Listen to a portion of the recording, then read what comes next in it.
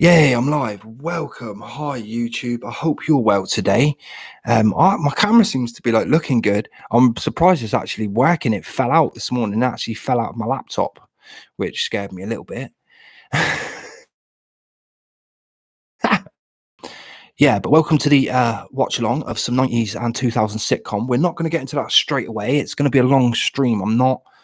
I'm here for the time. I'm looking to do a nice 12 hours, a nice long one. So I'm hoping to keep it going. So we're not going to jump straight in, but I did ask out on Facebook today, on my Facebook, for some interesting 90s and early 2000s, late 2000s sitcoms. But I was looking for the more unique, the more the more obscure ones. And I got some absolute beauts, ones that I had totally forgot about myself. So we will be diving into a few of them later. Comparing, looking, laughing. I realized that some of the ones that I watched, how kind of I used to watch them.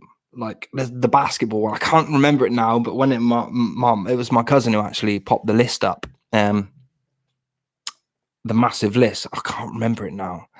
But oh my god, I was a little bit ashamed. One I used to watch, which I used to love, which we probably won't do because I think it was more of a British one, and I don't think it lasted very long, and that was Rentford Rejects. I was a big fan of Rentford Rejects. I was a big fan of football, so anything football related at the time, I was balls deep for. Do you know what I mean? But also, not just 2090 sitcoms, any obscure sitcoms that are out now. But I think you find with social media and things like that, your smaller, obscure kind of sitcoms aren't as obscure as they used to be. Do you know what I mean? Not everybody had Nickelodeon, not everybody had this, not everybody had certain things. So you would be into certain sitcoms that you might be able to, that some people might watch on BBC One, or other people would watch a different thing on Nickelodeon. And it wasn't quite the same as what it is now. So there are many stories of people enjoying totally different sitcoms, as opposed to there being the odd obscure, the odd weird, the odd unique sitcom out there now. So that was a question I asked out on my Facebook today. And at some point today, I'm going to hopefully stream for a long one. I'm going to be here for about 12, 14 hours. So we've got time to kill. So I'm not going to jump straight into that straight away. I just feel it's something that it shouldn't take 3 or 4 hours to have a look at loads. But to be honest with you, the list I got on Facebook was absolutely amazing. And there's a basketball one, and I can't remember the name. I can never remember the name of it, but I can remember I was really into a basketball sort of sitcom, but it was on Nickelodeon. It wasn't necessarily aimed at kids. Another one I probably won't cover as well, Rentford Rejects, I won't bother with. And I also won't take a look at a pint of lager and a packet of crisps. I'm not going to take a look at ones that people might know and remember, like Fresh Prince, for example. Everybody remembers the Fresh Prince. I forgot Malcolm in the Middle. I was suggesting Malcolm in the Middle today, but I had actually forgot about it. Maybe because I don't really class it as a sitcom in my head, but when you think about it, that's exactly what it is. So it's such a good call. It's probably the best out of the lot, I think. I think when it comes to those sitcoms in the 90s, 2000s, I think Malcolm in the Middle, for me, it's people moan about Friends these days. It's a bit sexist, it's a bit derogatory, it's a bit this, it's a bit that, and you can understand that in today's climate why people would feel that way. I don't feel it is, but I can understand why people would. But I think Malcolm in the Middle never treaded that line, because it was about kids and about kids' mentality and the way kids acted, and it touched on the parents, but it wasn't really about the parents, was it? It was about the kids and the way that the parents either dealt with the kids, or the kids played up for the parents, or they were achieving for themselves, underachieving for themselves, being stupid, whatever it was. You know what I mean? So I think I will miss Malcolm in the Middle. I will miss all of the ones that majority of people can remember, the ones that we all kind of loved. And definitely take a look at the more obscure ones, and even the ones that we all kind of loved but maybe didn't talk about. I don't ever remember having a conversation about My Wife and Kids to anybody. Now, if you YouTube My Wife and Kids and watch an actual comedy itself, the acting, whatever it might be, you will find a way to kind of, why have I got an unstable? I don't, my internet's usually quite good. Sorry about that. Yeah, it will find a way to make you, but it's one of those ones that I don't ever remember. Like, I remember what was late teens, sort of hungover, when I was just getting into the party and going out with my friends and doing all those kind of things. It was one that I definitely clocked into and could definitely go back and watch again, if I'm honest. But I think there are probably more obscure ones. This popped into my head from a status I'd put exactly a year to the day, where I was watching In the House with LL Cool J. Now that's one of the obscure ones. Like, people forget that there was one, an LL Cool J one. I also think there was a Carlton Banks spin-off. Now, I'm willing to be wrong on this, and I'll Google it later, but I'm pretty sure there was a Carlton Banks spin-off. He, like from Fresh Prince, he went off and did one, but it didn't do very well. Or that could just be my brain taking the Joey from Friends one and using, and do you know what I mean? Switching that to that. Maybe, I don't know. But that's definitely on the cards today. Some people on Facebook have jumped in and added some absolutely banging suggestions. So thank you to everybody on Facebook who took part in that today. I thank them all already anyway, because I'm quite nice like that. So we will definitely be taking a look at that at some point today. I haven't scoured the news or anything like that. I've not been too bothered with it. It's all feeling a bit repetitive. Queen said this, they said that, COVID's here, this is it. Do you know what I mean? So it's kind of, let's get to the 12th of April, get back to work as well. I'm really truly looking forward to getting back and getting my hands dirty and doing some hard work. I enjoy working. I really do enjoy working. I kind of class this as working to an extent, but obviously I don't get paid for it.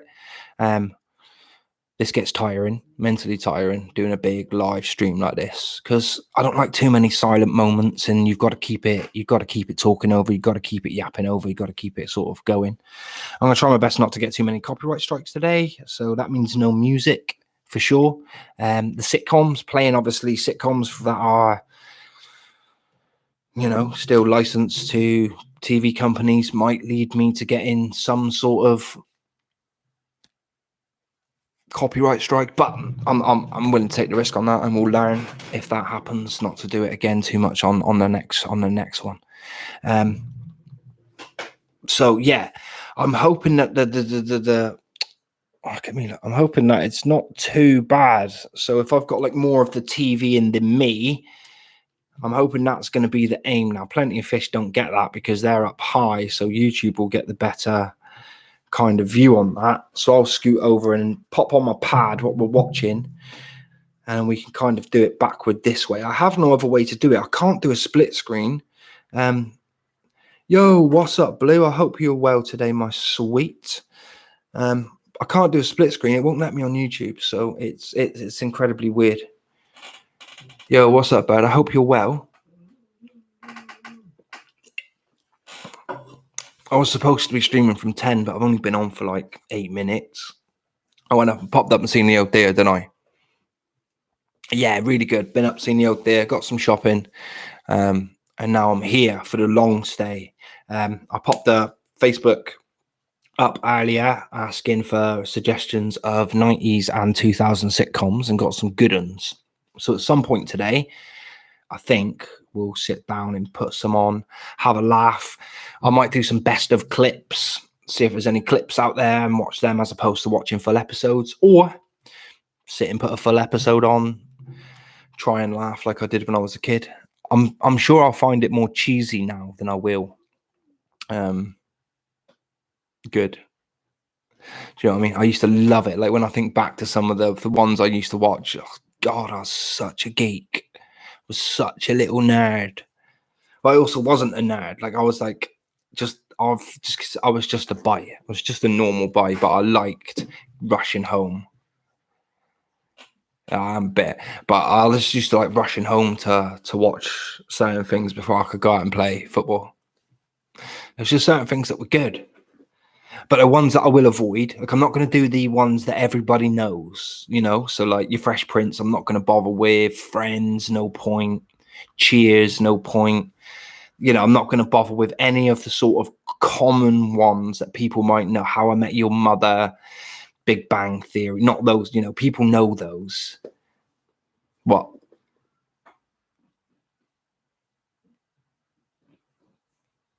What? Can't just put my name there and stop me mid-flow. Was your date? What date? What date? I haven't had a date. When did I have a date? Last date I had was... Oh, I was tired. I was done. I was done. So I literally went over the shop, bought a load of shit food, which I haven't done for a little while because I've been working out mornings. And yeah, no date for me, unfortunately. Sad times. So yeah, I just pulled my mattress into my front room, no word of a lie, put my desk to the side, all my recording gear away, and I just sat and chilled and just watched movies and ate crap food. It was nice. And I actually played some Football Manager in the night. It was good. I jumped on in the morning. I streamed for a couple of hours. I was going to do what I'm doing today, and that was just a nice long live stream. But I don't know. I just didn't have it in me. I just didn't feel it after like an hour. I've not spoken to her since last night. I spoke to her. Oh no, did she message me? I don't know. I haven't spoken to her today. But she messaged me yesterday afternoon and said she's got some gifts to give me. Nah. She don't think she really likes me. I'm not that likable of a dude, am I? You know what I mean? If she does kind of like me at all, she only wants to hate fuck me, I think. I don't think she wants to like get to know me or love me. Nobody wants to play with me.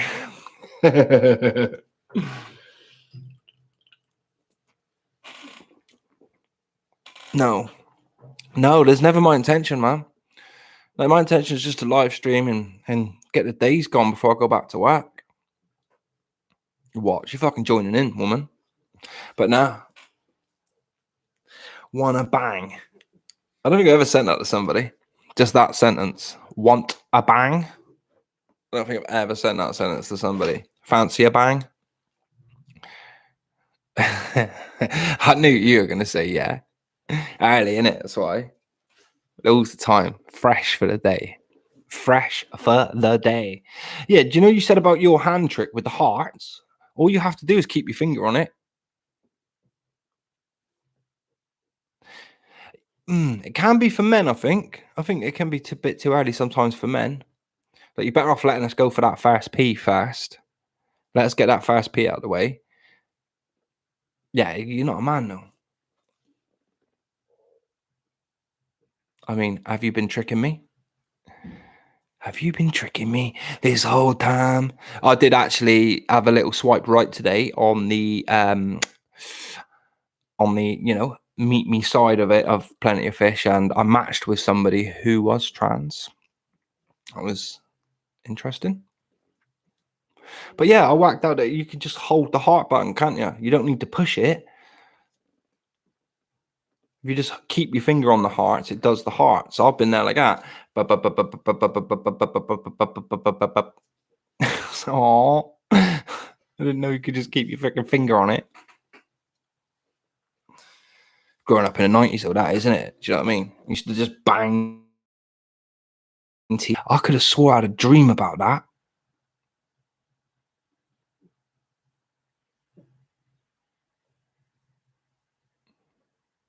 Oh, that's clever. Up there for thinking, down there for dancing, is what they say. Up there for thinking, down there for dancing. At least. I'll dance like that. Anyway, I'm not very good at dancing. I'm a dad, and I. Well, there's no point me shutting the fuck up because I'll just be sat here on a quiet live stream. Do you know what I mean? I can't shut up. You just hear the cat laying in the sun.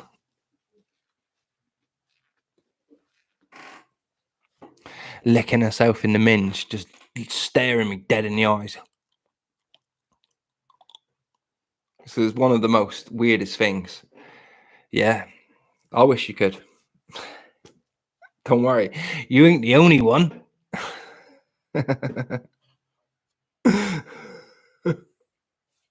Oh, there's always like the thing for me is like handstand pee. Like I've never seen a woman do a pee whilst doing a handstand. I don't think it's actually physically possible for women to do it, if I'm honest. You can Google it, and I've never seen it. Never ever seen anyone do a handstand pee. Well, there you go. Next time you need a pee, set up the camera, filming into the bathroom, and just give it a whirl. See what happens. I'll just imagine it's going to be like a really crap, like a really, like the school drinks water fountain that barely pisses out the water. I can just imagine it'd be like that, really crap water fountain. Yeah, it's going to be a bit of a mess. I can't imagine it being that good. But although, like,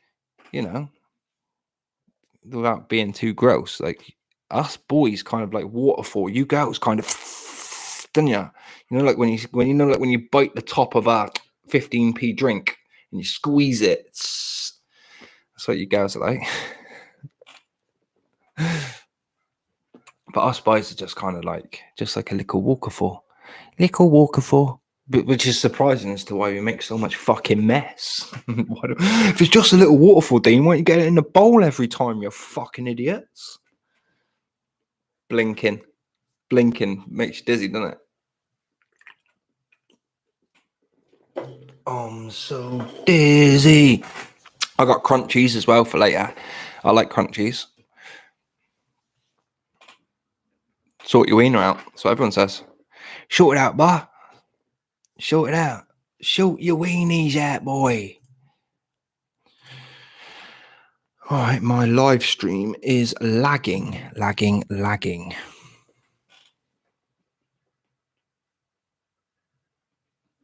Who did you kick out?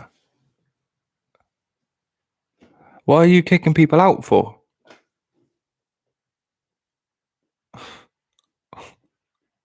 So?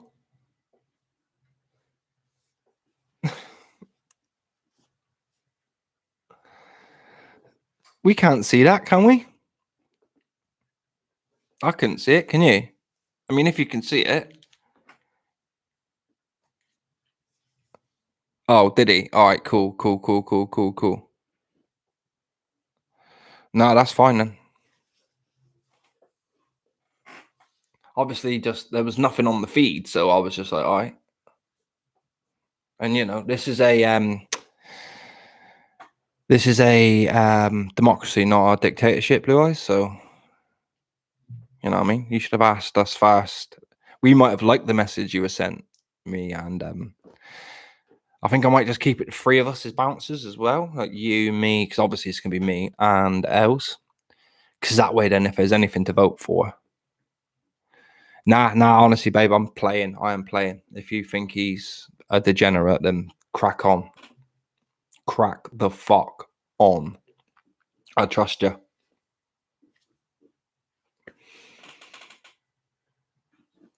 Els, though, I think Els would be more blocky than you will. I think Els just block anyone.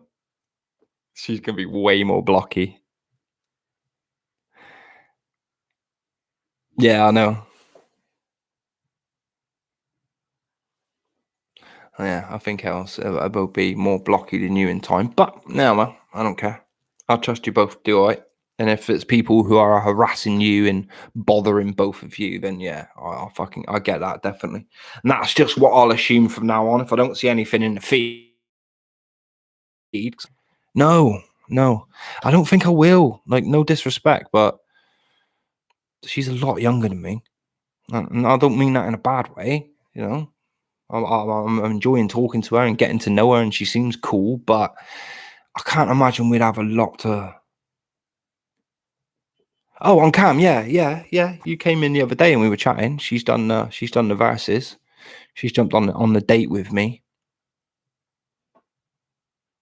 And I've spoken to her over sort of Snapchat call as well. But I've never spoken to her face to face.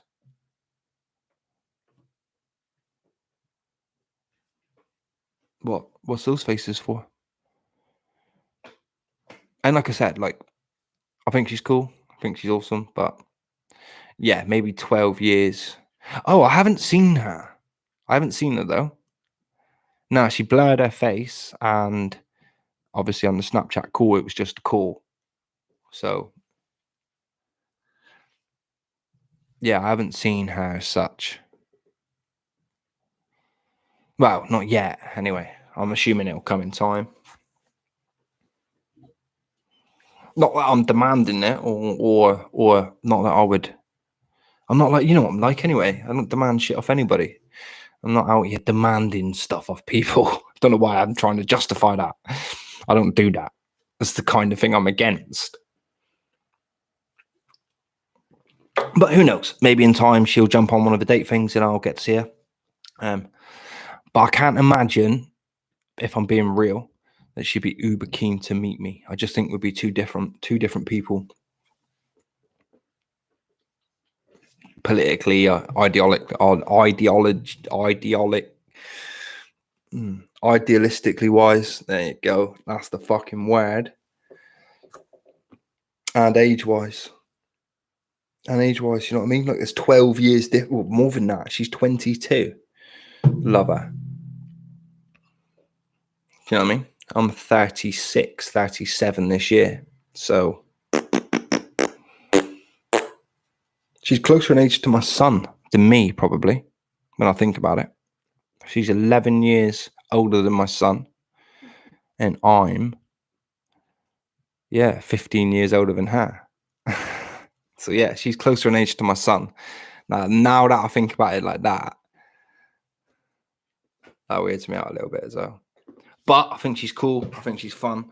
I think she's engaging. I think she's nice. And my aim isn't to fuck everybody who comes onto my stream. You know what I mean? Not that I'd be tired. It's not a packed stream, is it? I'm not going to be exhausted. I'll have plenty of time still. But that's not the aim. Definitely not.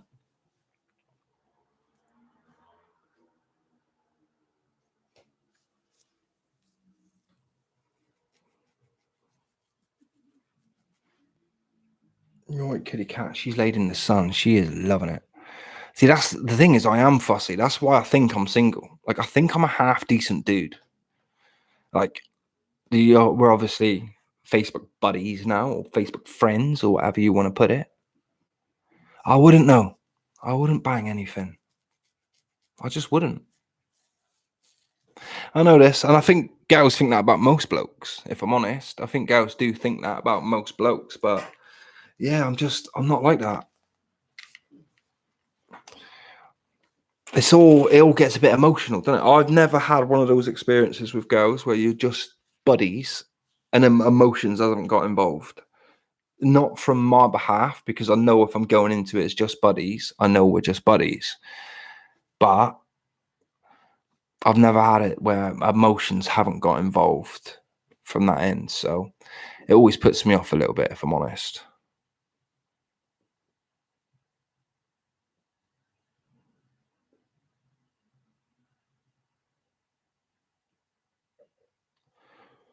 What is that? TikTok just messaged me. I love her so much. I don't know what that means from TikTok. That's it. It's just, it's because I'm talking to you. My phone's like, it's blue eyes. So there's my confession to you. Ooh, I love you. Where are you too? They know.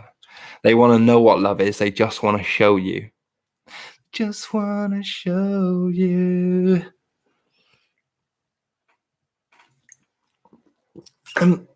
Was matey really bashing the bishop? What did he say? Like, Did he message you saying, I'm on your profile? Good noise. Oh, is that what he messaged you? He was trying to steal you. Come on my cam, I'm wanking. Obviously, he's not going to be like, I hope it was his dick. I hope he wasn't there wanking his nipple, trying to get some thwarp out of it. Come over to my stream.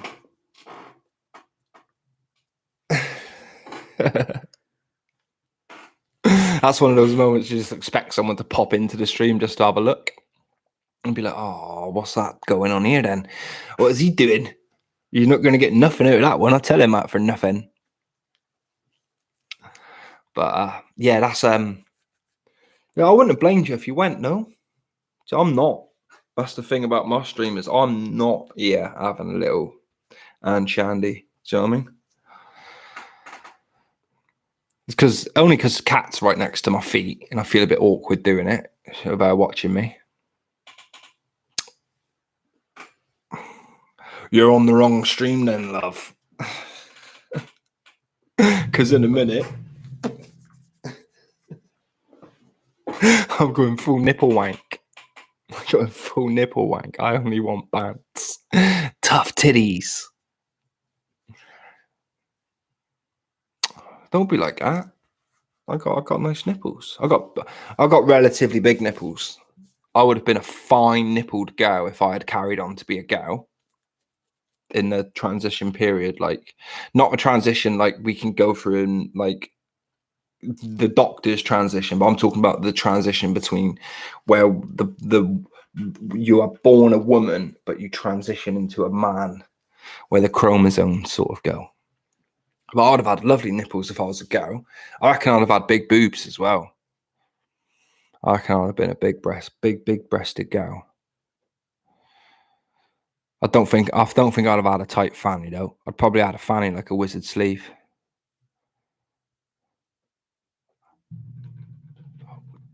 You want some of mine? I mean, like, yeah, but not to wear. No, I'm comfortable. I'm comfortable in my body now. I've grown into it. But to grab, yeah, and pop in my mouth. Big nipples are good as well. Big nipples are better than big boobs, I find. Big nipples are good. What? They are good, aren't they? Big nipples are good. Giant Smarties. Hashtag Giant Smartie. Hashtag get your Giant Smarties out, girls. Hashtag, oh, I can't say that about girls anymore. That's misogynistic or something like that, probably. Hashtag big fan of a Giant Smartie. I am. I don't care. Because obviously some are just normal Smarties, which is fine. A big fan of normal Smarties as well. I'm not. Everybody's a big fan of Smarties, isn't they? So, but yeah, Giant Smarties for the boys. Is what I say anyway.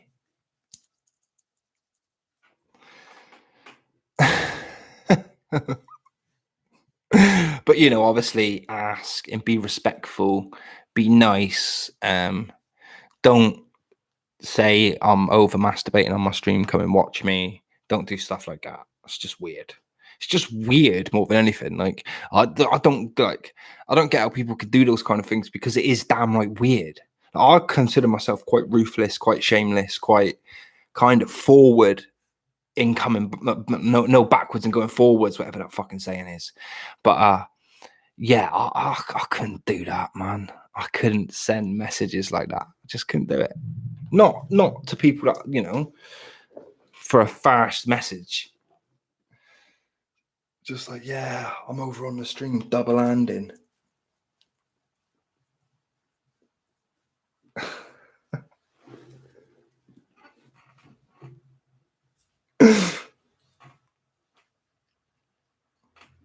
Oh, right. Stop what? Stop what? What do you want me to stop? I really want that to stop growing. Look at proper good mullet on that. That is strong moles. 20 out of 20 for the moles at the minute for me, boy. Oh, I can't wait for the tax to open so I can go get my hair cut. I'll tell you that for nothing. I'm going to go and see them and say, look, cut my parting in on the right side this time, you dorks. Because they didn't do that last time. I want to know what love is. Oh, I just want to show. Oh, I can do some sharing. All right, cool. Let me log into my Snapchat here because I can't do it on my phone. I just want to show.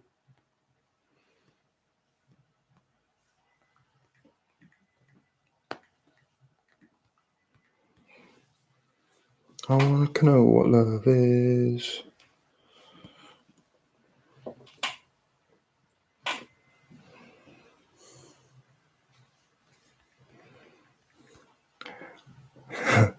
Beauts is all I can say to that. Beauts.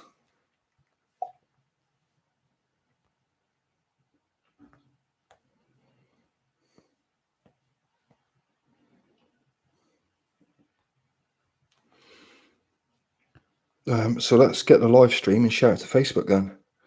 Let's get the live stream and get it to Facebook.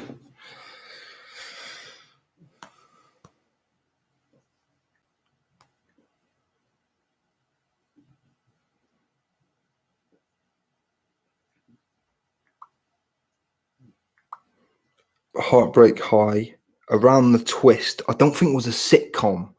I think Around the Twist was sort of like it was no comedy in it. It was just it's just more of like a thriller series as far as I can remember. Third Rock from the Sun's a bit too common. So we won't look at Third Rock from the Sun, but with some great suggestions from people.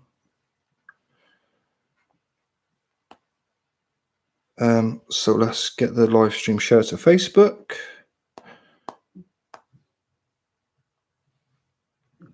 Where's live? Nope.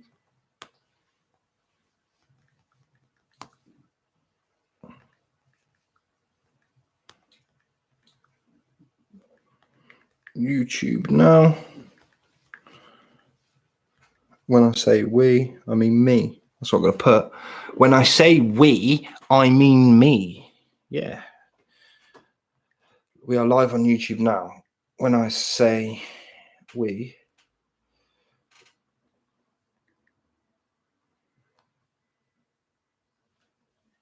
Oh, come on.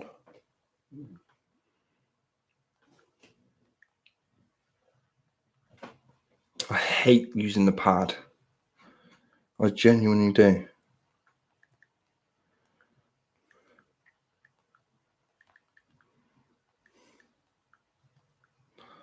I mean me.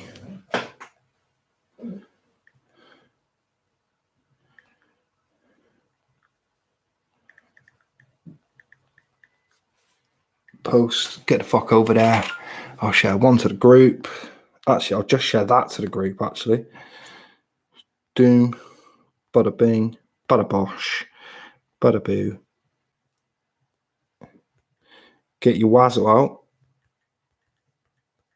Get your wazzle out.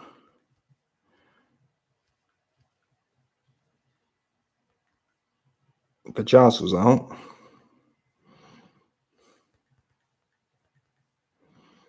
I'm about. Come watch.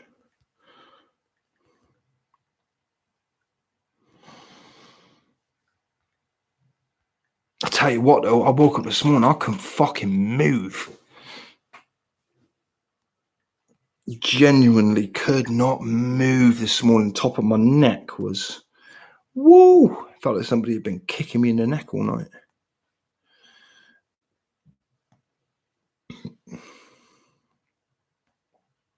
I'm just popping onto my Snapchat quickly, people. I will be back with you. Cute.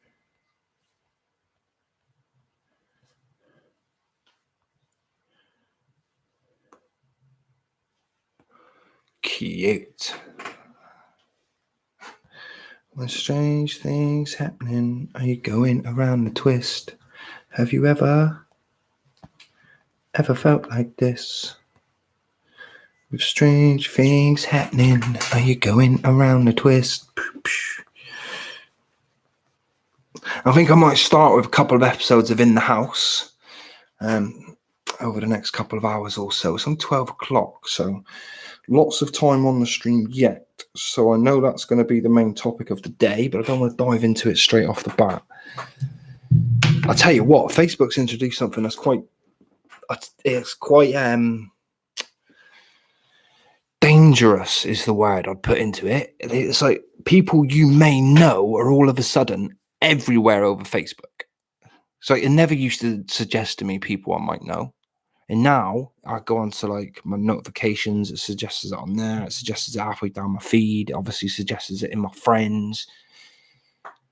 And I'm like, where are the blokes? Like go 1, 2, 3, 4, 5, 6, 7, 8, 9, 10, 11, 12, 13, 14, 15, 16, 17, 18, 19, 20, 21, 22, 23, 24, 25, 26, 27, 28, 29, 30.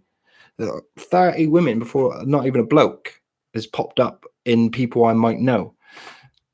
Ah, there you go, 31. It's a very fast person that I might know. A bloke-wise. So what is this Facebook?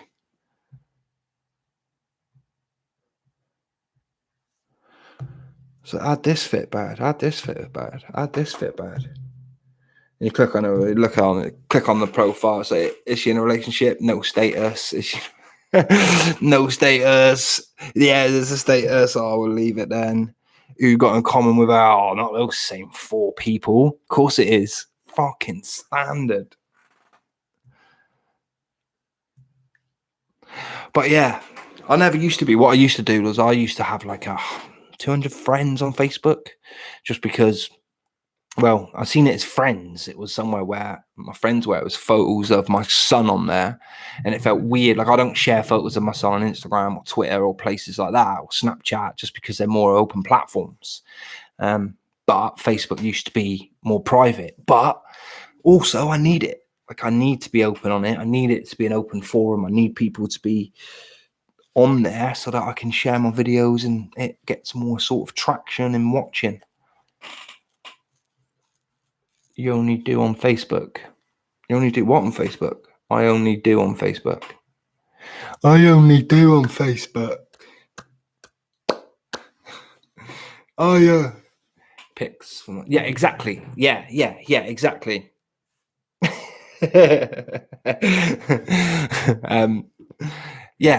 Well, I did more so when it was private, obviously, when it was just sort of a couple hundred people, but yeah, now I'm more open-minded to adding people and things like that, really. I guess since I've been on social media and I'm on social media, I might as well be on social media, so to speak. There's no halfway house between this, you know. But I don't often share photos and pics of myself and the boy. I don't need to prove anything to anyone. That's the way I look at it. I know what I do. I know what we do. I don't need to put pictures out there of me taking him to the park every time I see him or every time he's over mine or he wants to come to mine. I don't need to take a picture of every time I cook him a dinner. Oh, cooking a dinner. Cooking a dinner. It's like, oh, yeah. I didn't expect you not to be, if I'm honest. I'd be more disappointed if you went, not cooking a dinner. Kids are starving. I mean, that's where people are going to judge you, isn't it?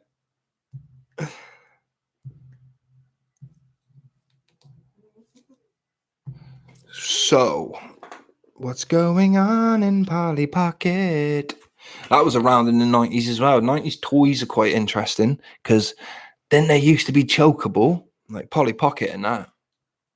Mad Max had like little tiny fucking things in. Nobody cared. Nobody was like, oh, that's a choking hazard. Your parents bought it and was like, you fucking eat it. Put it in your mouth, you're gonna die. And you're like, all right, I won't ever put it in my mouth then. All right, sweet. Things have definitely changed. I haven't watched like a sitcom. The last new sitcom I watched from start to finish was, I don't know, Friends. I mean, when that ended in 2009, 2010, 2011. I mean, I can't think of a new one that I've been like, oh yeah, this sitcom is brilliant. Does that mean I'm missing out, or I'm just an old fuddy dud now who don't look for fun stuff anymore? If it don't involve ghosts, killings, oh, I don't want to know about it, if I'm honest.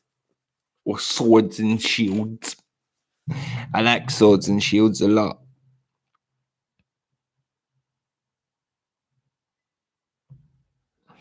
I really like, that's annoying because I really like the thumbnail I took for that video, but the video can't be watched because the live stream never started.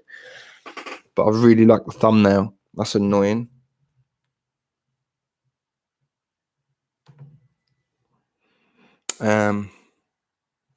What can I do about that? I can cry. I actually like stumbled onto a live stream yesterday morning and somebody was crying. I stumbled on 2 live streams where 2 people were crying, in fact. One person was crying because their hamster died. I think I said this yesterday.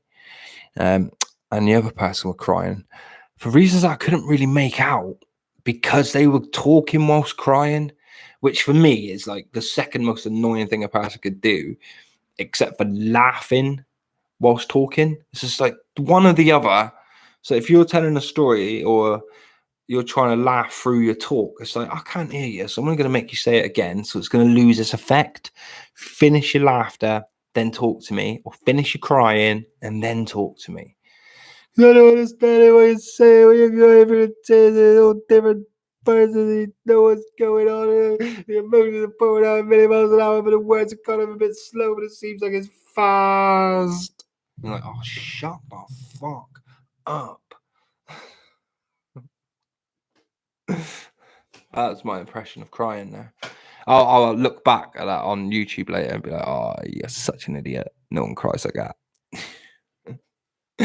I haven't cried. I can't remember the last time I cried so much I got out of breath. You remember, like I remember when I used to cry when I was little. You got to that stage where you couldn't breathe. What's going on here? Why did I haven't done that for about a good 30 years. I can't imagine. You used to get yourself into such a crying state you just couldn't breathe. Like, calm down, calm down. But you made me cry. Now you're telling me to calm down. How does this work? How does this work? I don't think I was an uber cry kid. At least I hope I wasn't. I don't think I was.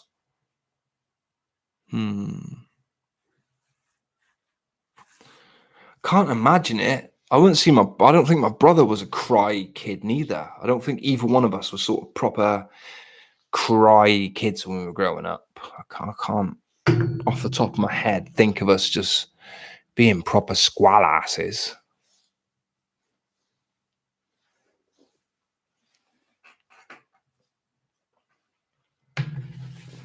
But of course, there were times that I cried. I remember I cried because I wanted Super Mario World 3. I think it was Super Mario World 3. And we were in, I want to say B&Q at the time, or Home Base. And God knows why they had it in there, if I'm honest with you. But I seen it and I cried and cried and cried. And then eventually I got it. That was the only time I ever cried for something I wanted and got, I think, in my entire life that I can remember. Because otherwise, I'm not that wanty. I'm not that kind of like a possession one. My birthday is September. When's your birthday?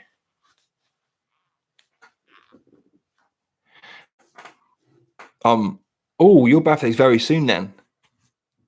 Ooh, I'll be able to go out for my birthday this year, hopefully. That'd be nice if the world's back to semi-normal. Be able to have a little shindig.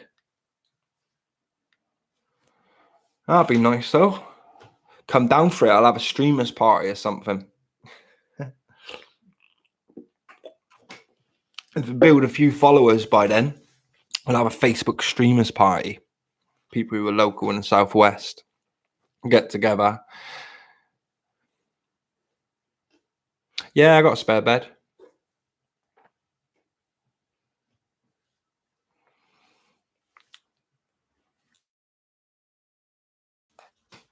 So yeah, it's the answer to that question. Straight up hard blood, do you know what I mean? He's always got to keep a spare one. You never know what chicks is going to be turning up in that. Do you know what I mean? Nah, but yeah, why not? Sounds like an ambitious thing to do, but we'll see if we can get a couple of people engaged and playing. Like obviously tonight and stuff, and as the evening sets in, I'll do the watching through some programs later. And as the evening sets in, I'll do some verses and some battles, and obviously we'll get playing. What's up, Trudy? I hope you're well. Welcome back. You see me at my absolute worst this morning. I do apologise for that. Jesus Christ. I'm surprised you came back, if I'm honest. All vegging in bed and that. It was all proper veg. Well, that, thanks. I'll take that. Nah, backhanded compliments are better than no compliments. That's the way to see it. But I know what you're saying. But no, it was just I didn't really even know why I was kind of streaming this one. It was just one of those where I popped the camera on and just let it go for a little bit, and then got changed, and then you popped in, so I said hello. That was really all I was doing this morning. But do you have any obscure 90s, 2000s TV shows, sitcoms that you remember, that you liked? Maybe guilty pleasures, anything like that?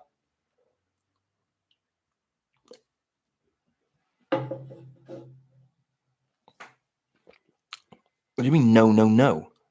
You don't have one then? No?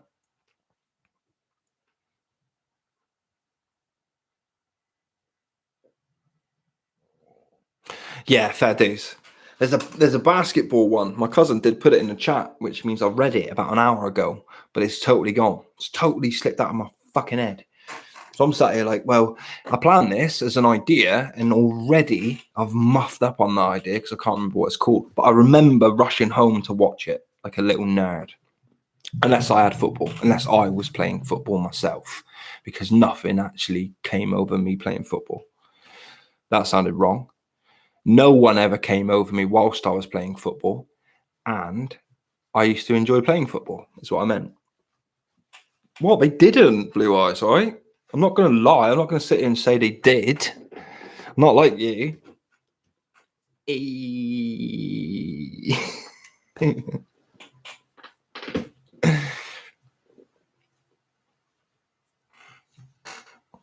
So, yeah, I'm looking forward to it later because I am a big fan. I used to be. I'm not so much anymore. Yo, what's up, Hams? I am a big fan of a cheesy sitcom. The cheesier, the better. And I could have swore that Carlton Banks from The Fresh Prince of Bel-Air was given his own sitcom as well at some point. Could have swore he was. I just think it was aptly named Carlton. I don't know what makes me think this, but I think it was. But I think it kind of did what Joey did from Friends. Did like 6 episodes and fucking bombed. So it kind of lost its swag and then was cancelled. But I'm pretty sure, or as I said earlier, I'm getting this confused with Joey from Friends, because that was the spin-off, wasn't it, from Friends, was Joey. I really want to see was the adventures of Rachel, where she like got lost in the world of online gambling, seedy pornography, and drugs. That would have been way more interesting. Imagine they'd done a drama starring Rachel, but it'd gone really dark. You know what I mean? She had like a right breakdown. Central Park closed down. She had a breakdown. That'd be quite good, actually. I always had a dream about making a movie where I've always thought about doing a concept of a movie and starting it with a cast that are quite relatively young, and making it like a life movie. So it's kind of you film with them, but the first one is a comedy, the second one is a drama, the third one is a horror, the fourth film involving them is like a thriller, but each genre of movie represents like a different time in their life, so to speak. But obviously it would have to be the same cast, and obviously you'd have to hope that they would want to commit to this, but it would be kind of like like an ongoing thing, but each movie fits into itself, but each one's got a different vibe and a different, it's a totally different genre of movies. But I'm obviously not a film writer, so I don't know how to do that type of thing. But that was kind of an idea I had in my head. I'll probably come up with that idea in the bath. I always come up with my most random best ideas in the bath, usually. I don't know why this is. Where do you people come up with your best random ideas? I don't know why. Sometimes hoovering as well. Yeah, I guess it is that really. Sometimes when I'm hoovering as well, I get a good idea when I'm hoovering. I'm like, oh, I'll write that down in case I never use it. I'll write that down in case I never ever use it. The amount of channel ideas I've actually got for my channel is nuts.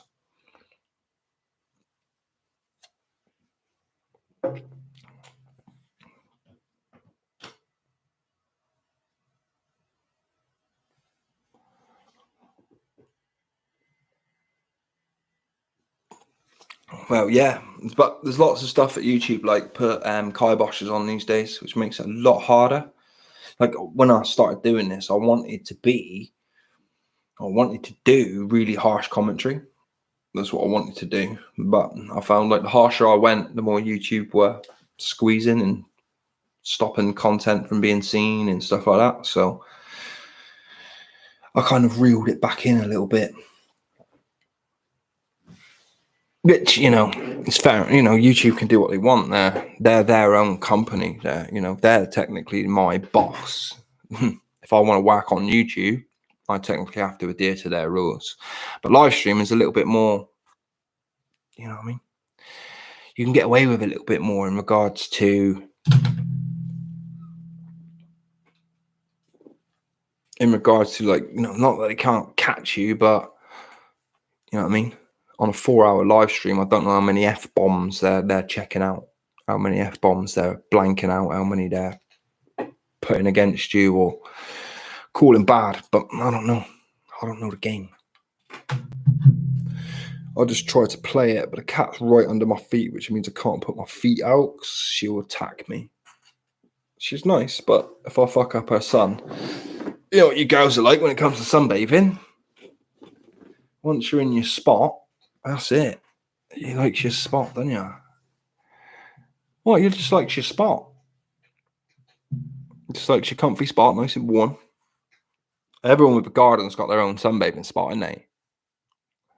Like female-wise, I don't know if boys have. Don't know if a boy will go, oh yeah, that's my sunbathing corner there, look. But girls have got a sunbathing spot where they can get totally fucking naked. What's up, Sign? But yeah, girls have this weird corner of the garden which nobody can peer into from any house, weirdly. Yeah, do you know what I mean? You've all got one. You get like 2 hours of sun there, totally naked. I don't think blokes do that. I don't think we don't need to do it. We could just sit there with our shorts rolled up, so our garbage looks like so our package looks like a pasty. It looks like a pasty and a pair of shorts with our shirts off. You girls have to kind of be a bit more, you know. You don't want your boobs being seen while you're sunbathing, which is fair enough, by your creepy neighbours you've got to say hi to getting into your car. You do. You just stand there in the middle of the garden like a scarecrow. Heat me up, son. Son, come and get me.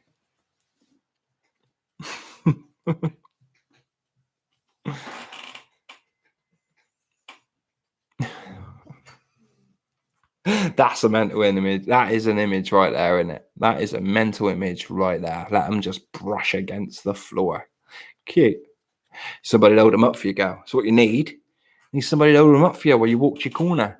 You walk to your naked sunbathing corner.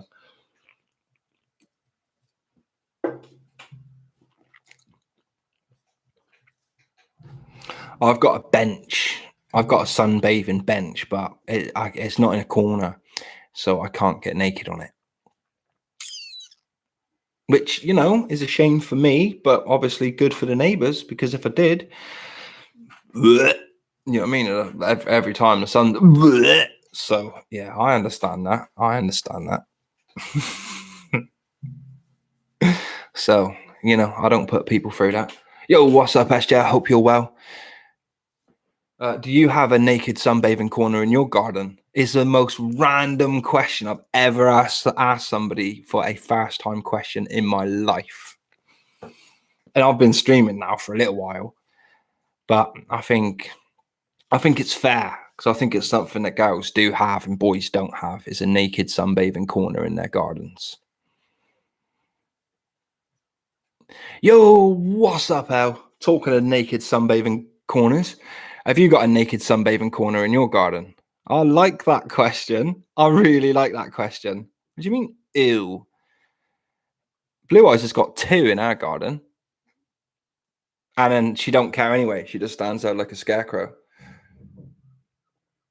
So getting the sun out. Like some sort of sun, like some sort of vitamin C absorbing scarecrow.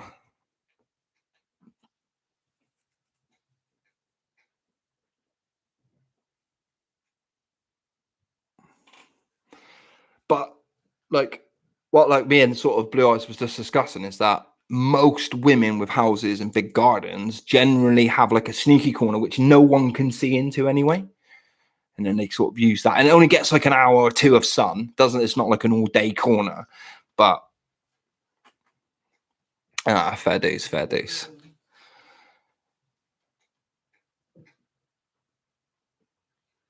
Oh, that's a shame. That is a shame. Pretty open. Just go on Dartmoor. Just fine, yeah, innit? There's plenty of random corners and hiding ways on Dartmoor. Sunbathe all you want. I'm not sure if it's the best place to go for sunbathing and stuff. Yeah, I was about to say, isn't it better for that? Oh, bless you, El. You are a superstar. Thank you for my son.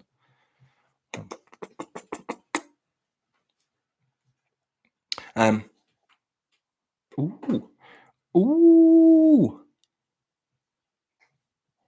Thank you.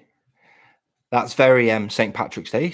Happy St. Patrick's Day to you girls. I know it's not really like a real holiday or anything, but happy St. Patrick's Day to you too. Happy St. Patrick's Day. No, it's sorry though. Yeah. I wouldn't. Yeah. Thank you. I don't care. I appreciate that. And if you girls are on screen, I've obviously got a couple of gifts there for you girls as well. So.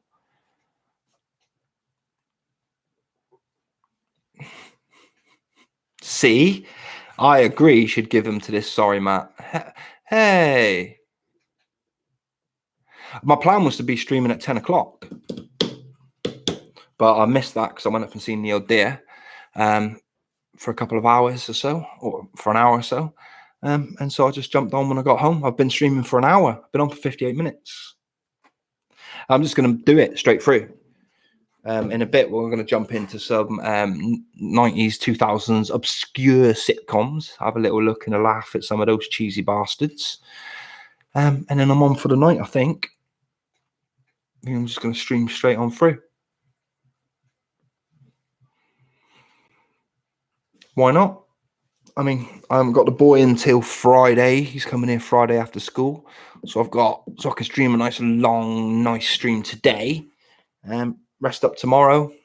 Because I woke up this morning thinking it was Thursday. No word of a lie. Like, genuinely, with a bad back, thinking, oh shit, I've got to get the boy tomorrow. I couldn't move, like genuinely, like I'm not a pussy. I'm just old. All right. But I couldn't move when I got up this morning. I was in so much pain. I was going to cry, but, you know, it was back pain right in the top as well. I usually I get trapped nerves and stuff sometimes in the middle of my back, but this was right at the top, right near the ball in my back. But I had 2 codeine, and codeine's super good, isn't it? It was diddums. But yeah, codeine is super duper duper good. So within a couple of hours, I started to feel a bit looser. I'm not moaning. I'm just explaining the fact that it hurt. And plus, I'm allowed to. I've got really no one to moan to. So I'm moaning to you two, all right? The cat don't care. As turns out, you two don't care neither. So actually.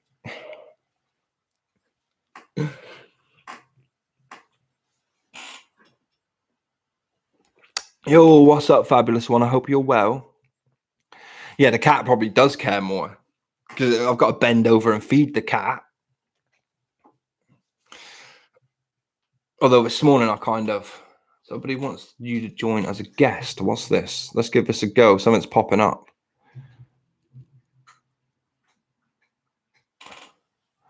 What is this?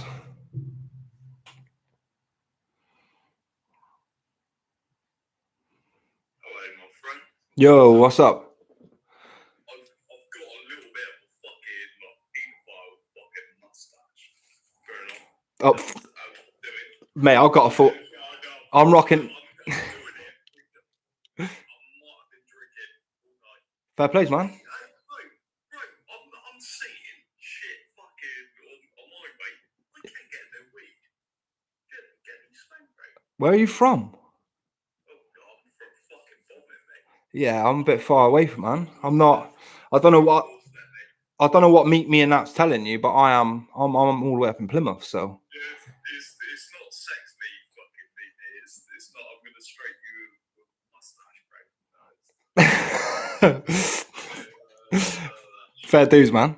But what is Bob Min? Is Bob Min? No, I don't. I can't get it, mate. No fucker will give me it, mate. Look, you see it in your areas, cuz. So what? It's not dry up there. It's just. Mate, it's just no fucker who just will, mate. What? It's a little bit hot, like, for fuck's sake. But yeah, I can't do a lot. I'm miles away down in Plymouth, aren't I? I saw your shit. I thought, you know what? I'll catch this, bro. Train wise, I love how your comment section is going fucking mental. Like, what the fuck, random? To be honest, dude, you're the first person that I've ever done a random call with. Like, you're the first person that's ever kind of popped up like that. So, you know what I mean? This is a new experience for myself as well. Obviously, I've got this Jimmy Sam fucking pedophile fucking beard growing like now, and I'm like looking like, oh my god, I'm looking like a nonce. You can you you can shave it, you know.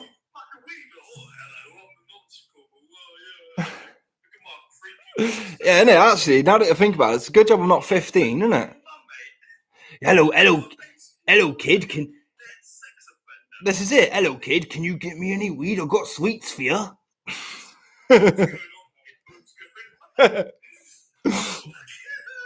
You be careful, fella. You be careful, I'll tell you.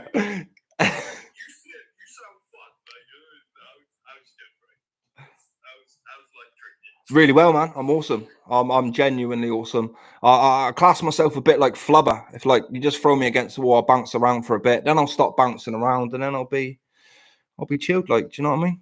But motherfuckers that have been to Exa and fucking Dartmoor and fucking Channings as much as you know, we're the county's pride, mate. I wouldn't say that. But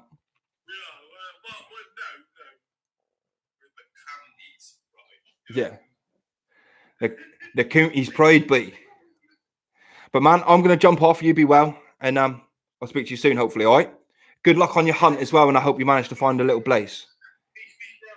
I'll shave this paedophile fucking weird shit off. Mate, keep it, just don't be a paedophile. I think that's the best advice I can give you. Keep the beard, mate, just don't be a paedophile.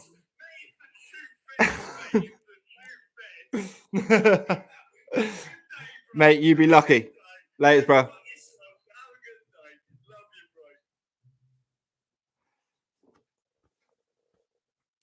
What were you girls saying?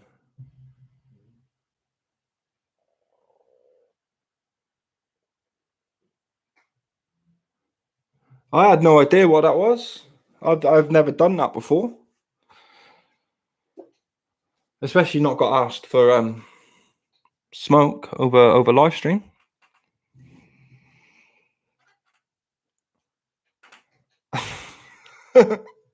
Oh yeah, mate. Why don't you come to my house? My address is blah blah blah blah blah blah blah blah. Only cock. Wee.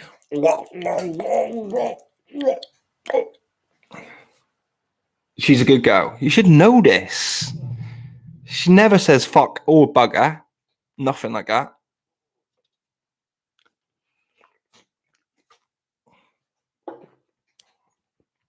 You don't eat meat neither, do you, Els?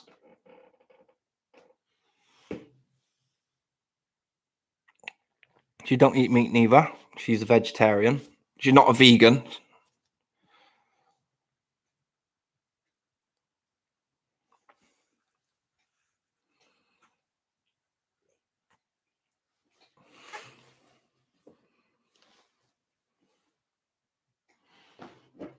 Here's a go, look. Here's a go, look. Bump up the volume, bump up the volume, bump up the volume, bump. Those arm flaps, yeah. Don't say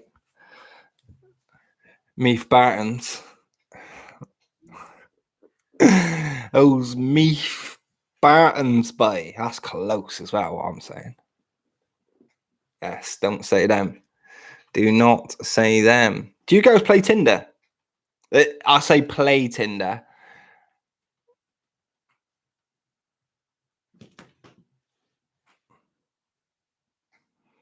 Oh, I think we spoke about this the other day, actually. You guys do play Tinder, don't you?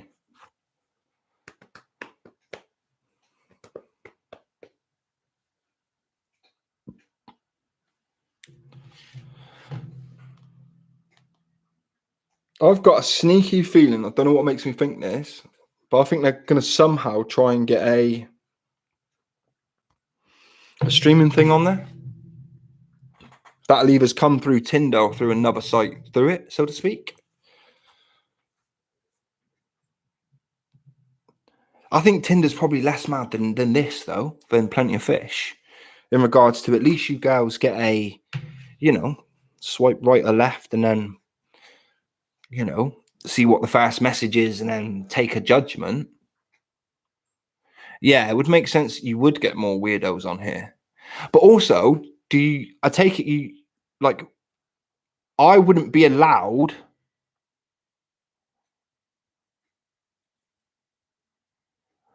Yeah, crazy, man.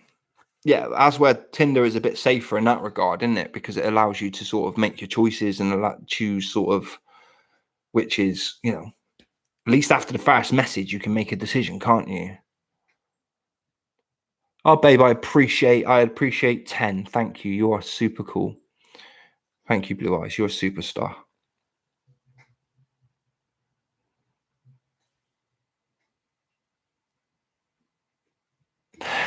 I'm more like that with Tinder, though. That's why I call it more of a game. That's why I said you play Tinder. I treat Tinder more for sort of fucking than I do relationships.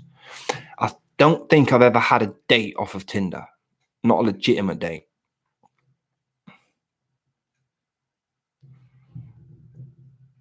I could be wrong. Fair dues.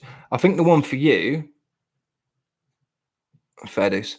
I think the one for the one that's better for you girls is Bumble. Because I think you girls, like, for example, you swipe right or left, like Tinder, but then if you match with someone, it's the girl's objective to message first within 48 hours or 24 hours or something like that. So obviously you can sort of make a judgment or sort of play your cards a little bit until you, and I think that's quite fair because, bless you, Cleo, because like your girl said, like, men can be ruthless. Fair enough. Yeah, that makes, probably because it's also an easier connect, isn't it? It's just a Facebook hookup. Like, you can start a Tinder account through your Facebook, so it's an easier kind of hookup, isn't it? That's where Plenty of Fish, I don't think you can. I could be wrong.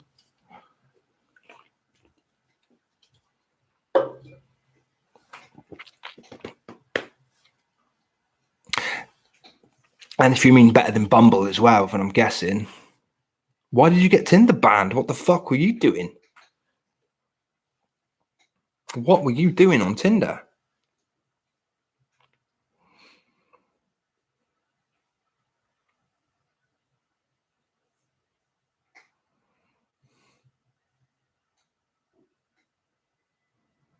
I'm super intrigued as to how you got banned from Tinder.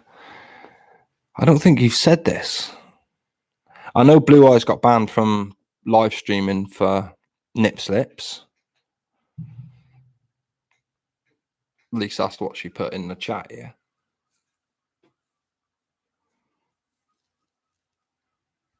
I wasn't on the stream that day. I ain't got no tattoos or piercings, my sweet.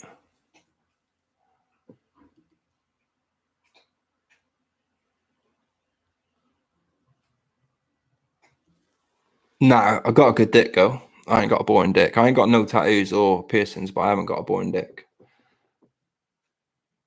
Oh, what? And then they report you.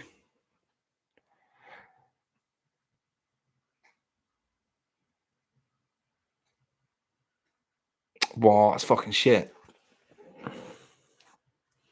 Yet. Yet. Yeah, that's fucking shitty. It's just, I don't understand that. I don't understand that mentality. I really don't understand that coming at girls weirdly mentality. It baffles me. It really fucking baffles me.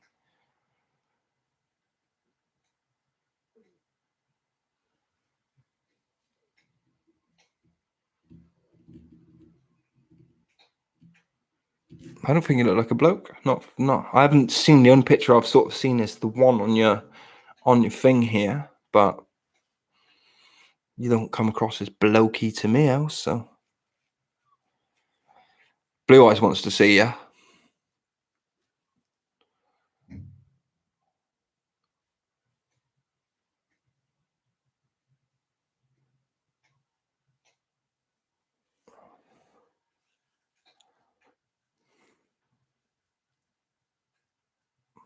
But then the country is 80% white, so that's going to happen. I mean, you live in a predominantly white country. If you lived in Nigeria, it'd be the opposite.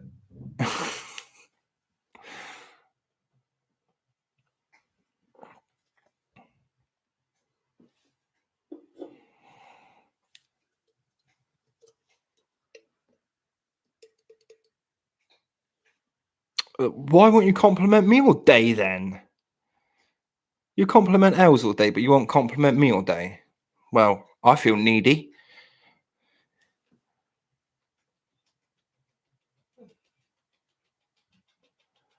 Get it all proper dolled up, just so Blue Eyes can see it in the chat.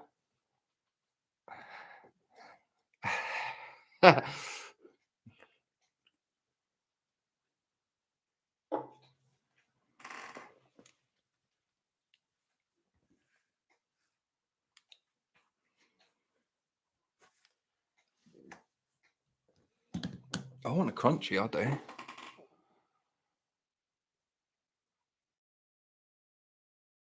I won't tell Boris nothing. I'm not a snitch. You know what they say? Snitches get stitches in that blood. Do you know what I'm saying in that, though? Snitches get all the stitches in that, though.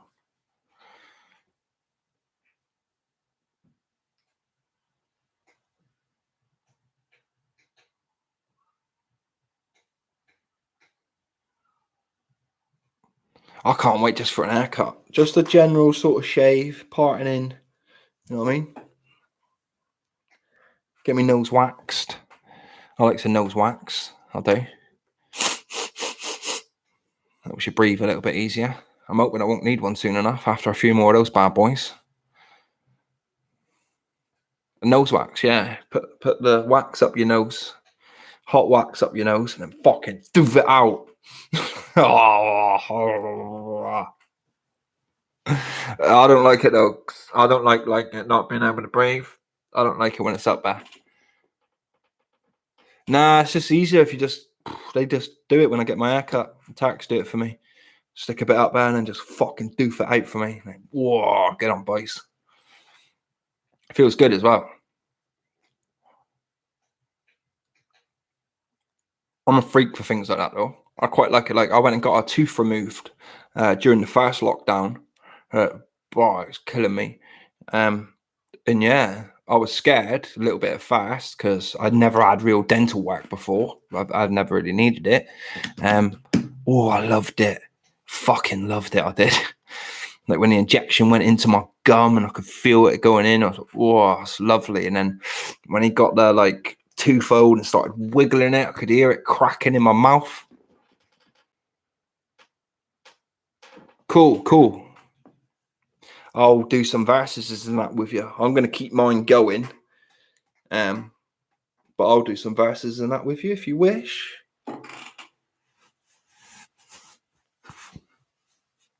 Oh. Yeah, cool. That's fine.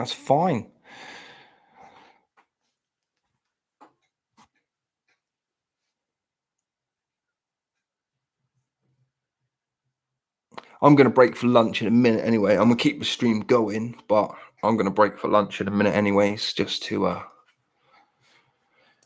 freshen up and re-go. And then I think when I get back from my lunch, I'm going to jump in and do some of the sitcoms. See if they're as funny as I remember or as cheesy as I think they are going to be. And then later this evening, play verses myself and get involved with some people. I think that's going to be the aim for the evening. Yay! I say that now, I might just get bored ass and go watch movies again in a minute.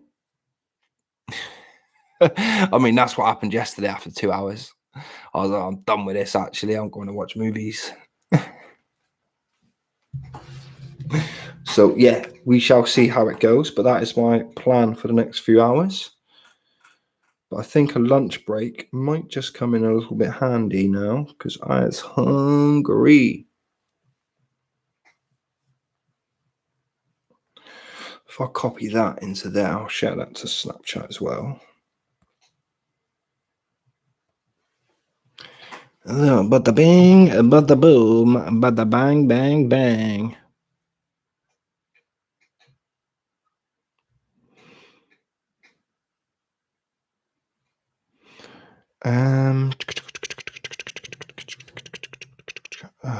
God damn it. I don't want that photo because I used it yesterday. It's quite a cool photo, but it was the one I used yesterday. Will I get one of the mic at all?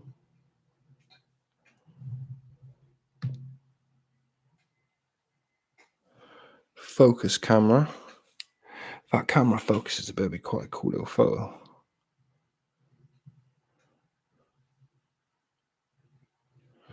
Go on, camera, just focus. It would be nice if it wanted to do the focus, wouldn't it?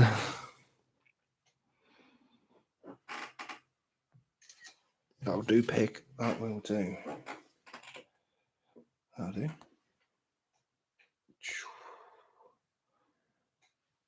Oh, thanks. Attach snap. No, watching me do it.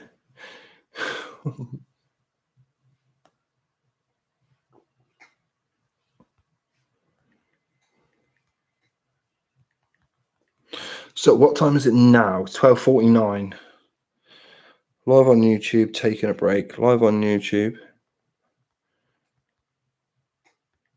Just taking a break.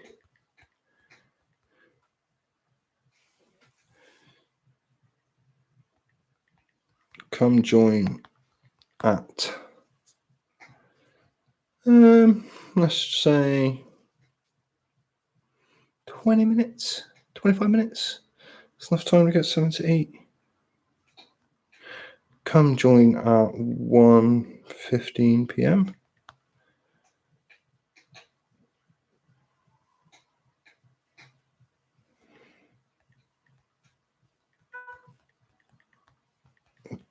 Take a look at cheesy sitcoms.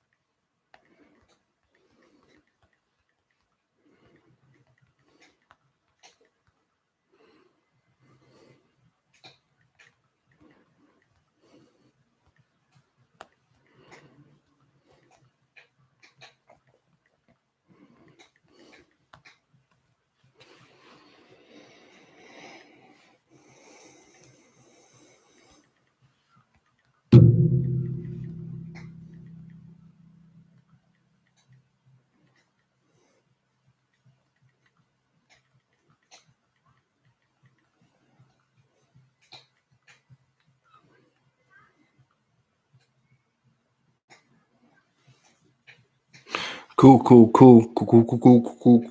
Send to my story. I'm not going to bother with a snap map.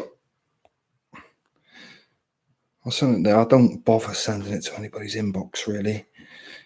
I find this a bit rude. So that's good.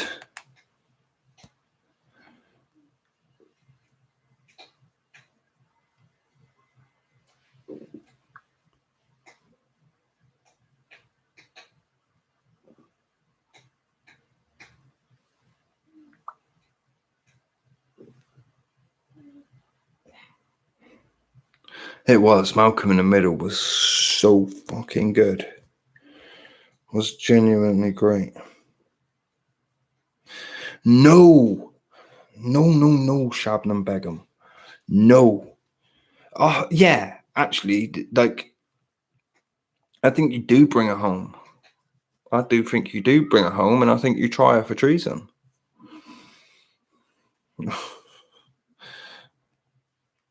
What you do.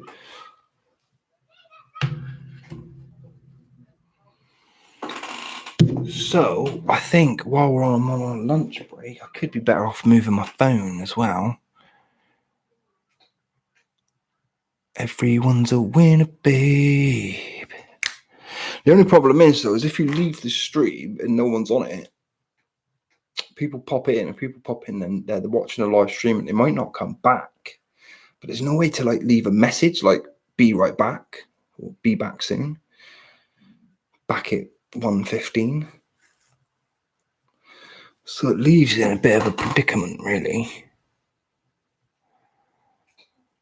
It only takes a minute, girl.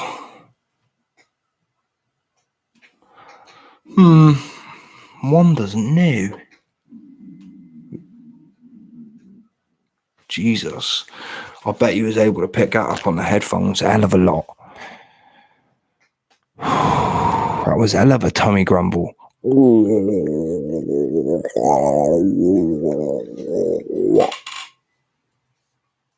What a tummy grumble that was. I think that's an indication that I'm going to go get myself something to eat.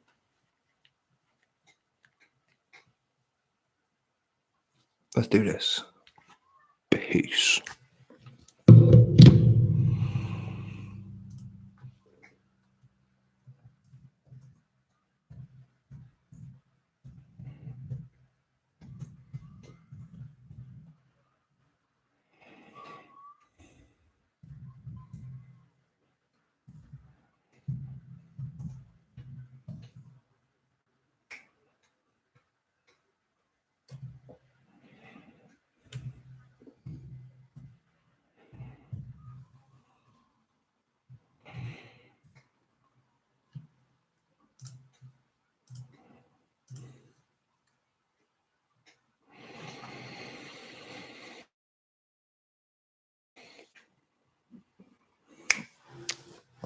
Yeah, I just think I'm better off charging it like that. So let's get the charger. It only takes a minute, girl. Only takes a minute, girl. Fall in love. To fall in love. It only takes a minute, squirrel. It only takes a minute, squirrel.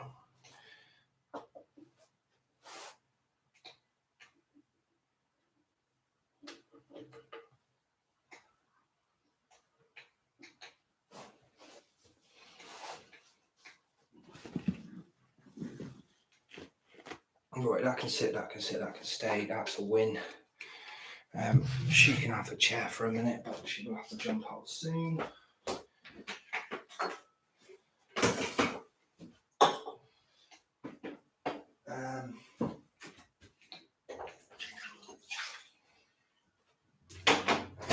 Wash needs to come out as well.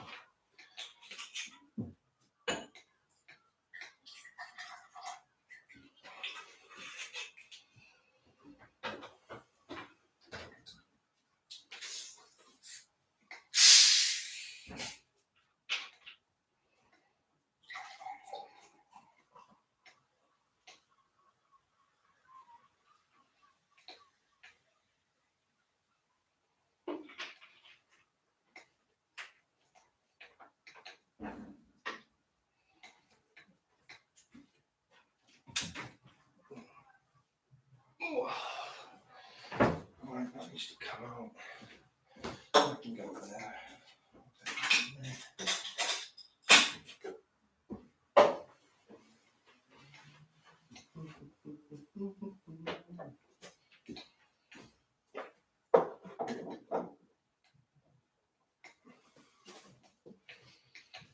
Right, we're out to lunch. That's cool, that's cool, that's cool.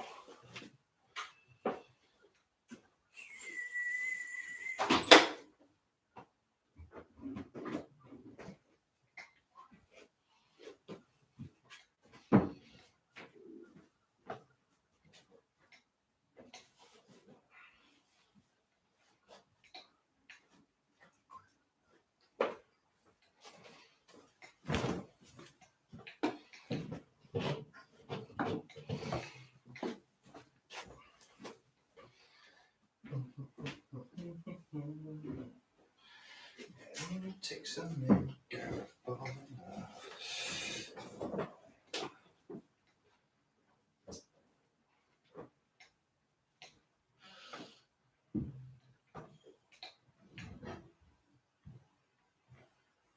It only takes a minute, girl. It only takes a minute, girl, fall in love. To fall in love. It only takes a minute, girl.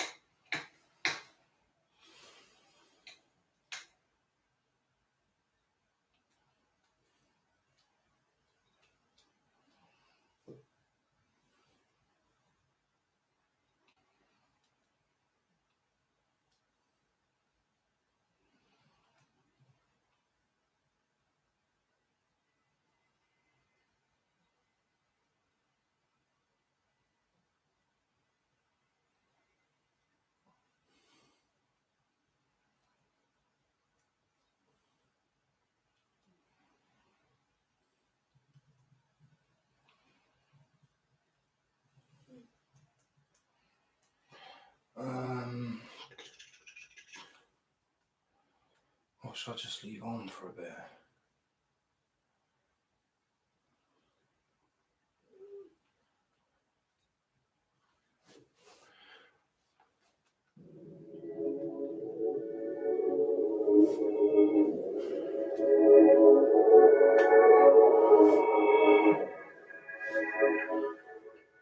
Yo, what's going on, guys, and welcome to I Don't Like Grumpy with me.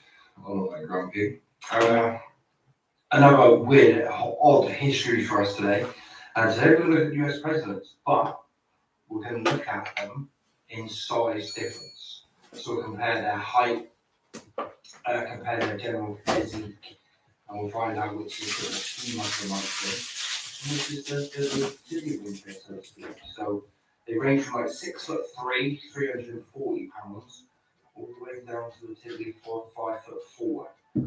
So let's not muck about because this is going to be a long video. It's going to be either as one giant long video or a massive two-parter, or a small two-parter, should I say. So yeah, let's crack on. Let's do this. George Washington, height. Size 30. Washington is described as a man of slender build, but with pretty long arms and pretty long thighs. He also has bigger than average hands, presumably feet to match. He was once described as over 6 foot in stature, strong, bony, muscular frame, without fullness of covering, well formed and straight. He was the most extraordinary of men, with the most extraordinary strength.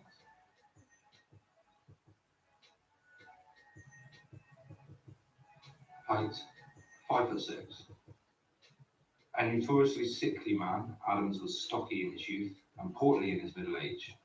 He had deep blue eyes, fine brown hair, and by the time he was president, his hands shook with palsy, and most of his teeth had fallen out with pyorrhea. He refused to wear dentures because of the period dentures weren't very great, and thus he talked with a lisp. Thomas Jefferson, height 6'2", weight 181 pounds, shoe size 12.5. Edmund Bacon wrote, Jefferson was well portioned and straight as a gun barrel. He was like a fine horse. He had no surplus flesh. James Madison, 5'4", 100 pounds. Madison was known for having brown hair and blue eyes and a rather tawny complexion, and had a scar on his nose from frostbite, and until the last years of his life appeared much younger than his actual age portrayed. James Monroe, height 6 foot, weight 189 pounds. Monroe was said to have a big, imposing, muscular body. His eyes were steely blue-grey colour, his hair brown, a shift into a middle grey parting as he aged. John Quincy Adams, height 5'7", weight 175 pounds. Quincy Adams had brown eyes and hair that thinned out as he entered old age. Andrew Jackson, height 6'1", 140 pounds. Jackson was tall and gaunt and carried himself with a straight ramrod military manner. His face was long and thin, his eyes were clear and dark blue. He had bushy iron grey hair brushed high up above his forehead. The 7th president also had a really bad temper. Martin Van Buren, height 5'6". Van Buren was nicknamed the Little Magician during his tenure because of his stature, his accessibility, and his constant political scheming. William Henry Harrison, height 5'8", weight 162 pounds. The shortest serving president in US state's history, Harrison was slim, thin, had brown hair, an angular face, fair complexion, closely set eyes, thin lips, and a strong jaw. John Tyler, height 6 foot, weight 160 pounds. The 10th president of the United States, Tyler, had blue eyes and brown hair. James Knox Polk, 5'8", 174 pounds.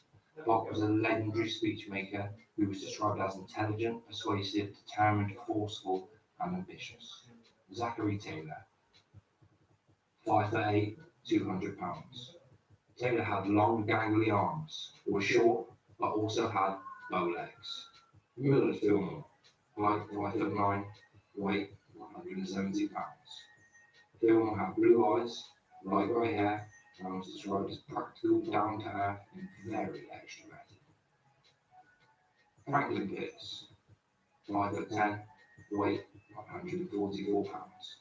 A president who was renowned as good looking, Pierce had grey eyes, dark thick hair. His personality was present, charming, and genuine. James Buchanan, 6 foot, 217 pounds. Buchanan was described to have broad shoulders and a sizable paunch. He had a very fair complexion and large blue eyes.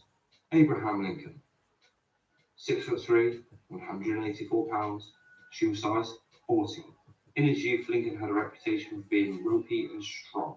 Not only could he lift an enormous ground weight, but he could throw a cannonball further than anyone in New Salem. Andrew Johnson, 5'8", 178 pounds. Johnson was strongly built with thick hair, a swarthy complexion, prominent nose, and piercing eyes. Ulysses S. Grant, 5'8", 130 pounds. A Civil War general once described Grant as a man of slim figure and of a modesty of mien and gentleman of manner which seemed to fit him more than the court for the camp. His eyes were dark. He had a square-set jaw and a very forcive character. Rutherford Bichard Hayes, 5'8", 175 pounds, shoe size 7. Hayes was an imposing man. A robust, broad-shouldered, handsome figure. He had a large head, deep-set blue eyes, straight nose, firm lips, and sound, straight teeth. James Abraham Garfield, 6 foot, over 200 pounds, shoe size 11. Mary Claimer Howns wrote, President Garfield was large-framed, large-brained, and large-hearted. His character and habits were clean and pure. In a word, James A. Garfield was a man physically, intellectually, and morally who was an honour to his country. Chester Alan Arthur, 6'2", 224 pounds. Arthur was a dignified, tall, handsome man with a clean-shaven chin and side whiskers. Grover Cleveland, 5'11", 260 pounds. Shoe size 9. The only president to serve 2 terms non-consecutively, Cleveland was described as squat, bull-like, with a thick neck and a great chest and belly. Benjamin Harrison, 5'6", 160 pounds. Known as a human iceberg, Harrison was a stocky figure with a large, paunchy torso, set atop a short, stubby leg. He had a fair complexion, blue eyes, light brown hair that had been corn silk blonde in his youth. William McKinley, 5'7", 199 pounds. President McKinley had grey blue eyes and hair that was brown and that turned grey with age. He had a light complexion and his features were dominated by his unruly, bushy eyebrows and a dimple on his chin. Theodore Roosevelt, 5'10", 237 pounds, shoe size 9.5. President Roosevelt had brown hair and a heavy brown mustache. He wore thick lens glasses to correct his vision, which had been poor since his boyhood. He habitually gritted his teeth when grinning, and flashing his incisors became one of his trademarks. One quirk about President Roosevelt is that he had an unusually high-pitched voice. William Howard Taft, 6 foot, 332 pounds. Notorious for being the fattest president in US history, Taft was devoid of qualities: showmanship, unskilled in managing the Fourth Estate, conservative in his political and social views, and distrustful of the military viewpoint. Woodrow Wilson, 5'11", 170 pounds, shoe size 9. Wilson was given a nickname the schoolteacher for being stoic and calm. He was described as diligent, demanding, confident, and ambitious. Warren Garnier Harding, 6 foot, 173 pounds. Harding was another US president described as an imposing figure. He had grey-coloured eyes and his hair was fair, which turned grey and white as he aged. His face was dominated by his bushy eyebrows. Calvin Coolidge, 5'10", 148 pounds. Coolidge was described as a loner and an introvert. He was famously known as Silent Cal. Herbert Hoover, 5'11", 187 pounds. Hoover had hazel eyes and straight hair which was brown and turned grey with age. He had a ruddy complexion and a chubby face. He dressed smartly but simply. Franklin Roosevelt, 6'2", 190 pounds. No history of remembering his wheelchair. FDR was quite statuesque. Handsomest young giant I've ever seen. Harry S. Truman. 5'9", 167 pounds, shoe size 9.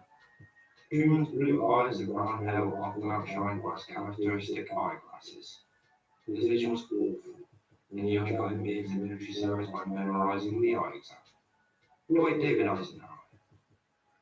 Height 5'10", 147 pounds, shoe size 10.5. Shockingly, the Eisenhower archives have recorded a lot of Eisenhower's physical information. He was 5'10" with a 40-inch chest and a 36-inch waist. John F. Kennedy. 6'1", 175 pounds, shoe size 10.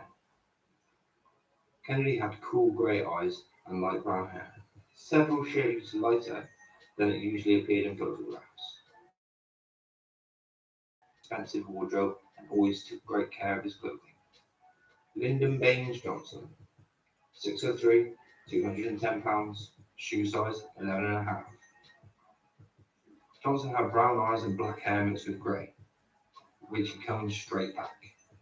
His long lined face was dominated by a rather large nose, a strong cleft chin, and oversized protruding ears.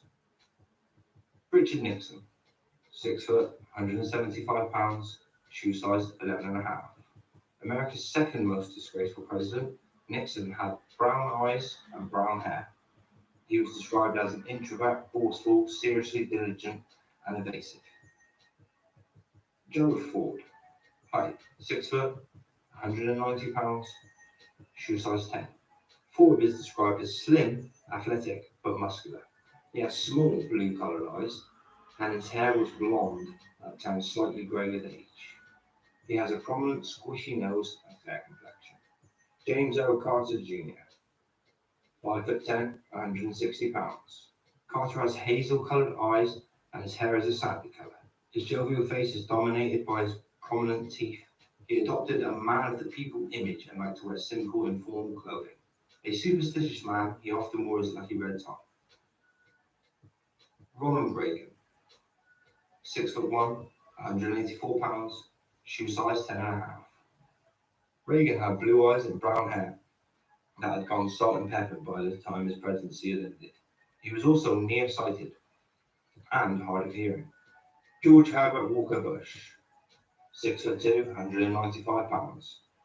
The senior Bush had blue eyes and straight brown hair streaked with grey, which he kept in place with styling moves. Bill Clinton. 6'3", 223 pounds, shoe size 30. Clinton cuts an imposing figure. He has blue-grey coloured eyes and his thick hair that was fair and turned grey, then white with age. George Walker Bush. 6 foot, 109 size, 10.5. Like his father, he has blue eyes and brown hair which greyed as he aged. He had an athletic build which runs in his family. Bush is also a keen runner with a great pace of about a 7.5 minute mile. His pace is so fast that his security detail bicycles to keep track of him. Barack Obama. 6'1", 180 pounds, shoe size 12. Barack was an unusual presidential candidate in that he appeared to lose weight on the presidential trail. He probably best described himself at the Denver rally, acknowledging the city's mayor, John Hockley. Obama said it was great being on a podium with another tall, skinny guy with a funny last name. Donald Trump. Height 6'3", 243 pounds. During the 2016 election season, Trump weighed in at 236 pounds. That figure increased during his presidency, notching up to 243 pounds during January 2019. While many pointed out that his BMI was in the realm of obesity, his physician, Dr. Sean Conley, declared, "It is my determination that the president is in very good health." So there we have it, guys. That is a list of different physiques, physical sizes, oddities that the presidents have of the United States or have had throughout the history or the existence of the President of the United States of America. As I said, I'm not sure how it's going to go. I'm not sure if this is a 1 or 2-parter, long 1-parter, or 2 short 2-parters. We'll see how it goes. But I hope you liked it. Thank you very much for watching. Comment, like, subscribe. Do all those things for me, please. It'd be great to push up to 50 subscribers. We're on 30 at the moment, bang on 30. So let's push up to 50 for me. That'd be awesome. So yeah, much love to you. Thank you from me. Peace out. You told him what's been going on in Confidential. You told him about what? You told him.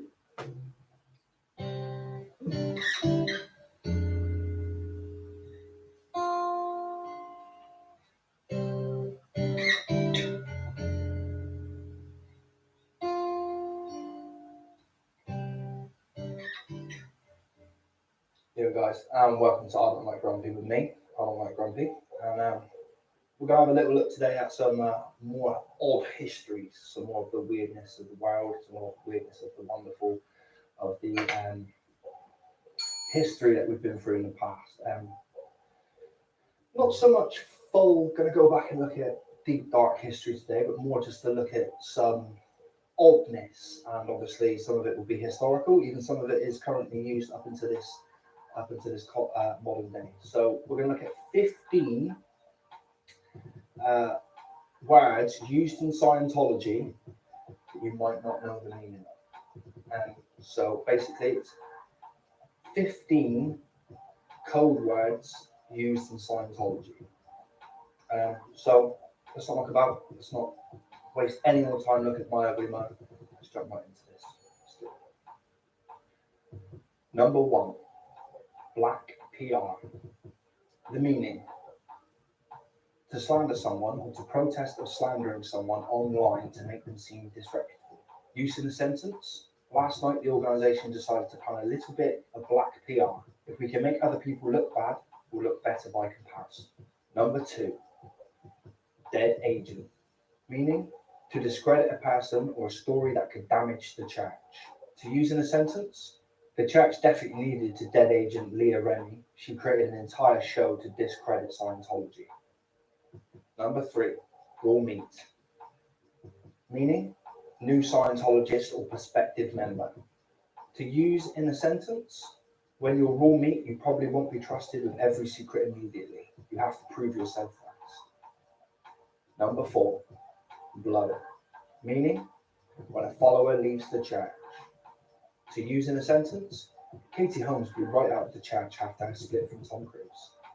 Number 5, overt. Meaning: crime against the church. Use in a sentence: you told him about what's been going on in confidential church meetings. That's your first overt. You better watch out. Number 6, case game. Meaning: the act of earning various successes in Scientology. To use in a sentence: if you get a few really big case games, you won't have to worry about facing any punishment in the church. Number 7, downside. Meaning: someone in the church who doesn't work hard enough. To use in a sentence: he wanted to join the movement, but the downstat never gets anything done. Number 8, reg. Meaning: a person who raises money, or the act of raising money for the church. To use in a sentence: we need a reg to raise money for the new Scientology commercials. Recruitment members aren't what they used to be. 9, flap. Meaning: a major problem within the organisation or elsewhere. Use in a sentence: there was a huge flap in one of the California meetings last night, and the man in charge won't be pleased. 10, inethra. Meaning: pretty much anything negative.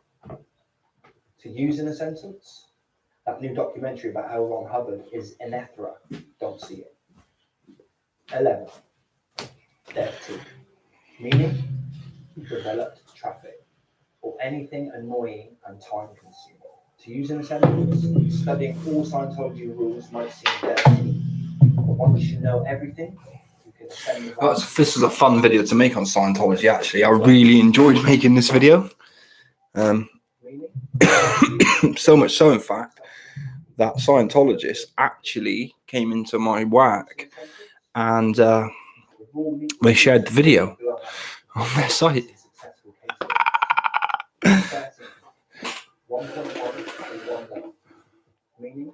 Hi Akita, I don't know if you're still here or not. I wouldn't blame you if you weren't. I was on my lunch break. I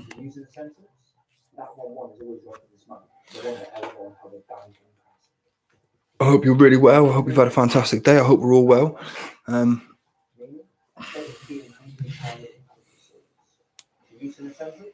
think now's the time for us to go and have a little watch and a look at some 90s sitcoms. I think now's the time. I'm feeling it.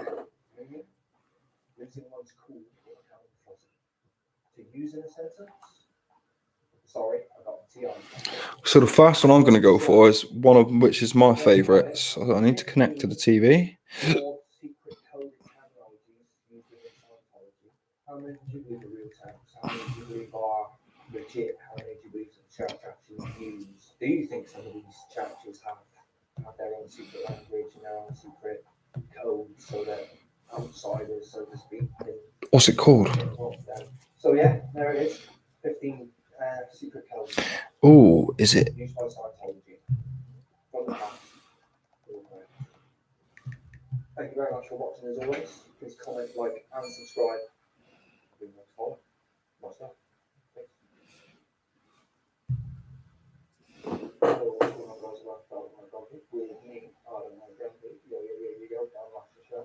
Today we're going to take a look at something like something I've never got here, but we're going to give it a blast to see how it goes. And what we're going to look at is 20 odd history facts posted to Reddit by Reddit users.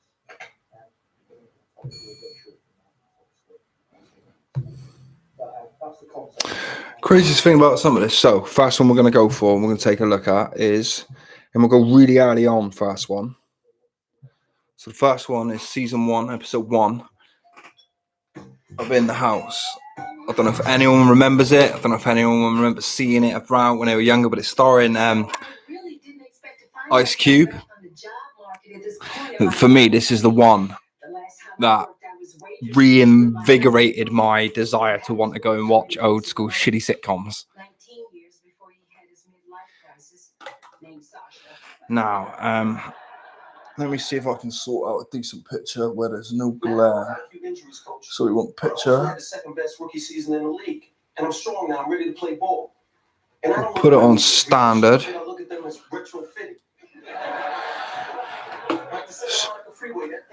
This is LL Cool J plays Marion, a guy called Marion who is a retired baseball player or American footballer. I want to say American footballer. I'm sure of it.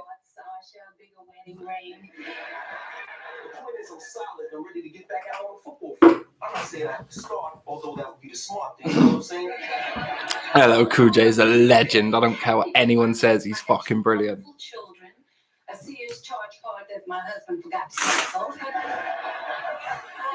Hopefully that'll take a bit of glare off the TV as well. That's the aim. Yeah, I'm a little scared. But I really need this job. That should glare some. I know me better than anyone, and I know what's best for me. Except when it comes to women. I like the way he touches his lips. I think that's a real early feature in the start. I think one of the early features for Fresh Prince was Will Smith used to talk along.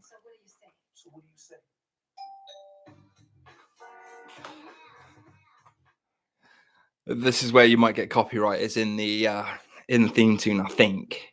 In the house. In the house. Oh, in the house. So I'll try to keep down the volumes on the intros, but I will dance along to them. In the house. In the house. I might do the first episode of In the House, skip along to a later series then. So this is the first ever episode of In the House. LL Cool J and company. Can't be the right house. You must have us confused with a poor family. Tiffany, we are a poor family.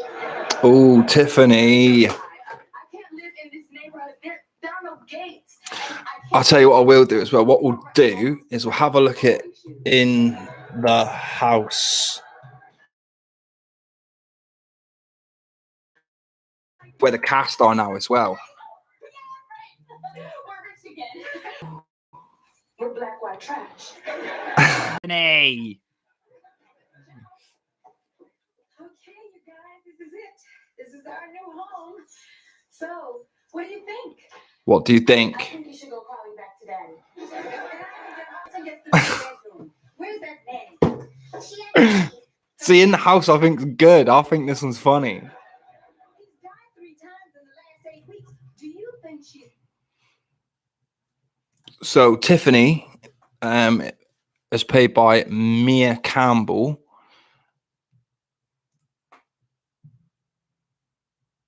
If I have a look at her IMDb quickly, I'll have a look at the whole cast and crew. Oh, who's this little kid? It's crazy to think Alfonso Ribeiro's in it. It's like off. I don't care. That needs to go off because I think it's just nicking too much connection for my shit. I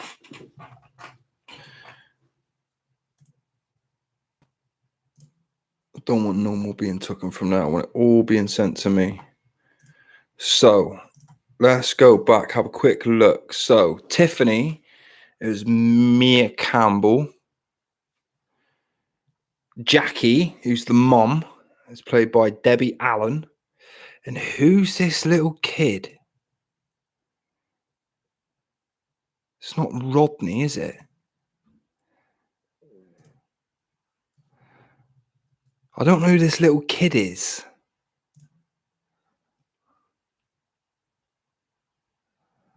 It's not. What was this little kid's name? Let's listen for this little kid's name. Oh no, I didn't mean to do that, you idiot. Big idiot.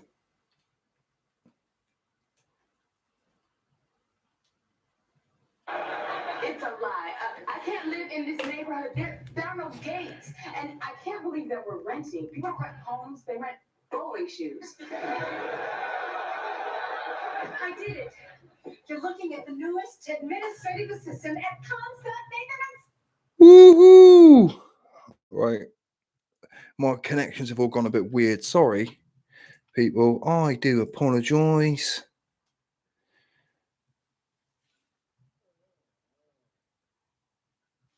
Yeah, right.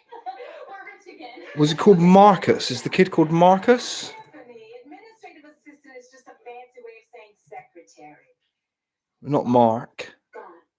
We're black, white trash. Milton. Was Michael Warren.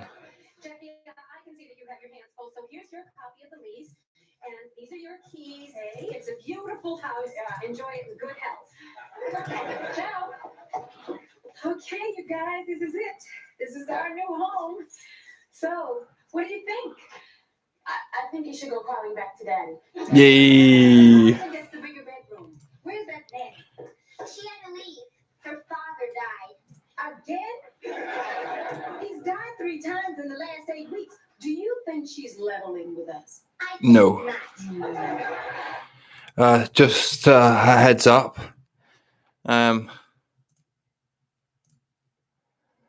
In the House got a 6.5, 6.8 out of 10 on IMDb, which isn't too bad for one of these shows. You know what I mean? I'm surprised. I'm surprised it's that high. I can't stay here. It's too far from my boy Tiffany. If it was meant to be, love will find a way. But Mom, love doesn't have a driver's license. I miss my room. I miss my backyard. I miss my pool. I miss the way we used to be. Rich. Oh, Tiffany don't like it. And, you know, Dad too.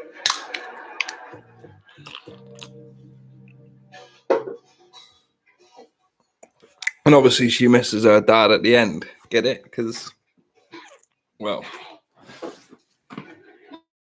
There's noises from downstairs. this is it. This is the point, I think, where we meet Marion. Obviously, the man, the myth, the legend. Ladies love Cool James. Hello, Cool J, baby. What's it doing now? Making us more roots. I'm not back in 5 minutes. You know what to do. You back in with Daddy. I just wanted to make sure you were angry when you were dusty. I wonder if this was filmed in front of a live audience. In the house, in the house, in the house, in the house, in the house. This is where we're going to meet Marion. His name as well.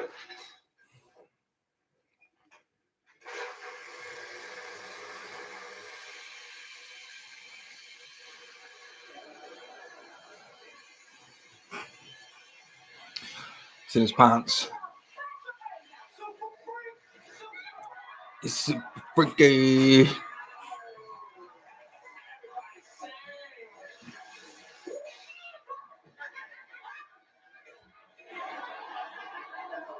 This is about your banana. I was going to replace it. You a burglar? Yeah, I'm a banana bandit. I'm going to be featured in the next Batman film. Whee! What's wrong with you? I'm your landlord. If my silver's broke, it's coming out of these.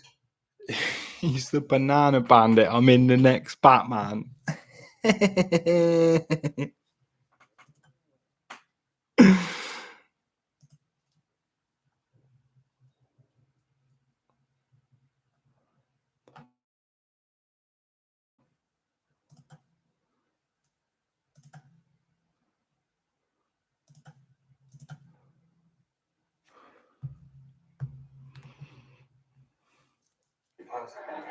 can't be my landlord. My landlord's name is Marion. I'm Marion. Don't laugh at that name. John Wayne's real name was Marion. At least he had the good sense not to use it. He had the good sense to wear pants. He's a big man, LL Cool J. Look at the size of him. He's a fucking unit, isn't he? Yeah, it's my house, but due to some temporary cash flow problems, I rent it out while I stay in the apartment over the garage. We share the kitchen. Oh, you agreed to it? It's in a lease? People don't read leases. Yeah, I was banking on that. You okay? Wow, Marion Hill. What are you doing in our kitchen? You recognize me, huh? See me play for the Raiders? I saw you running to that goalpost. Go on, little dude. See, I love it. I love the way they just cheesy. It's all cheese, isn't it? Pure and utter cheese ball. Hey, it's my house. I prefer to live in it myself, but we don't always get what we want in life, do we? I think Austin's living proof of that. Can I drop your toothbrush in the Austin, that's his name. He's Austin. Listen, Marion, I'm sure you're a very nice person, but let's just face it, this is not going to work out. And maybe you ought to just go out and buy yourself a hot plate. I believe we must search beyond the obvious and tangible and seek the inner meaning. By doing so, we can affect our destiny.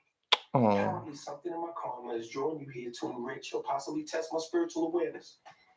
Plus, you need the money. First of each month. first of each month, money is needed. So no spiritual awareness going down here. Hey, Marion. I read your garage door opener. So now it works a toaster. Check it out. What are you, some kind of little genius? Technically, no. Did you hear Tiffany? Yes. How are you climbing a pole? Because I don't have any cable in my place. Climb a pole. You can barely climb in a bed without getting a nosebleed. Shut up. You shut up. Hammer toe. People out. Hey. As far as I can remember, the dynamic changes on in later episodes. I think what I'll do is I'll jump on a few episodes, jump on a few series. So we'll jump to, because there's 5 series altogether. So we'll jump now to the start of the series 4.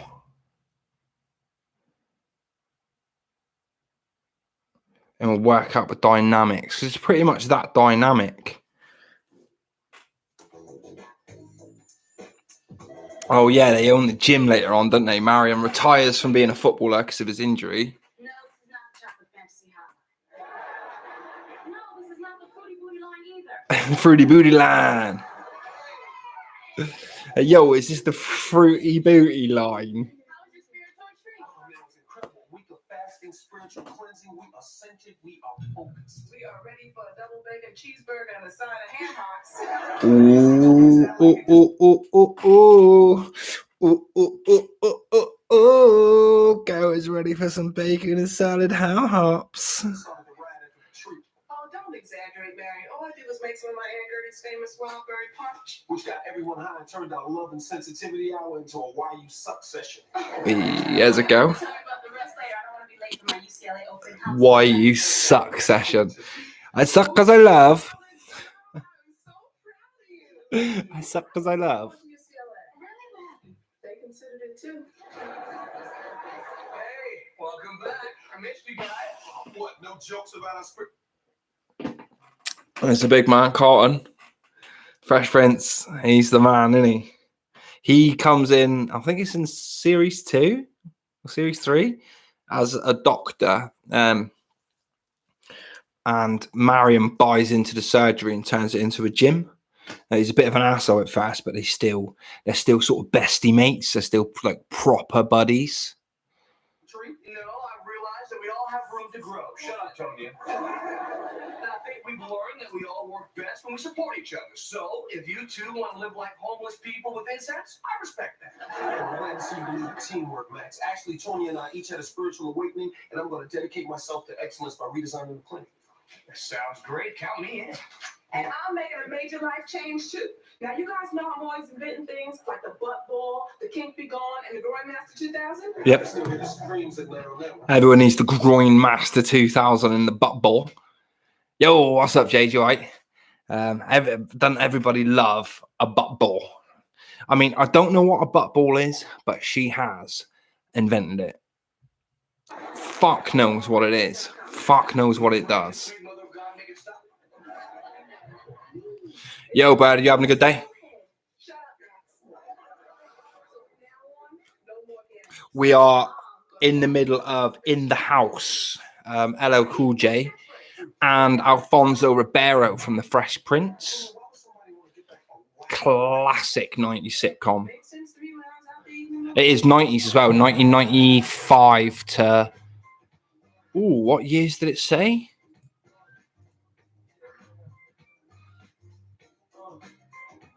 Well, 5 seasons from 1995, so God knows. I doubt it was that long. Oh, this is the part that'll get copyrighted, so this needs to stop.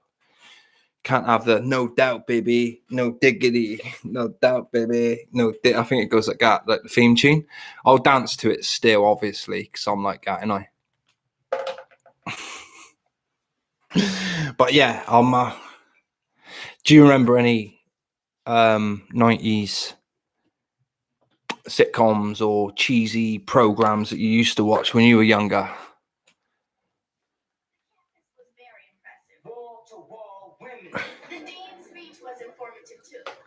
No doubt, baby, no diggity, no doubt, baby, no diggity. I think this guy's like the local pervert. He's the one who's always trying to like hook up with the cousin and the.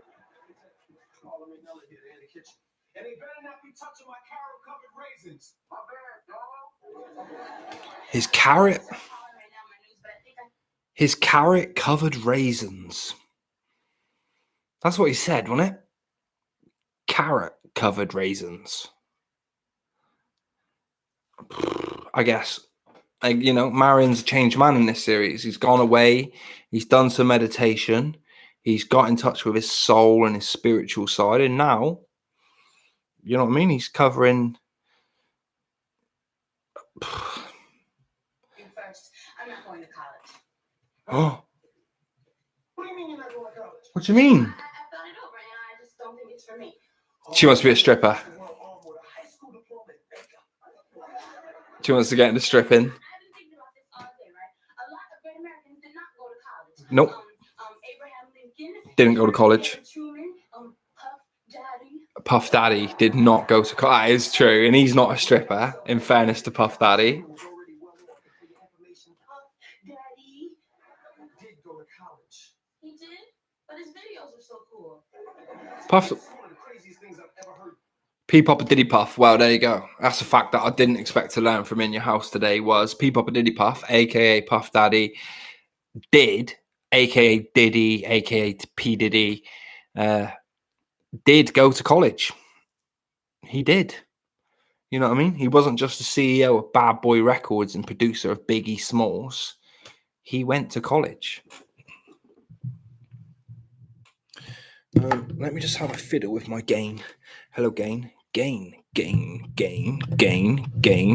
Ed Gain. A little bit of Ed Gain there. Let me put the gain up. That way I can sit back and talk. But then it'll be really echoey. Okay. That'll do. I'll just do halfway gain. Wow, there you go. You learn something new every day. P-Pop and Diddy Puff did go to college. P-Pop and Diddy Puff. I like calling him P-Pop and Diddy Puff. Probably can't call him that now. I'm not a kid anymore. That's right. I'm 18. I mean, you know, I can vote and I can vote all night long. She can do what she wants. She's 18 now. But if you want to go in this direction, I'm not going to stop you. Well, that's great. Then all I have to worry about is what I'm going to do with the rest of my life. And you won't have to worry about the rest of your life once your mom finds out. Oh, yeah. Mama ain't going to be having it. Mama won't like it. She won't. Are you crazy?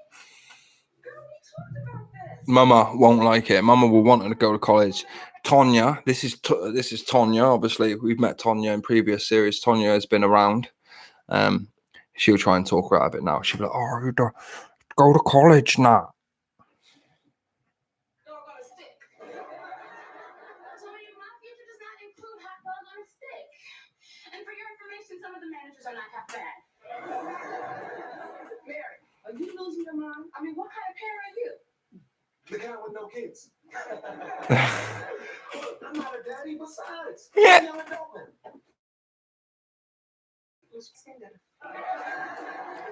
I know Tiff. She wants me to. There are loads of jokes that the canned laughter will play for. Like, that isn't funny.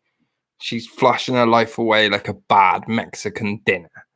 I mean, that isn't funny in the grand scheme of anything, really. Right, so she can blame me if it doesn't work out. I'm gonna let her go on this. She'll come to her senses when she realizes what's out there without an education. And if she doesn't, I'll be all over. She'll be a stripper. That's all right. There's loads of stripping jobs. The world needs strippers. It needs fans-only girls. It needs those type of things. So don't panic. Do not panic. We live in 2021. If you've got fadge in the boobs, you can make unlimited cash. Don't even need to have nice fadge in the boob. What are we supposed to do if we don't go to college? Anything we want, that's the point. Why study the world when we can go out and see it? You're right. We can see the 7 continents. Europe, North America, Africa. You need to rethink this college thing. Yeah, they need to stay in college a little bit, don't they? That's the joke. You know why you can't remember? Opening books now will come with me, and we will see all those places that you missed in school that day. You're right. I'm gonna call my parents right now. Okay, brother. No. See, UCLA has 2.5 women for every man. So unless you plan to hook a brother up with a. Damn! Is that true? UCLA has 2.5 women to every man. I mean, damn. So it's no wonder those college threesome videos that are always mainly involving 2 women. I'm just saying. Well,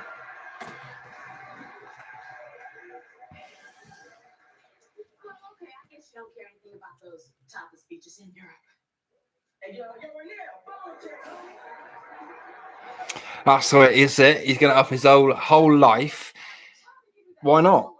Why not? You know what I mean? Like, there's a couple of topless beaches in Europe. Why not just move continents and go and visit those? I mean, what more reason could you want a topless beach? Is that because I'm European and I don't see a topless beach as something to get a chub on over? I mean, it might be. Maybe it should be. I don't know. But I don't see it as like a one for the bank. Like, it's just a beach, innit, with tits. New car. I wouldn't move to America for it. That was quick. What do you say? Don't make much sense, does it?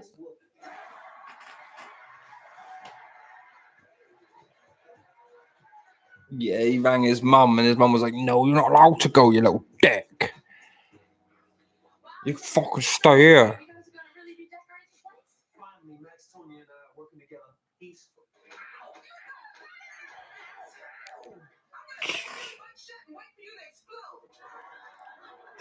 Get it? Marion thought they was working peacefully, but they ain't working peacefully because jokes and that. Replaced with something called the Max Stanton Wing. And your office, it's a waiting room for his patients. And me, I don't have an office at all. You can use the couch in the ladies' room. Fair. Look, I'm ashamed of you two. We're supposed to be working together. And one thing I learned from sports is there's no I in team. So this is what I want to do. It's fair. Be as attractive and hot. But there is a me in there. There isn't it? There is no I in team, but there is a me. So, Need a place where people can heal, work out, or just hang out. Oh, yeah, Doc Wood, smell the music. she feeling it. She loving it. Look, this is supposed to be a medical facility. No, it's a motivational rehab center. You can call it whatever you want, but this is what it's gonna look like. I don't think they're gonna be able to get on. You know. Oh, it's an earthquake. Whoa,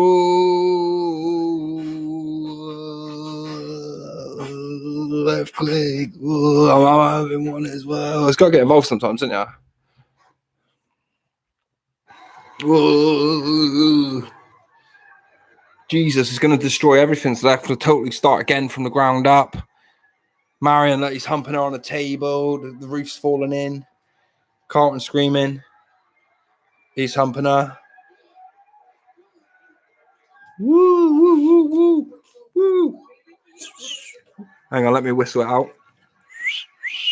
Yeah, that was loud. That was, whoa. Don't whistle too loud. Mind your ears, boy.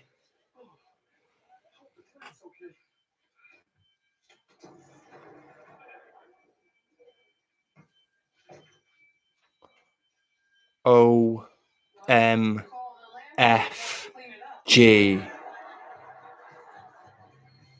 What a start to season 4. Okay, I got ceiling cracks fixed and the door rehung. Tiffany's girl said he got trashed. Oh no, did something fall? What an amazing start to season 4. Do you know what I mean? They've all come up with like ideas for the gym and for the doctor's surgery. They agreed to agree that they would like work together. They haven't worked together. They didn't do a very good job. And as they were falling out over that, an earthquake happens. What's the moral of the story going to be? Yeah, my foot. What's up, guys? I'm glad you could come over. Who's this shifty guy? So, the village people having a reunion? No, I'm just Oh, no. precautions in light of our recent disaster. Well, anyway, I dogged out Carlton's being scared. Not Carlton. He's not called Carlton in this. He'll always be Carlton to me, though. See these 3 checks made after each of us. Damn.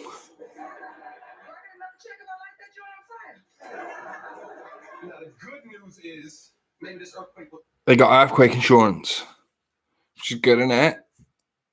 Earthquake insurance has got to be a good thing. I don't think you can get that over here. You know if it's a real thing, is it? Pull our shares together and rebuild the clinic from the ground up. Now, look, first thing we need, sorry, but I think I'm going to take my share and move on. Oh, What, you're kidding, right? Look, I can't handle this. And boss said the only time the earth moves is when a Kennedy falls off a bar stool. oh, Carlton's gonna leave. Can't be all about your earthquake. I mean, I'm happy you're leaving it all, but Maybe this partnership wasn't in the cards. I mean, we couldn't even agree on how to redesign the clinic. This is true. Maybe it's time for me to move back home and give big time medicine a shot. Look, Break up the threesome, man. I mean, there was a team, but they couldn't get it together. sorry. Carlton's going. He's going back to Will. Ba-dum, ba-dum, bum, bum. Ba-dum, ba-dum, bum, bum, bum. Ba-dum, ba-dum, bum, bum, bum. Come on, Tony, don't tell me you're going to jet on me too. Oh, no. the clinic is a disaster. We're gonna have to hire another doctor. And you know how hard it was to find that one in our budget. No, but we'll figure something out. Oh. It was a sign. I want to market myself as a motivational. I think this could be the end for Marion and the team. Start of season 4 was we were all hopeful, weren't we, that they were all gonna, you know, end it. Season 3 was a little bit sad where they couldn't get it together. But I thought after that spiritual healing,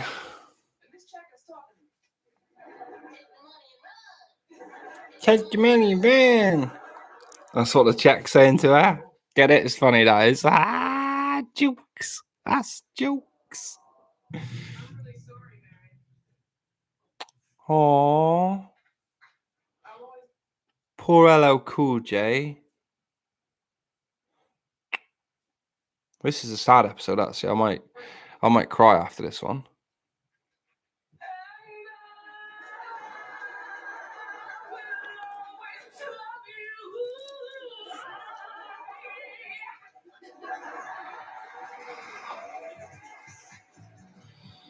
Aww. Yes. On Marty's dream house. I was afraid of that. You know, your contractors are probably making a lot of money right now. Ever think about investing in the clinic? Good one. No, he don't want to get it. He was like, nah, fuck you, mate. Carlton's now shopping for some records with the cash he's got.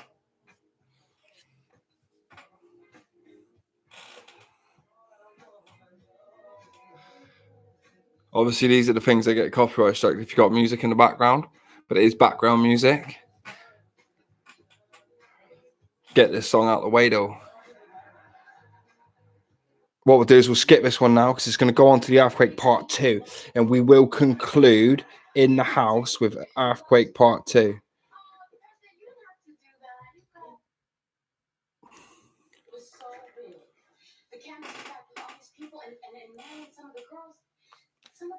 And then we will find the next set of weird, unknown documentary 90s sitcoms to watch or listen to and get involved in. Life is filled with new beginnings. Freshman in high school, freshman in college, new girl on a new job. It never changes. Never changes. Starting all over at the clinic. You gotta believe in yourself. The people who care about you will always be there. That's the message, man. Well, you got to believe in yourself. Just like Marion needs to believe in himself that he can get the clinic up and running again. Do you know what I mean? Like, you know what they say? They say that hares aren't hedgehogs. They're faster. Remember that? That's true saying. Well, actually, I'm not doing okay. You are. You look cool to me. Oh, But I'm struggling without them. I never realized how much a part of that place they were. I'm gonna figure out a way to get them back. he's going to get him back. He's going to tie him to a chair. No, not that way. That's not a way to get anyone I back. was talking about back in the clinic, Tiffany. That's it. Oh, yeah, yeah. But don't you worry about that. Just go register for college and become something great. Okay. Tiffany is going back to college. She didn't like the thought of going to Europe, to travel Europe. Tiffany's decided to go back to college and, you know, So you want to do the give back? learn. I'm going up, but I'm not getting stupid. She's not going to be a stripper. We don't think Tiffany's going to be a stripper, which is cool. Not for me, but for her. Dad. Probably wants to gloat. Just let him try. I'm doing great. Me too. I got a couple of companies who want to see my infomercial presentation. You'd be surprised with how many people are after me. I had to beat the office off with a stick. What kind of stick did you use? The one up your butt? Ooh. Get it? A little bang there to Carlton because he's a jumped up little prick in this. So, oh yeah, which one was you? Was it the one that's up your ass? Did you use the stick? Did you use the stick that's poking out this one here? Give it a give it a little wiggle. Give it a little wiggle. I'm losing my mind. How could you tell? Oh. We can't let Mary know how we feel.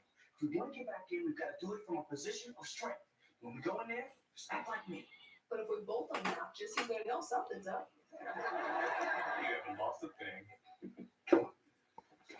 Oh, so they both want the job back, but they're too proud to tell Marion that they want the job back. So they go in there acting like they both don't want the job back.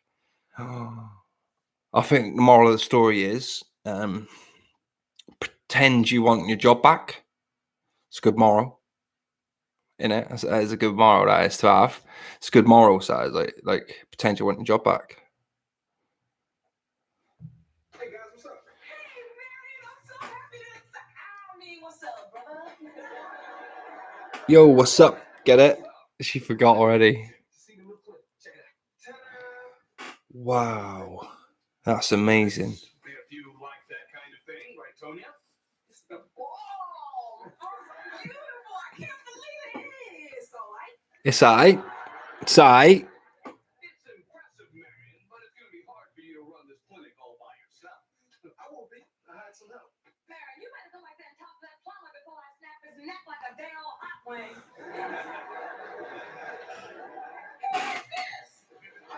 Cleo Watson, this is Tonya. Tonya, Cleo. Good one, Marion. Where did you ever find someone as strange as Tonya? What's fool parked his Mercedes in my spot? But I had that sucker truck. He's got, get it? He's got a Tonya in his own Someone wearing this year's Donna Karen. I'm gonna go check on that plumber. close this. Did you hear that? I'm wearing this year's Donna Karen. What the hell is other? What is Donna Karen when it's flying out?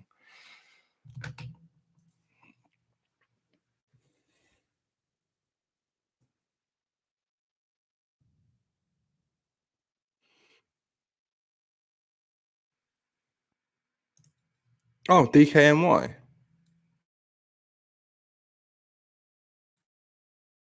Know that, did I? In the house has taught me loads of stuff today. Like these actually I think now that I actually think about it, the documentaries, they're not, you know what I mean, they're sort of educational documentaries. Get to know each other. What for? So I can waste my breath explaining the finer points of sports medicine to this loser? actually, I'm the doctor. And I'm the physical therapist. Damn, this is like a spooky X-Files or something. There is. So, how they hanging, Mitch? It's Max. So, Mitch. where did you say you went to med school? Ohio State. Figures. Of course you do know that I went through, yes. I can tell. Harvard doctors always look like they starch their boxes.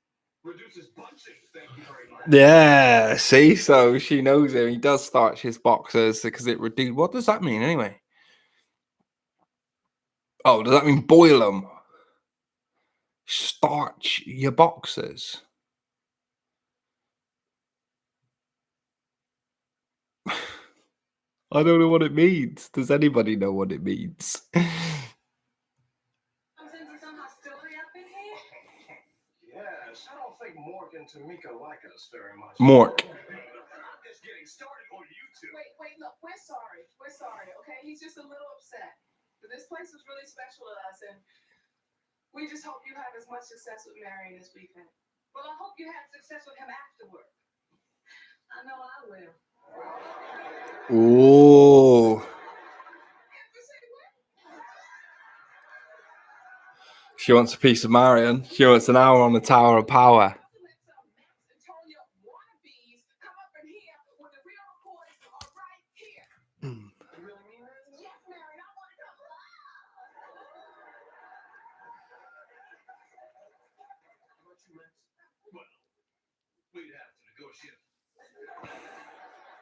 They want to come back. They both want to come back. They love him. They're like, yo, Marion, you're the man. I love you, Marion, man. You're the man, Marion, man. They sure took getting fired well. Well, actually, they were imposters. I hired them to pose as employees to get you guys to come back. So you wanted us to come back? That must mean you really missed us. Yes, I really missed you. And for the record, I'm sorry for the way I acted. There's no way I can run this place without you two. Well, I'll have to Forget about the other offers I had. This is where I want to be. Cool. Me too. But I'm still gonna try to market myself as a motivational speaker. Cool. Everything like it was. There's only one thing we need to do for each other. Group hugs! Oh, we sign over those damn insurance checks. We need the money.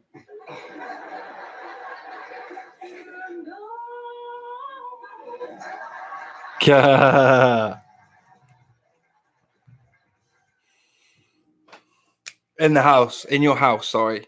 In the house is probably one of my favorites.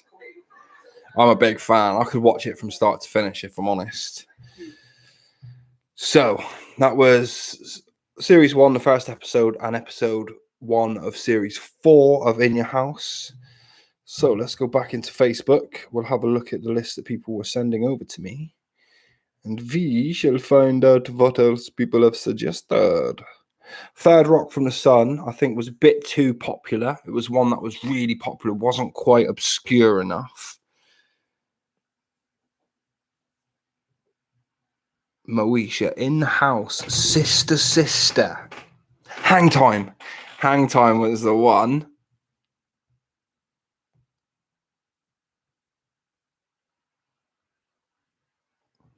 Hang Time. Malibu CA. Why do I reckon? We're going to go for Malibu CA just because I recognize it. Malibu CA. I recognize the name, but in my head, I can't picture anything like Malibu CA.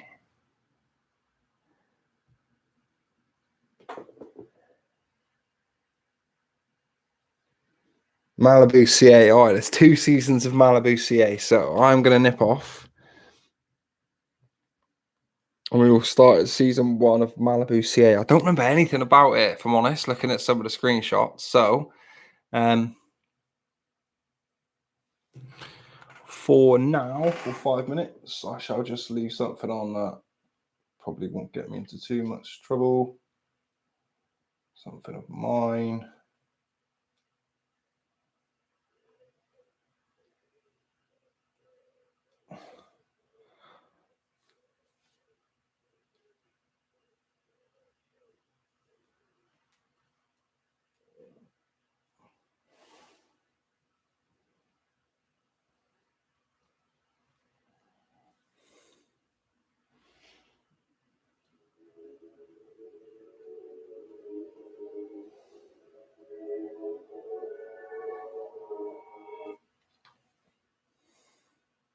What's going on, guys? Welcome to Grumpy with me, Adam and Grumpy. Yo, I'm Rush the Show. And today we're going to take a look at something slightly more obscure to the channel, something that I've never done before, but we're going to give it a... So, I'm going to leave that there. That was a quick look at In Your House episode, season 1, episode 1, season 4, episodes 1 and 2. We will be back to have a look at Malibu CA in about 10-15 minutes. I'm going to take a little break and just recharge my batteries and do all those things for sensible reasons. So thank you very much for everybody who's tuned in so far to the stream. We are 2.5 hours in. I'm having great fun. We've still got the evening to come, and we're going to do some battles and some other bits and pieces as well. I'll crack open some drinks later. And yeah, we will go from there. So I will be back in about 20 minutes or so. Oh, thank you. You're a beaut, you are. Thank you very much. Yeah, so I will be back in 20 minutes or so, as I am going to go off and just have a break. It's real tough to keep going for the whole time, to keep motivated, to keep punching, to keep going on. But thank you very much for my son. I am most grateful. So YouTube, I'll be back in about 20 minutes or so. Plenty of fish, likewise. But I'll leave the video on in the background. William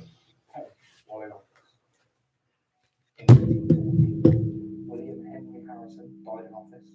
In 1960, Abraham Lincoln was assassinated. In In 1880, James Garfield was I will need assassinated. to move this In down. 1900, William McKinley was assassinated. 1921, Harding died in office. In 1940, Franklin D. Roosevelt died in office.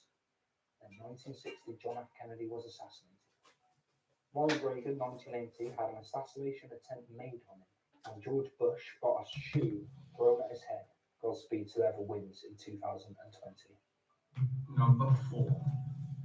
John Wilkes Booth's brother saved the life of Abraham Lincoln's son. Abraham Lincoln's son, Robert Lincoln's life was saved by John Wilkes Booth's brother, Edward, a famous actor who pulled him away from a train that was about to drag him under its wheels. Number 5. Egyptian pharaohs, to deter flies from themselves, covered servants with honey. In ancient Egypt, servants were smeared with honey to attract flies away from the pharaohs. Number 6. President Andrew Jackson's profane parrot swore at his funeral. At US President Andrew Jackson's funeral in 1945, his pet parrot had to be removed because it was swearing. Number 7. The Great Molasses Flood in Boston killed 121 people. In 1919, a massive tank of molasses burst open in Boston, causing a sticky wave that killed 21 people and injured well over 100. The Great Molasses Flood spread at about 35 miles per hour. Number 8. The US government once trained a cat as a spy.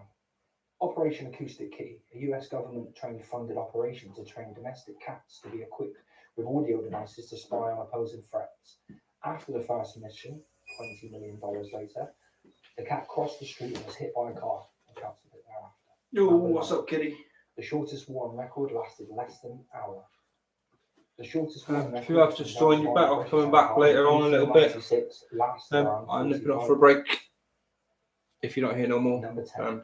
Earwax was an early Hi, form of bye. lip balm. In Jake, the 1800s, people used earwax. I'll speak to you soon as well. YouTube, I'll speak to you all in a bit. Number 11. The enemy of ancient Romans used bears and tunnels as a defense tactic. When the Romans laid siege to Themyscira, a real place weirdly enough, they attempted to tunnel into the city. The Themyscrians released bears into those tunnels. Number 12. After the Australian Prime Minister mysteriously disappeared while swimming at a beach, the country named it called after him. In the 1960s, the Prime Minister of Australia, Harold Holt, died while swimming in the ocean after his body was never found. Guess what was done on it? A swimming pool. Number 13. During American colonial times, lobster was a lower class food. In the American colonies, lobster was considered a lower class food and normally only fed to prisoners and slaves. Number 14. The BBC once tricked viewers into believing Switzerland had grown spaghetti bushes. On April Fool's Day in 1957, the BBC successfully pranked many of its viewers by convincing them that Switzerland was currently enjoying a fantastic crop of spaghetti from their spaghetti bushes. Number 15. As a lifeguard, Ronald Reagan saved 77 people from drowning. Ronald Reagan was a prolific lifeguard when he was younger, saving 77 people. Number 16. NASA originally wanted the actor who played Big Bird, rather than teacher Christy McClough, to go up to space in a shuttle. In the early 1980s, NASA had approached Carol Spinney, the actor who played Big Bird on Sesame Street, to be launched into orbit alongside their astronauts to inspire children to be interested in space. The plans fell through, however, mainly due to the Big Bird costume being too bulky for the cramped space shuttle, so they sent Christina McClough, a social studies teacher, instead. She unfortunately didn't make it to space either, because that's when the Challenger shattered. Number 17. A Canadian senator got his book translated for free by reading it during a filibuster. Canadian Senator Philippe Nantes, while filibustering, read his own book into the record. The Canadian Parliament keeps a bilingual record. By reading his book, he obtained a free translation into French. Number 18. The son of a Roman Empire perished from choking on a pear that landed in his mouth. Tiberius Claudius Darius, son of Roman Empire Claudius, died in 20 AD from asphyxiation when he tossed the pear in the air and caught it in his mouth. Number 19. A pope, anti-pope, and a counter-anti-pope coexisted. At one time, there was not only a pope and an anti-pope, but there was a counter-anti-pope. During Western Schism in 1378 to 1417, the Catholic Church with three men claimed the legitimacy of Pope. Number 20. The Olympics at one time gave out medals for art. The Olympics used to award medals for art pieces from 1912 to 1948. Famous sculptors of this time would display their sculptures for prizes. And that is 20 facts brought to you from me off of the site from the people of Reddit. How many of them did you know? I'm not sure how this video is going to work out. Something different, something interesting, something for us all to talk about. That's the hope. I'm hoping everybody's going to watch it. We'll have something to talk about and find what was interesting, blah, blah, blah, blah, blah. If you'd like to elaborate, please leave a comment down below. If you know more about any of these facts that I've just read out, would like to give any more details, please let us know. But that is it from me. Much love. Peace.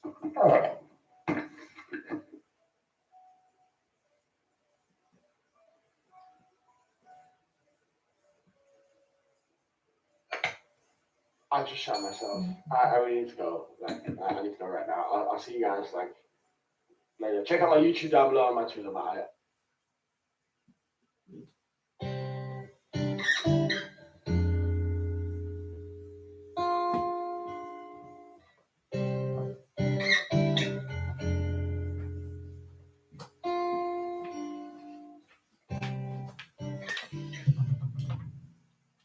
Yo, and welcome back, guys. Welcome back to myself. I don't like grumpy. I wish I knew where that fucking shirt was.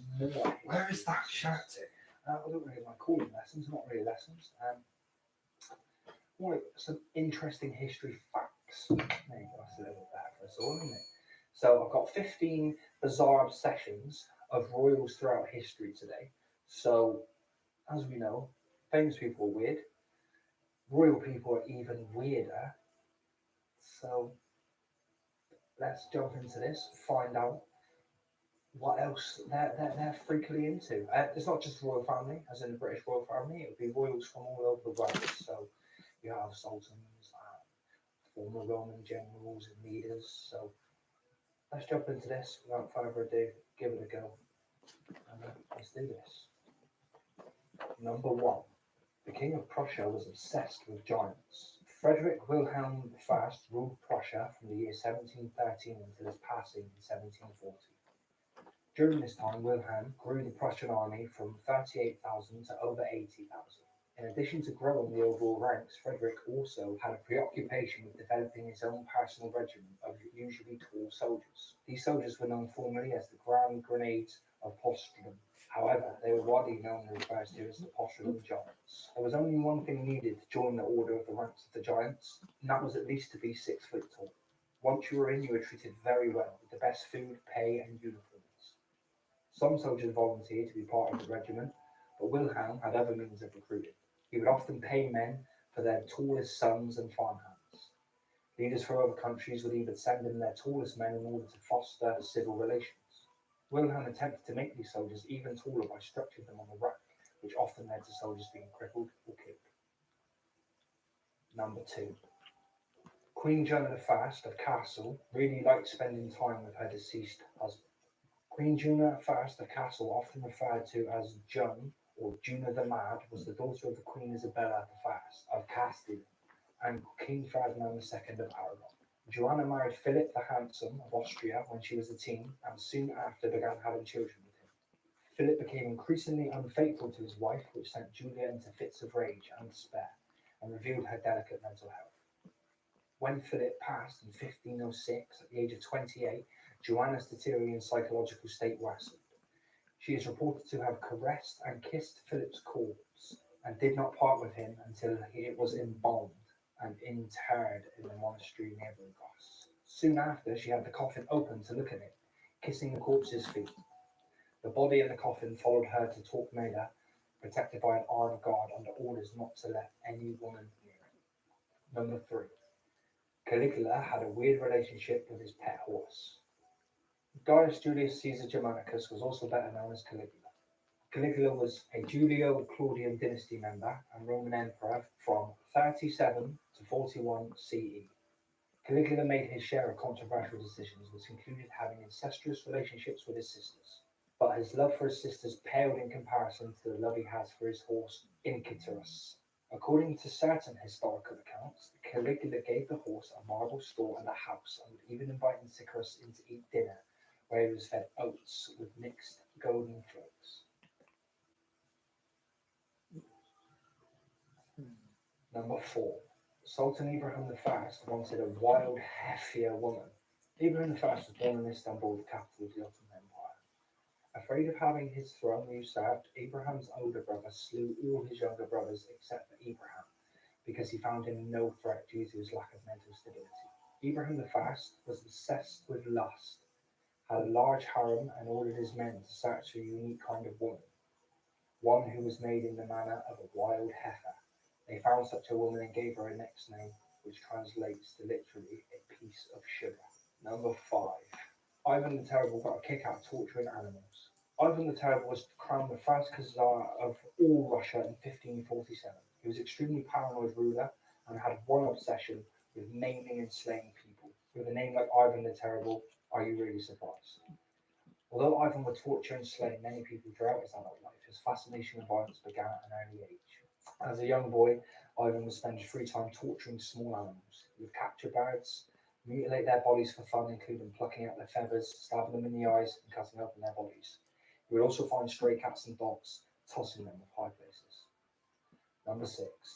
Tsar Peter III of Russia spent his free time playing with dolls. Tsar Peter III was actually born in Germany, but after his parents passed, he was taken under care to his aunt Elizabeth, the Empress of Russia. Peter had a short-lived rule in the middle of the 18th century before his wife Catherine the Great forced him out of power and he was slain. But before this, Tsar Peter didn't seem to care about being ruler because he just wanted to play with his toys. Yes, his toys. According to reports that include Catherine's memoirs, he spent a lot of his time setting up and playing with his toy soldiers rather than face intimacy with his wife. In one account, Tsar Peter III charged a rodent with treason and sentenced to death by hanging, an act Peter performed with a little rope. Number 6. Louis XII had lots of friends and enemies. Louis XII had the longest reign of any European monarch, ruling France for 72 years. Louis was known as the Sun King, but he had an affinity with sticking things where the sun doesn't shine. Like many other noblemen in his day, Louis XII frequently used enemas, believing they would contribute to good health. However, Louis may have taken the colon cleansing a little bit further than his peers. Louis is reported to have received thousands of enemas throughout the course of his life. According to one historical blog, the water in the enemas was often infused with colour and scented with roses. Number 7. Christian VII of Denmark couldn't keep his hands off himself. Christian VII became king of Denmark at the age of 17 despite his childlike behaviour and fits of madness. Christian exhibited many antisocial behaviours, but his most notorious was his obsession with pleasure in himself. According to accounts by the royal physician who had a long affair with the king's wife, Princess Caroline, the king was a chronic masturbator. He masturbated so much that it interfered with his duties as a leader. Later, experts believe Christian VII's problems were actually due to schizophrenia. Number 8. Amelia of Bavaria had a glass delusion. Alexander Amelia was the Princess of Bavaria in the mid-19th century. Princess Amelia was an eccentric woman with a love for literature, producing many literature works. In addition with her obsession with writing, though she had more peculiar obsessions, the princess most likely suffered from an obsessive-compulsive disorder. She had a fixation on cleanliness and went beyond the ordinary. She refused to wear any clothes besides white. It also warrants a mention that she was convinced she had swallowed a glass piano. There was something called a glass delusion that other people also suffered from. She would walk around with great caution, especially when passing through doorways, as not to break the piano. Number 9. Napoleon loved him some licorice. Most people know about Napoleon Bonaparte. The French emperor and military leader had conquered the majority of Europe in the 1800s. There were many well-known facts and myths about Napoleon, but the man with the complex also had some lesser-known quirks, one of which being his addiction to white licorice. Napoleon carried the stuff with him everywhere he went and reportedly ate it daily. He used it for pleasure as well as treatment for a wide of ailments, consuming it in lozenges. Napoleon ate so much licorice that his teeth became stained black. Number 11. Qin Shi Huang was determined to find the key to immortality. Qin Shi Huang founded the Qin dynasty and was considered the first emperor of China. He had everything a mortal could ever want and wasn't prepared to give up any of it. Qin Shi Huang spent most of his time and effort and money trying to find the key to everlasting life. Qin Shi Huang believed in an ancient legend that there were 3 spirit mountains in the middle of the sea that were inhabited by immortals. He sent search parties there to find magic immortality granting herbs. Number 12. Fedor I of Russia liked to ring the church bells. Fedor I was the last Tsar of the Rydak dynasty and the mentally disabled son of Ivan the Terrible. Ivan and his father had 2 different ideas of a good time. While Ivan the Terrible was never one to pass up a good old-fashioned killing spree, his son preferred a more tranquil means of fun. Fedor was very religious and often seen praying. He would visit various churches and monasteries throughout the region. His favourite hobby was ringing the church bells to invite churchgoers. Number 13. Nero took great pleasure in slaying Christians. Nero was a tyrannical, self-absorbed Roman Empire who took the throne at the age of 16. Nero had a fondness for the arts, sexual depravity, and murder. Nero didn't discriminate when it came to killing. He was quick to slay anyone, including allegedly his mother, his stepbrother, and one of his wives. However, he took a very strong interest in taking out Christians. In the year 64, Nero was blamed for starting the Great Fire that leveled most of Rome. Historians now believe that was based more in rumour than in fact. Regardless of the rumour, Nero quickly shifted the blame to Christians and ordered them to be persecuted. He took great joy in slaying Christians and was sadistically creative in his means of execution. Number 14. Vlad III loved I need my chair, baby. Vlad III of Rio Galicia in the 15th century was known as... It's on my chair, sweetie. Can you guess why? Vlad loved to impale his enemies and leave their bodies in the ground. But slaying didn't stop there. He also disemboweled and moved their heads. After another... I need to charge my phone more, which is rubbish. My phone has to charge. It just has to. Else it's going to die. I'm only on like halfway battery. Which leaves me in a bit of a catch-21.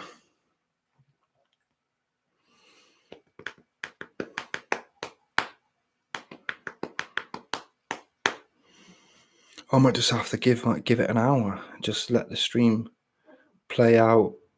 Maybe go watch some other streams. And then continue in an hour's time. My choices might be limited. Damn it.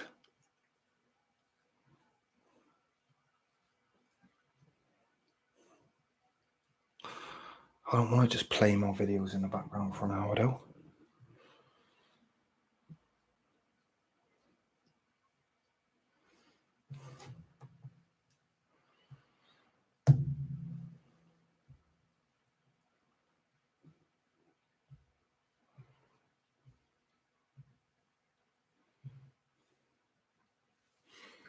What do we do? What do we do? What do we do? What do we do? What do we do? What do we do? What do we do? My phone's got a charge, so there's no option really. Plenty of Fish is way the better stream.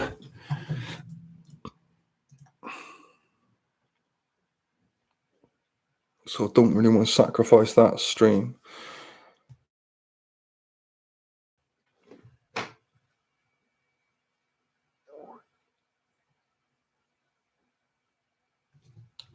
That's so funny. Hello there.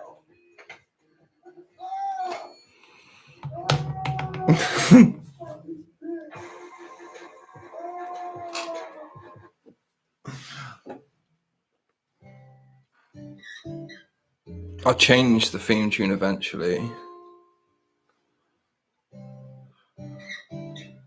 I mean, I thought it was quite nice, but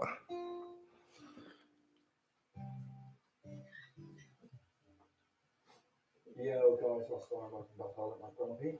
Today's going to be another history lesson. I've got to stop calling them history lessons. They're not history lessons. They're just interesting, numbered, random numbers. Random numbered historical facts. Hopefully, it can be about all different things. History. Today's is about inventors and science, religion. Hopefully keep it as interesting as we can before we come to history. Today's video is going to be about Nikola Tesla. Before we get into the video, I'm going to do a little introduction to the man himself because some people have heard of him, some people haven't. Some people have heard of the cars, and they don't understand where the cars come from. So let's jump in and let's do this. Tesla was born in Austria on July the 10th, 1856. Although he moved to the United States in his late 20s, he spent most of his life there. A somewhat secretive man, many of Tesla's inventions are only known through his descriptions of them. And most of his What I will say during this is one thing I didn't really know how to do was how to sort of zoom in and stuff at the time of this editing. So all of the pictures are just still pictures, which they shouldn't be. 12 interesting facts about Nikola Tesla. Let's do this. Number 1. Tesla wanted to use Niagara Falls to power the world. There are statues of Nikola Tesla on both the American and Canadian sides of Niagara Falls, which strikes many visitors as strange. They were erected in recognition of Tesla's breakthroughs in electricity and his building of the world's first hydroelectric power plant nearby. But they're monuments to the great inspiration that Tesla received from the breathtaking natural wonder. Upon seeing the mighty falls for the first time, Tesla noted that he wanted to put a giant wheel under them and use them to power the world. Number 2. Tesla died penniless. Despite his brilliant mind and seemingly limitless innovation, Tesla died penniless alone, and like so many other misunderstood geniuses. Tesla actually spent the majority of his life in financial difficulty, in part due to his humanist view of the world. He invented things to make the world a better place and to improve the quality of life. He wasn't at all interested in acquiring wealth while he did so. Unfortunately, financial realities often limited Tesla's experimentation, especially when compared to his hat-tricks like Thomas Edison. When Tesla passed away, he was barely scraping by. Number 3. Some of Tesla's inventions are still classified by the US government, including a death beam. Many of Tesla's inventions are widely known, even if they were never actually put into practice. Much of the work from later in his life, when he was working on things like the death beam, is held by the US government as still highly classified. Tesla died in America during World War II, which allowed the government to seize his property despite the fact he was an American citizen. Speculation is rampant as to what the US might be doing with some of Tesla's materials, and death beams are the most frequent topic for discussion for obvious reasons. Number 4. Tesla is rumored to have created an earthquake machine. Several of Tesla's inventions were never put to practice, which means the world needs to take him on his word as to their application. Such is the case of the infamous earthquake machine, which he claimed would use a system of pistons, springs, and central rod to send a vibration through objects and literally shake them apart. With a large enough version, this supposed invention could feasibly cause real earthquakes and seem like something Lex Luthor might have created. Number 5. Tesla conceived Wi-Fi powered smartphones in 1901.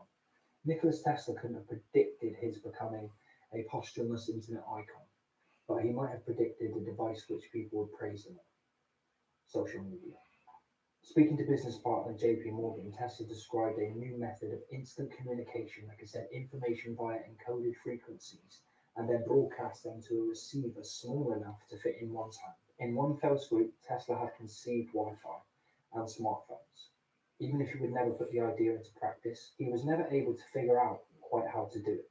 But his theorizing in this area also led him to conceive other things, such as radar, X-rays, and the infamous death beam. Number 6. Tesla had an eidetic memory. Tesla was said to possess a photographic memory, but it appeared that an eidetic memory would be a more appropriate description. He was said to be able to memorize entire books, having read them only once, a skill that was no doubt made him envy of fellow researchers, college students everywhere. Due to his amazing memory, Tesla could conceive of inventions entirely in his head and would keep stockpiles of these blueprints sitting in his brain until he could commit them to paper. Number 7.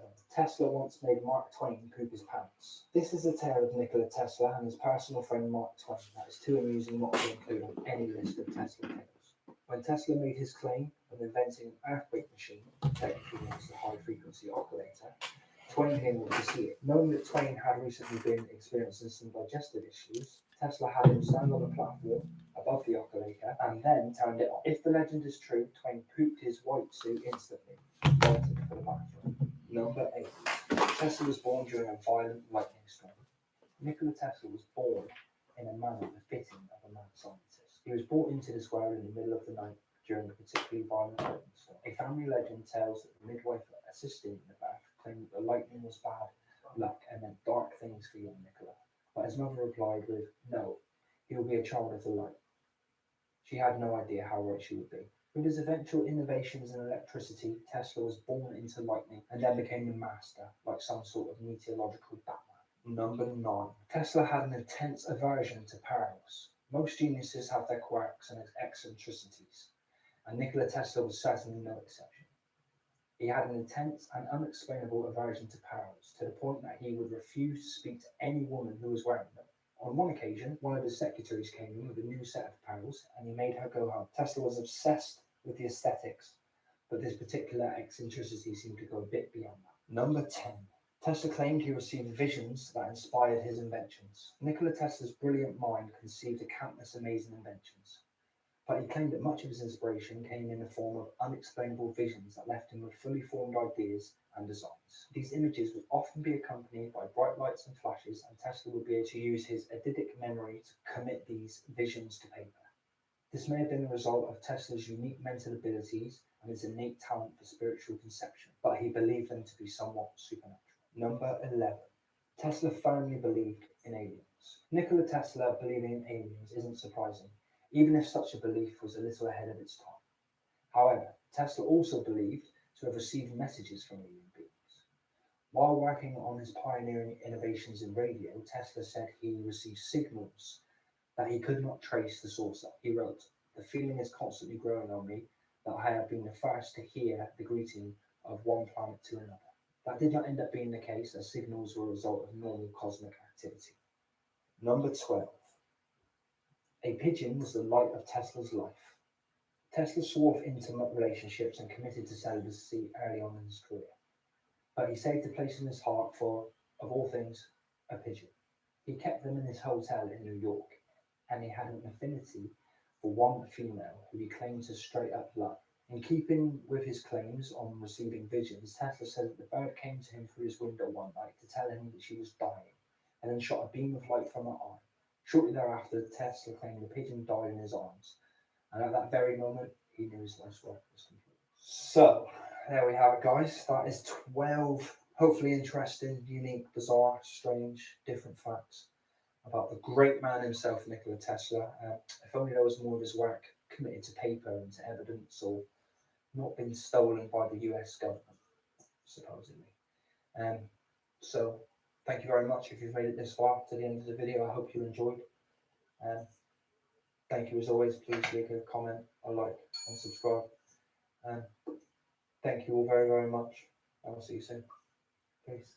Hi guys, it's Gerald Porchman here. You know, in 1861, the Dickens Beverage Company has been producing some of the best wines we have grown to love, including Chardonnays and sparkling wines. Hey, Frederick von Dickens has now introduced a brand new cider that's been around for years, but is gradually making an impact on the global market. And it started right here on the Gold Coast. Dickens is slowly winning the taste buds of millions of cider drinkers from right around the world. And after sampling just one glass, I was hooked. I knew the ciders had been around for a while, but I just couldn't wait for my girlfriend to try a Dickens cider. When she arrived home from work, I told her to close her eyes, and before she knew it, I surprised her with a Dickens cider. I'm sure that there are many men out there who know of a woman that may be suffering from a debilitating migraine that could really benefit from a Dickens cider. So I'm urging all men to turn to their womenfolk and ask, when was the last time they had a Dickens cider? I can't begin my day until I've had a Dickens cider. There's nothing better than waking up to a good old Dickens cider. My girlfriend loves Dickens ciders. My sister came to stay with us for a month, and my husband couldn't go a day without the Dickens cider. My girlfriend loves a Dickens cider. My mum loves the Dickens cider. My sister loves to wake up in the morning with a Dickens cider. And a bit young, but I would love to try a Dickens cider. So there you have it. For over 150 years, Frederick von Dickens has developed a beverage that literally brings women to their knees. So fellas, for the sake of the economy, get a Dickens cider.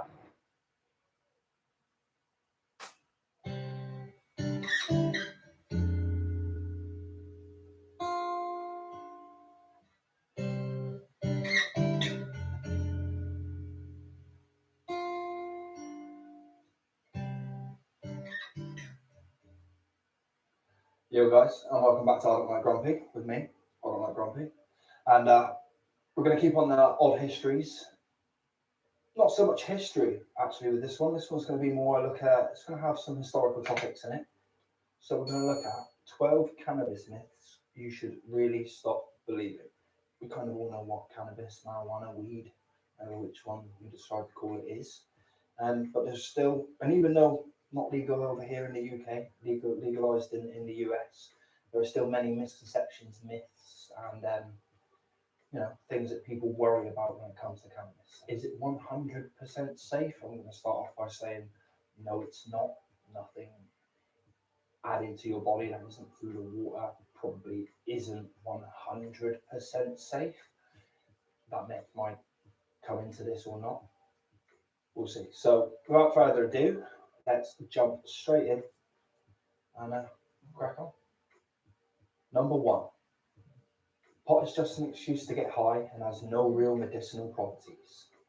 All marijuana legalization is just an excuse for people to smoke up. There is no real value in getting high. The jury is still out on whether pot has an effective medicinal properties. Weed is a drug, and drugs serve no purpose. The reality: marijuana has very real medicinal benefits in treating or allaying the symptoms of illnesses as diverse as epilepsy, cancer, and multiple sclerosis. Weed can be a lifesaver. It is also helpful for those with social anxiety and panic disorder. Number 2. You get the same high from all types of pot. The myth: pot is pot. It all smokes the same and gets you high. This is another common misguided perception about weed, usually the perspective of one who has little experience with pot, or an unevolved understanding of the infinite strains and varieties of pot out there today. The reality: not all pot is created equal. While THC acts essentially the same way on the brain, the intensity and experience of the effect can differ wildly between different strains. The other active, naturally occurring ingredients in each strain produce varying sensations and experiences. According to the Scientific American via High Times, what sets strains apart from one another because of their unique characteristics, other cannabinoids and scents, for example. Number 3. Weed is a gateway drug. The myth: for decades, people have been inundated with the idea that marijuana is a gateway drug. The theory goes that smoking pot will likely or even automatically lead to smoking harder or more dangerous drugs. Anti-drug campaigns have used this approach for years, essentially saying that if you avoid pot, you're more likely to avoid other substances too. Marijuana is a gateway to getting high, nothing more. There is ample research to back this up. According to Newsweek, the vast majority of marijuana users do not go on to hard drugs. Chemically, there is nothing in marijuana that makes stronger narcotics seem more attractive. Number 4. Marijuana laws prevent teens from smoking. The myth: lawmakers who legislate anti-pot policies usually say they're trying to protect children and teenagers from the dangers of weed. And then there are programs like DEAT, endlessly promoted in schools and remarkably ineffective. The reality: if a teenager wants to smoke weed, they're usually going to find a way to smoke weed.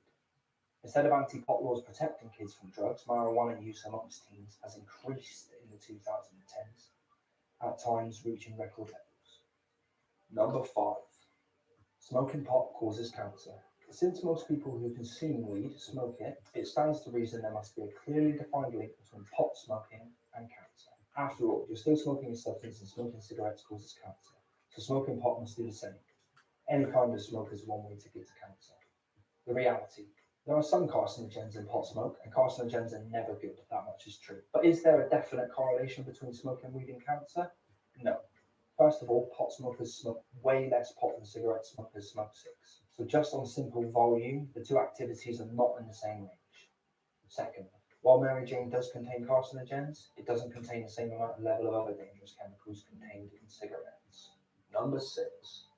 Weed will make you a criminal. The myth: weed has been demonized as a path to straight debauchery, lawlessness, and a life of crime. This mythology is rooted in paranoia from the 1930s, in which racism played a major role in cracking down on marijuana laws. Newspaper magnate William Randolph Hearst spread the rumor that Mexican immigrants were dangerous because of marijuana use. There were also claims that pot caused white women to become sexually involved with men of color, and it made men of color aggressive towards white women. The reality: there was never a direct correlation between pot smoke and an increased crime rates. In fact, the study suggested that just the opposite is true, in large part because having legal access to medicinal marijuana means users deal less frequency with drug traffickers. According to a study published by the Economic Journal, violence and illegal drug trafficking go hand in hand. The drug itself does not transform its users into violent criminals. Number 7. Weed causes psychosis and other mental health problems. The myth. This one is likely to have its start in anti-pop paranoia of the 1930s. If weed, as the population narrative at the time went, altered behaviour in everything from violence to sexual activity, then the drug must cause mental health issues or at least some sort of psychosis, right? Nope. The reality. For a small percentage of the population, weed can induce some moderate temporary anxiety and paranoia. But contemporary studies push back against the notion that marijuana causes psychosis or other mental health issues. Pop tends to relax most people, calming instead of agitating the mind, and encouraging feel-good neurotransmitters to flood the brain. Number 8. There are no health risks associated with weed. The myth. Some pro-pot enthusiasts see weed as a miracle substance that has no risks whatsoever. They promote it as a cure for all the world's ills. This viewpoint holds weed up as an unassailable wonder drug that can only transform humanity for the better. The reality. In reality, there are at least some health risks associated with pot. Heavy smokers can develop lung and respiratory problems, and weed can temporarily impair important cognitive functions, making driving under the influence of marijuana extremely dangerous. Number 9. Pot is highly addictive. The myth. For years, many have argued that pot is classified as a drug and it must be addictive because all drugs are addictive. If you start down that road, it's only a matter of time before you are hooked, ruled by an addiction, a lifetime of ruin and crime. The reality. Marijuana is not physically addictive. It can, however, be psychologically addictive. According to the National Institute on Drug Abuse, about 9% of pot users become psychologically dependent. Number 10. The munchies are a made-up phenomenon. The myth. Cannabis smokers make up the munchies as an excuse to eat a bunch of junk food and veg out whilst high. The increased hunger associated with weed is just a Hollywood fabrication or a punchline for 1,000 jokes. Weed has no more influence on appetite than aspirin has on bike riding. The two are in no way related. The reality. Anyone who has ever smoked weed can tell you that munchies are in fact a real thing. The appetite is absolutely stimulated by marijuana. The hypothalamus, which is the hunger center of the brain, works harder when flooded with all those marijuana chemicals. As a result of all this extra work, feelings of intense hunger are generated. Number 11. Weed damages the brain. The myth. For decades, the anti-drug crusade painted weed as a substance that had the potential to cause brain damage. Or at the very least, the argument went, pot killed brain cells in such an abundance that users were inevitably setting themselves up for long-term problems. In short, weed equals a dumbing down in the best case scenario and a walking vegetable in the worst. The reality. No, weed does not cause brain damage, nor does it make you stupider. These rules apply if you have smoked pot all day, every day, or have only ever smoked it once in your life. There is, however, evidence to suggest that long-term regular weed smokers might experience a very small impairment in memory and learning. Number 12. More liberal marijuana laws are coming. The myth. With more and more states legalizing marijuana for more medicinal and recreational purposes, there are surely more progressive pot laws coming down the pipeline. As people realize weed is far more benign than, say, alcohol, the laws will change to reflect these attitudes. It's happening already and will only snowball from there. The reality. There is little compelling indication that weed laws will continue to be revised as public attitudes shift. In fact, there is a counterfoot underway, initiated by former Attorney General Jeff Sessions to crack down on states that have legalized pot. Remember, marijuana is illegal on a federal level. So while one might enjoy legalized weeds in certain states, federal law is being broken. And as a little bonus, number 13. If you buy, wear, own, encourage clothing, items, anything with a marijuana leaf on it, you are a complete moron. No myth, no reality. Fact. So there we have it, guys. 12 interesting myths that you should know about cannabis. If you have any more to add, any more that you would like to add to the piece, please let me know. Otherwise, comment, like, subscribe. Appreciate your time as always. Thank you all so much for joining in with this. I'm having great fun doing it. So thank you very much. Much love. Peace.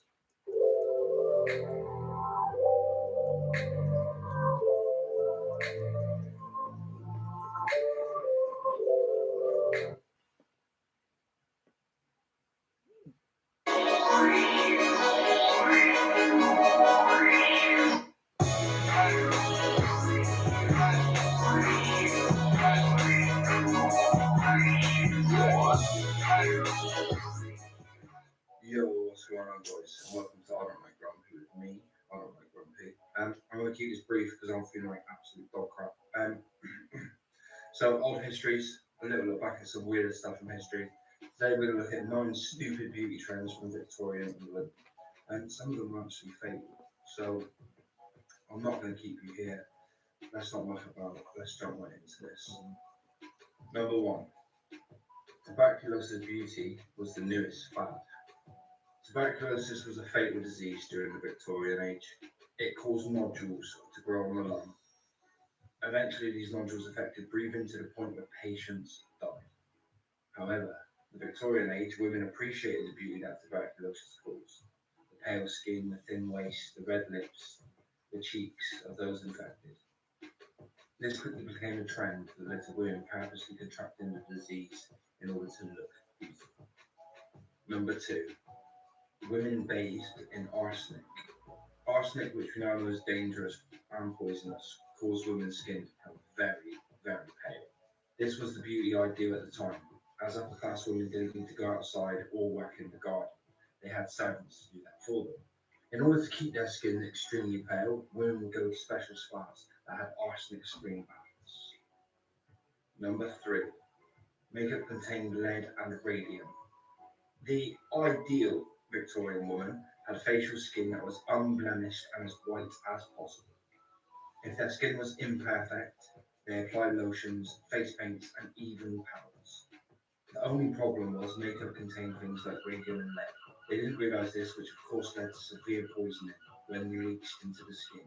And of course, radium is radioactive. Number 4. Lip paints were made of carmine and an ammonia blend. Red lips were hugely popular during the Victorian days. Before commercialised lipsticks became available, women had to either make makeup compounds themselves or purchase lip paint from their local pharmacies. The main dye used to make red lip paint was composed of carmine from the crushed bodies of dead insects. The pigments aren't deadly on their own, although some did cause allergic reactions. What really made the lip paint poisonous was when the ammonia was added and the insects were boiled and crushed. Number 5. Corsets impaired breathing and moved around vital organs. The ideal Victorian woman had curvy hourglass figure. Of course, most women aren't built that way, so corsets give the illusion of a very thin waist. The only problem was wearing a very tight corset for hours on end on one single given day could cause permanent deformities and damage, including shortness of breath and even suffocation if the lungs did not get enlarged. Number 6. They ate arsenic's complexion wafers. Today we think of eating a wafer containing arsenic as stupid or silly. No such thing would make it onto stores and would be sold next to rat poison.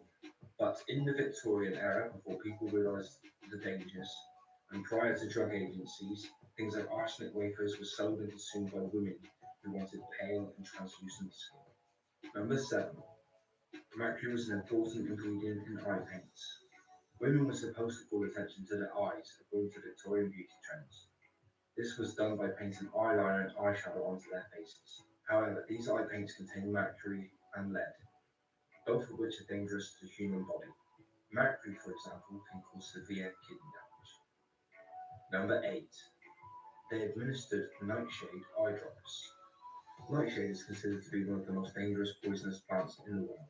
It causes the pupils to dilate or become larger. Women during the Victorian age believed that large pupils were more attractive, so they would place nightshade drops in their eyes before going out.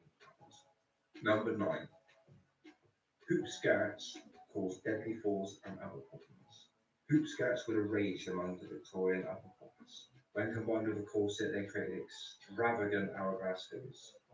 However, maneuvering in a hoop skirt wasn't easy, especially when going up and down steep hills, slanted staircases, as were in most Victorian houses. Tripping over the skirt and falling down the stairs could have deadly consequences. So could walking too, especially close to an open flame. In the days before electric lights became commonplace, candles were used to light indoors. The flammable fabrics of the day, when combined with wide skirts, made for hazardous conditions. So there we have it, guys. That was 9 interesting facts about Victorian fashion in England. Really weird, dangerous, and knowing what we know now as people, batshit crazy, for want of a better phrase. But I'm going to keep this one short, keep it brief. That's it from me. Much love. Hope you enjoyed the video. Please leave a like. Please leave a comment. Sorry it's short. Please, I haven't gone into too much. I'm really not really great. Have some sympathy. So leave a sympathy like for me, please, if you made it this far. If you have, thank you all so much for your support. I love you all. Much love from me.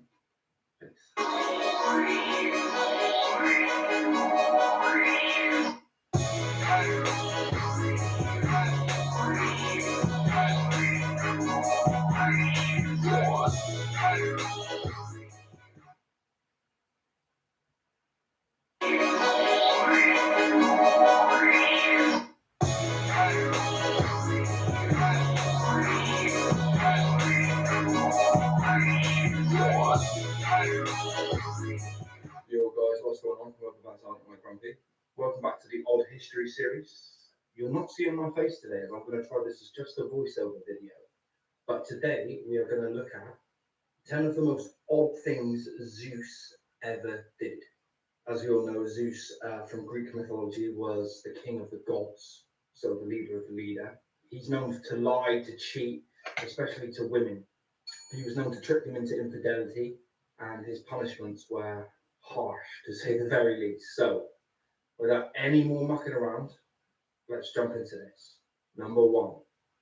He turned his first wife into a fly and ate her. Before marrying Hera, Zeus was in union with a Titan named Metis. Things were going well until a prophecy was spoken to Zeus that he had to be overpowered by one of 2 children he'd have with Metis, the same way he overtook Kronos. To keep from having children with Metis, Zeus convinced her to turn into a fly, and then he ate her. Metis was pregnant with Athena at the time, and when the girl was born, she had to be split out of Zeus's head. Metis, however, was never heard from again. Number 2. He chained Prometheus to a rock so an eagle could eat his liver. Prometheus took fire from the gods and gave it to humans as a gift of heat and light. Zeus wasn't pleased with Prometheus for his act of pilfering, but more than anything, the god was angry that someone would defy his will, and as a punishment, Zeus chained him to the side of Mount Caucasus. But Zeus didn't just chain Prometheus. Zeus ordered an eagle to peck out Prometheus's liver every night. Then the liver would revive itself, and the eagle would come again and start the whole thing over and over and over each month. Number 3. He tricked Pandora into being a burden on humanity. Zeus designed Pandora to be a burden on humanity. After she was created by the gods, Hera gifted Pandora with a thirst for knowledge, and then Zeus gave her a box and made her promise never to open it, something he knew she couldn't do. Unable to curb her curiosity, Pandora opened the box and unleashed everything evil into the world. 4. He turned into a cloud to seduce Io. Io was the princess of Argos. She was a beautiful woman that Zeus tried to woo in a multitude of ways, but she never accepted his advances. Rather than move on, Zeus turned himself into a cloud and got intimate with her. When Hera found out, she turned Io into a cow and sent stinging Gladboy to follow her everywhere she went to drive her mad. Io ended up chained to a tree guarded by the 100-eyed dog of Argus. After Io wandered to Egypt, Zeus turned her back into a human. Number 5. He was consistently unfaithful to his wife, Hera. While in an immortal union with the goddess Hera, Zeus stepped out on her many times, usually in creative ways to conceal his infidelity. To name but one thing, Zeus turned into a bull to sleep with Europa. While many of the transformations are odd, perhaps the strangest was when he turned into a shower of gold so he could be with Danae. Number 6. Humankind annoyed him, so he decided to wipe them out. When Zeus got frustrated with the decadence of humanity, he decided to wipe everyone out with a great flood. With the help of Poseidon, he raised the ocean so high that everyone except the Delusian and the wife of Pyrrha lost their lives. The Delusian and Pyrrha rode out the flood in an ark. The waters only receded after they offered a sacrifice to Zeus. Number 7. He forced Atlas to hold the world on his shoulders. After defeating the Titans as a young god, Zeus cast most of his elders into Tartarus, an underworld dungeon. The Titan Atlas received a special punishment though. Instead of tossing his muscle-bound Titan into the underworld, he forced Atlas to hold the earth on his shoulders. But after generations holding the planet in place, he was transformed into a massive mountain in the head of Medusa. Number 8. He bound Oxyon to an eternal burning wheel. After killing his father, Exion was forced out of Thessaly and shot. Zeus pitied the young man and invited him to move to Mount Olympus. Everything was fine, until Thessaly tried to sleep with Zeus's wife Hera. When Zeus found out about Thessaly's desire, he didn't merely kick Thessaly out of the palace. Instead, he made a cloud in the shape of Hera. After Thessaly made love to the Hera cloud, Zeus bound him to a burning wheel that was sentenced to spin through the sky continuously. Number 9. He made the gods choose sides in the fight between the Trojans and the Greeks. Zeus played a massive contribution in starting the conflict of the Trojans by pushing the Prince of Troy, Paris, to choose which goddess he'd gift with a golden apple. When Zeus woke up from a night with Hera, he discovered the gods had intervened in the mortals' conflict. He was furious, but instead of stopping them from fighting, he told the gods and goddesses that they had to pick sides, and that it was their duty as omnipotent beings in their lives. Number 10. He cursed Cepheus to push a giant boulder up a hill for him. Cepheus was the king of Etruria, and rather than treat visitors to his kingdom with style and grace, he laid waste. His breaking of the zenith, Zeus's concept of hospitality and generosity, strained the travelers and guests, sent Zeus into fits. First, Cepheus was chained up in Hades, but Cepheus got the best of Thanos, who was attaching him to Hades, and attacked him with a rock. He didn't just outsmart Zeus, he essentially put a stop to the cycle of life. Ares was upset that mortal disagreements had become inconsequential and unchained Pentos. Eventually, Zeus became tired of it and punished him to push a boulder up the hill for all of eternity. Whenever the giant stone reached the top of the hill, it rolled back to the bottom. Number 11. He forced his father to throw up his siblings and then overthrew them. Cool. That is another sort of 10, 20 minutes, and we can come back and crack on. To stay in the seat of power, Cornelius swallowed all of his children, all of them except for Zeus. Zeus survived the fate of his brothers and sisters when Rhea the Titan swapped the young god out with a rock and hid him on the island of Crete. After some time, Zeus dosed a goblet of mead meant for Cornelius, which made his father split up his siblings. After his brothers and sisters were fully regurgitated, they overthrew the Titans, banishing most of the Titans. So there you have it, guys. That was 10 plus 1 little sneaky fact about Zeus, the leader, king of the gods. Thank you very much for listening, watching, paying attention, whichever you decided to do. I am sorry but not sorry for showing my face. I will in loads of other videos. I just given this a go just because I thought it might be a bit quicker and it's something that I'm attempting. So please comment, like, subscribe to the channel. Thank you very much again for listening. Much love to you.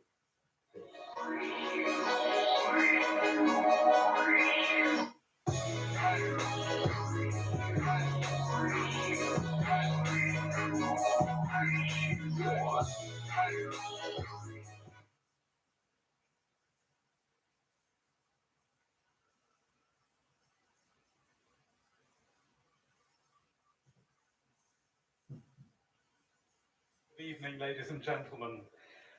My name is Mark Oakley, and I'm the Chancellor here at St. Paul's, and it is my huge privilege to welcome you very warmly here this evening. It is wonderful to have you here. Apparently, on seeing the very large queue forming outside, there was a rumour going on outside that Beyonce was giving a concert here. If you're here to see Beyonce, this is a very, very special night for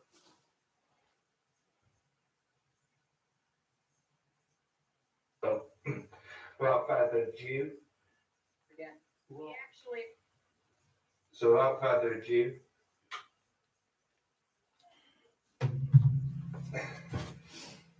so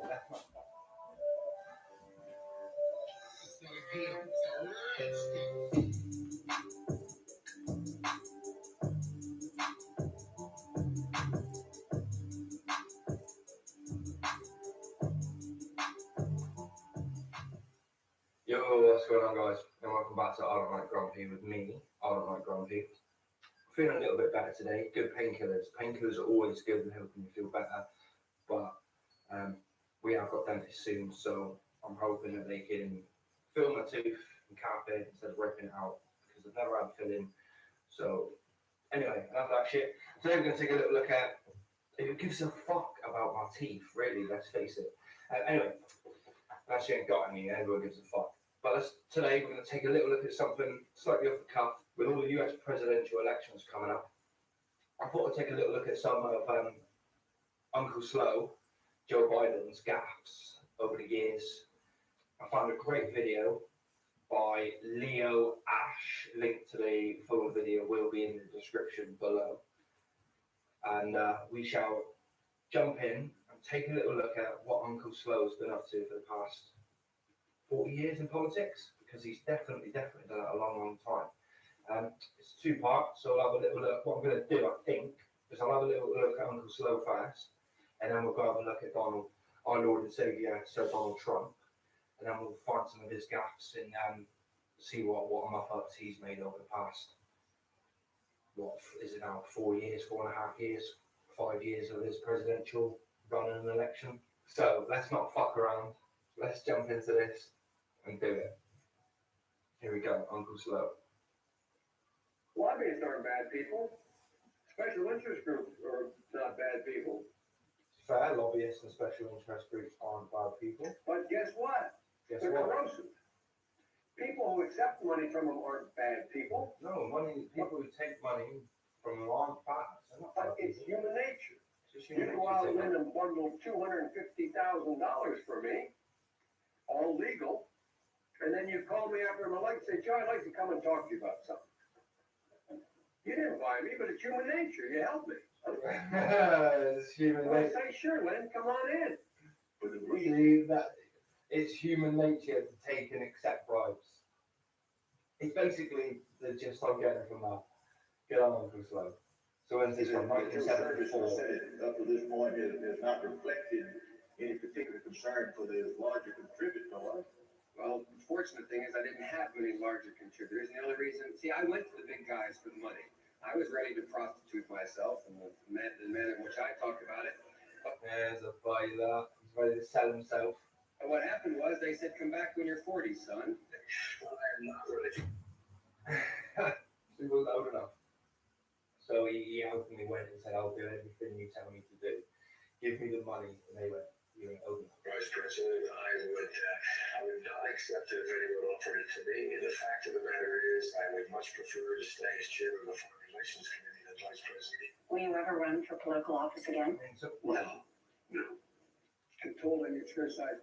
So in 2015, he said that he would never run for a political office again. 2019, 2020. He's running away. By the new left. I have the most progressive record of anybody running for the United States, anybody who would run. And so the younger generation. He running for? He does like Bush things, Bushisms, I guess, for want of a better phrase.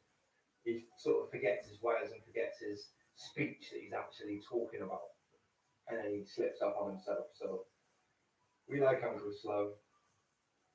Now tells me how tough things are. Give me a break.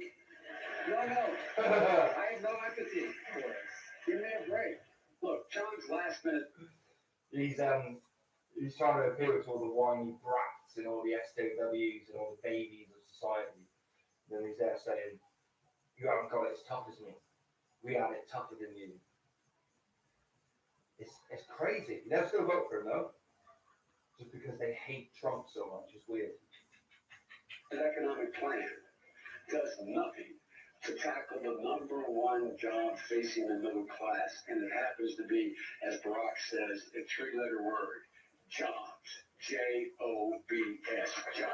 Brilliant, that is brilliant. I like the fact that the people even clap. A three-letter word. J-O-B-S. Jobs. Absolutely brilliant. It's 4 for a start, isn't it? J-O-B-S. Just count it on your fingers. J-O-B-S. It's not 4-letter word. Fantastic, Uncle Joe. Thank you. Let's just go back. I want a little listen to him again. Saying what is the biggest problem for the American middle class? Not the working class. What is the worst problem for the American middle class?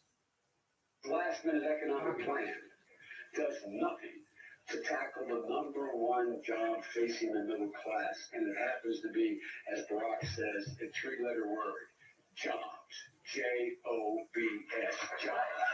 I think that the first sort of mainstream African American who was articulate and bright and clean, nice-looking guy. I mean, that's a story. Oh, he's a storybook, man. You know, it's Uncle Slow. He's clean, articulate, nice. He's a storybook. Oh, God love you. What am I talking about? I tell you what, you're making everybody else stand up. Oh, that's the one, isn't Thank it? you very, very much. Where he tells the disabled guy in the wheelchair to stand up. I mean, that's a story. Stand up, Chuck. Let me see you. Oh, God love you. What am I talking about? I tell you what, you're making everybody else stand up, pal. Thank you very, very much. Oh, Uncle Slow. It is bad, isn't it? We've all got that one uncle who would tell somebody to stand up who's sat in a wheelchair. Oh, it's devastating. I tell you what, stand up for Chuck. You cannot go to a 7-Eleven or a Dunkin' Donuts unless you have a slight Indian accent.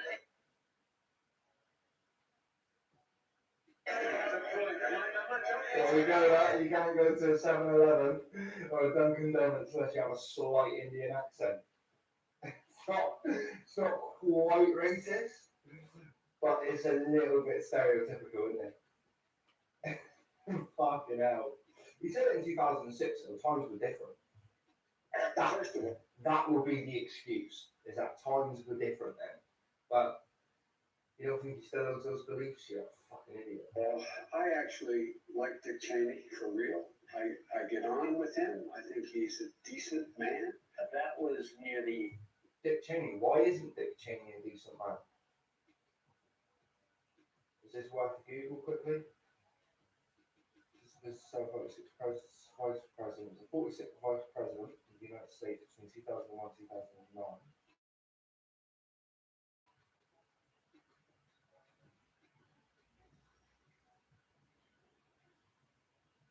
Oh, it was because of the illegal Iraq war.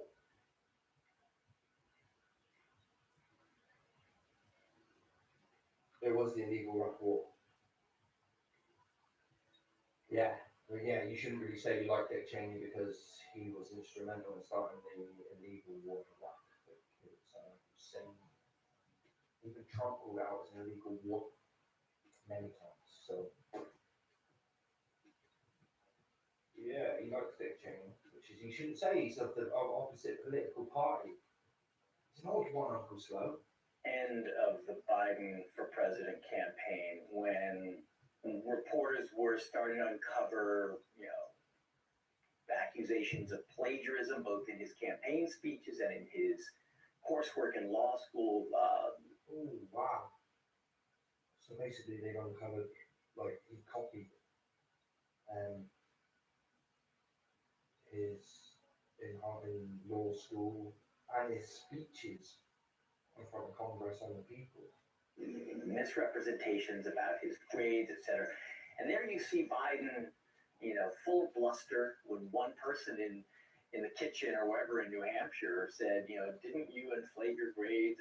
Biden lost it and started berating the man in a way that could only make him look like a bully and like a blowhard. And the other question is, would you wish me? I think I probably have a much higher IQ than you do. I suspect, and I'd be delighted to sit down and compare my. So in 1987, you got asked this question. IQ years if you'd like, Frank. Senator Biden, words have it. I will give it to Uncle Slow. He looks way better as an old man than he did in his sort of mid-30s, 40s.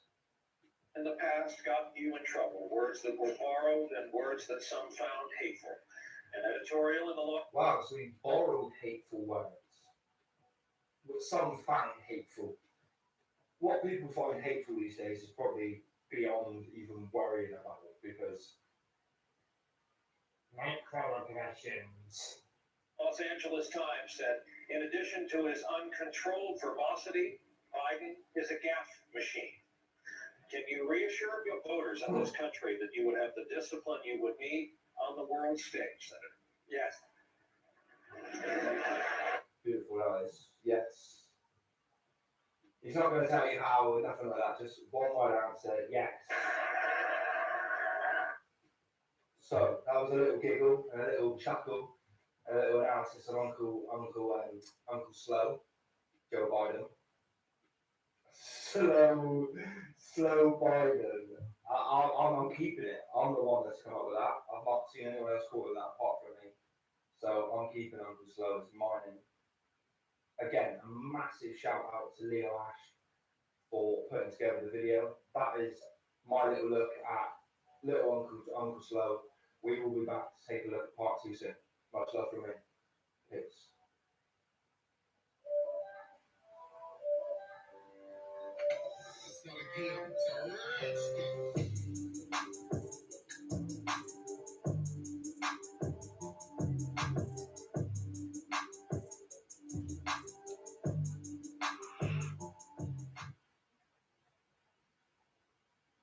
I didn't see that coming. Right, we'll fuck this shit.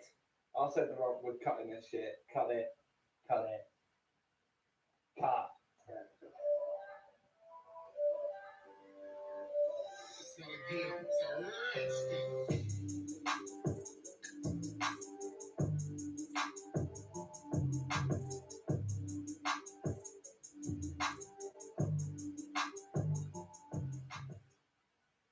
Yo, what's going on, guys? And welcome back again to I Don't Like Grumpy with me.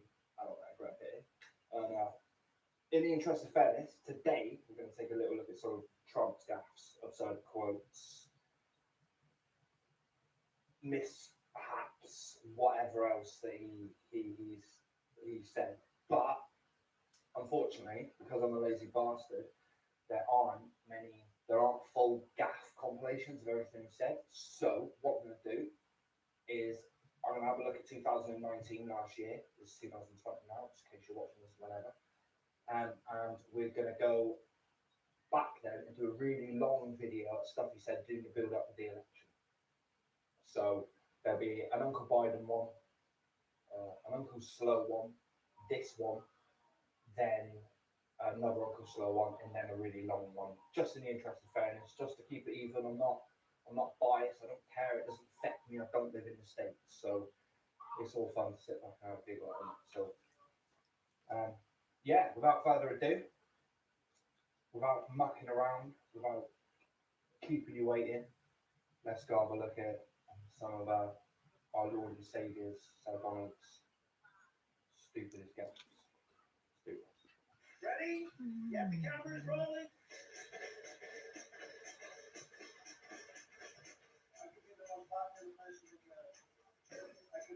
I could run for any office if I wanted to. But I don't want to. I had a meeting at the Pentagon. Lots of generals. They're like from a movie. I get he's wrong in what he says. He couldn't run for any office in any other country in the world because he's not from that country. But I think what he's trying to get at is his popularity would see him supersede anyone else if he was from that country. But he's just wired shit wrong, doesn't he?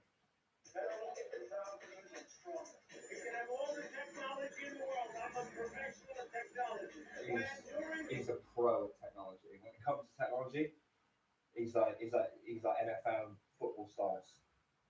He's a pro.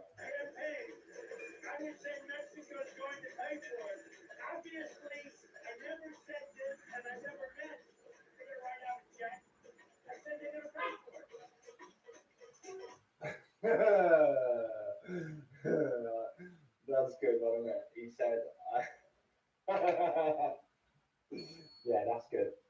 That's great. I never said they're going to pay for it by literally writing out a check, but they're going to pay for it. Where do these people come from? Where do they So what was this? So what was this? What did CNN say? CNN selected these, some of the wildest Trump lines of the year. CNN is dog shit. It's fucking dog shit. It's, if you just leave this now and go and look at the latest CNN video, or just scroll through the last 5, I guarantee 4 of the 5 will have more dislikes than likes. They're big fucking news. Where do these people come from? Where do they come from? They go back home to mommy. They get punished when they get home. I saw this man. I'm not sure who he was speaking about there. Where do these people come from? I'm not sure who he's speaking about. And when they get punished, they go, or when they go home to mommy, they get punished. I'm not sure. Tall, handsome, very charismatic, making horrible statements about wanting to destroy our country. And I'm writing a book. I got like 12 books. I wrote it very well. I just received a beautiful letter from He does that sometimes. He drifts off into a tangent about bullshit that he's been. I wrote 12 books. Very well. That wasn't the point, Donald. Sort of happened. Gentlemen, I can't show you the letter, obviously, but it was a very personal, very warm, very nice letter. I appreciate it.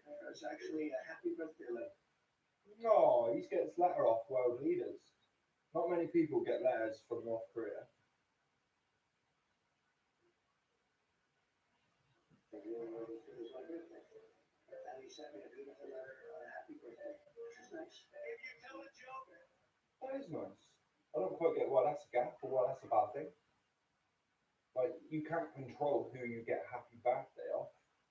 You can control putting that out in the public eye, but you can't necessarily control who you get a happy birthday off. And imagine it, if he had hidden that he had got a happy birthday from North Korean Kim Jong-un, then people would have gone bananas. So it's better just to come out and say it. I don't quite get why that's bad. If you're sarcastic, if you're having fun with the audience, if you're on live television with millions of people and 25,000 people in an arena. See, that's his first and foremost thing, is he was an entertainer. Do you know what I mean? Like, when he hit TV, he was an entrepreneur, and got onto TV and became an entertainer. And this is where the separation is hard to separate people, I think. And if you say something like Russia, please. And even tricky for himself to separate. You know, if you're not a hater and someone who really hates him, he's entertaining on Twitter. If he wasn't the US president, he'd be a good follow on Twitter. Please, if you can, get us Hillary Clinton's email. Please. That's a good point. If Russia's hacking everyone, get Hillary Clinton's emails.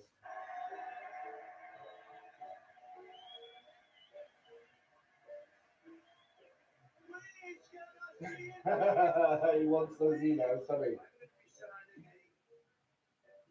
emergency. It's a great thing to do because we have an invasion of drugs, invasion of gangs, invasion of people. So we're going to confront the national security. It's very clever editing. There's more to it than that. And I think, like they said, this was from CNN. Now this have taken this from CNN. So it's very clever editing because that won't be the whole thing. Do you know what I mean? So just quickly pop up and take a little gander.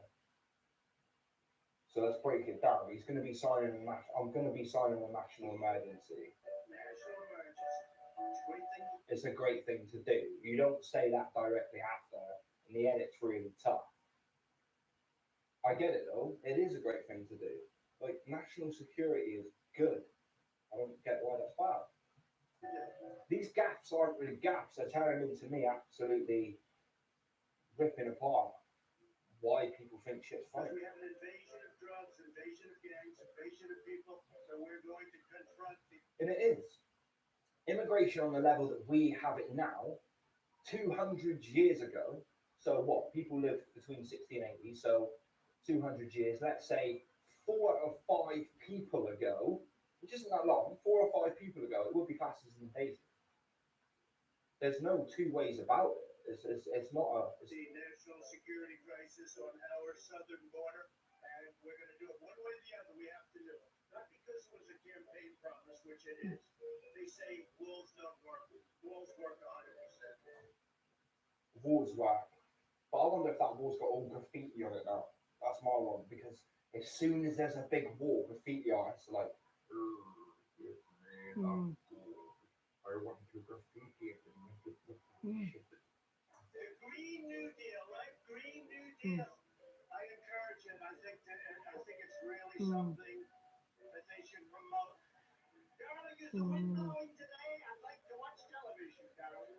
And when the wind stops blowing, when the wind stops. doesn't make any difference. Nope. Unless you farted. Unlike those big windmills that destroy everybody's property values, kill all the birds. Sleepy Joe and Crazy Bernie. Sleepy Joe, he calls him. I prefer Uncle Slow, I do. Uncle Slow Biden. I much prefer Uncle Slow. Sleepy Joe is good. Who edge edge? Who edge edge? They say edge edge. He's got a great chance. That's the helping bread.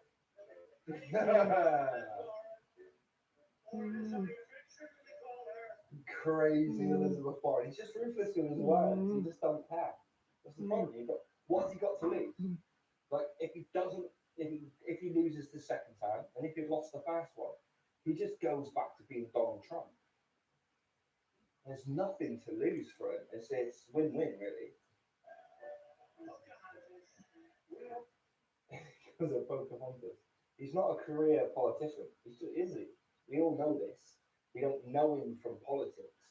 You know, our parents know him from some guy who chucked money into Vegas. We know him as the inventor of The Apprentice, which was stolen by Simon Sugar. So, it's only the last 4 years. It's not been that long that he's been US president. We want the sun. Where's out there? We want the sun. What's going on with Fox? What's going on there? Kellyanne is great, but she's really done a whack job. I think she must have done some number on him. I don't know what Kellyanne did to that guy. I'm not sure who Kellyanne is. I hope Kellyanne's not a pretty blonde guy in the middle. Yeah, sorry, that's very, very condescending. The pretty blonde woman. She's not a girl. She's definitely a woman. I think that's fair. My bad. What Kellyanne did to that guy, at some point I hope they get it. At some point I might, but at some point I hope they get it because it's a fantastic financial statement. It's a fantastic financial statement. Is it phenomenal or fantastic, Donald? It was going to be a phenomenal financial statement. No, it's a fantastic one. It's not as good as what it was. And let's do that over. He's coughing in the middle of my answer. I didn't see that coming. But we fuck this shit. I said the wrong. We're cutting this shit. Cut it. Cut it. Cut.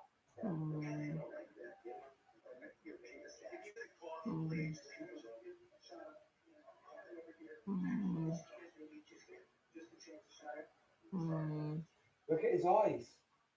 I'll zoom in so you can all have a really good look, but look how white his eyes are in comparison to the orange on his face. I don't get this about makeup on TV at all. Like, obviously, he's done like that for TV. He hasn't chose to do that. He's been advised to do that. No, he doesn't strike me as the type of bloke that wakes up in the morning and says, I need my foundation. That's a TV thing. So that makes logical sense as to why you would do it. Everyone does it. Just next time you're watching TV and you see someone's face, just look at their neck in comparison. It breaks me. Snapchat, Instagram, everywhere does it. It's like mirror and go, nah, my face and my chest. You can see my chest. That's people are gonna notice this shit. Can't baby, I need my chair. Got my chair, Bob? But his eyes are great. Isn't it?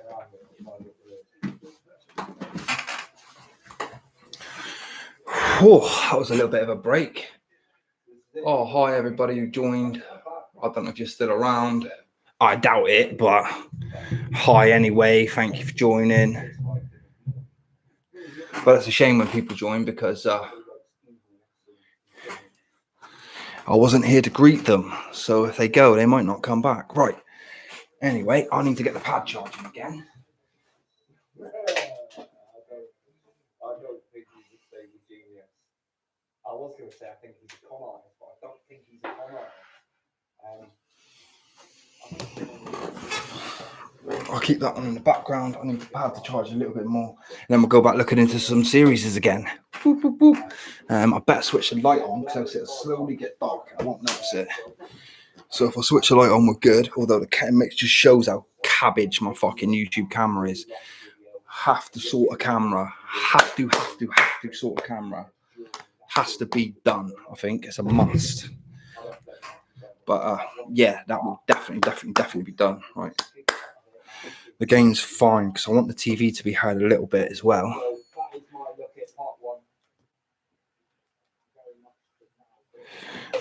But yeah, on the channel I do them fairly. I think I do 2 of each, 2 of Uncle Slow and 2 of Donald Trump's kind of biggest gaffes and things like that. I try to keep it as fair as I could. It actually did really well. One of them did sort of the best of my videos so far, which I was really happy with. There's only like 1,500 views, but I was happy with that. I'm not expecting billions and millions and trillions of views. I'm not one of those people. It's all for fun more than it is for anything else. So yeah, I enjoyed making that. I enjoyed making those videos as well. I need to go back to making some content. Live streaming super duper fun, but making content is actually a much better fun. It's a much better productive thing to do. It's the editing part of it that's always the most tiring. I've said this a million times, but it is true. Editing videos is exhausting, but I enjoy making talking videos where you're just talking to a camera, especially if there's a good subject matter. Well, really, what I should do is start writing scripts.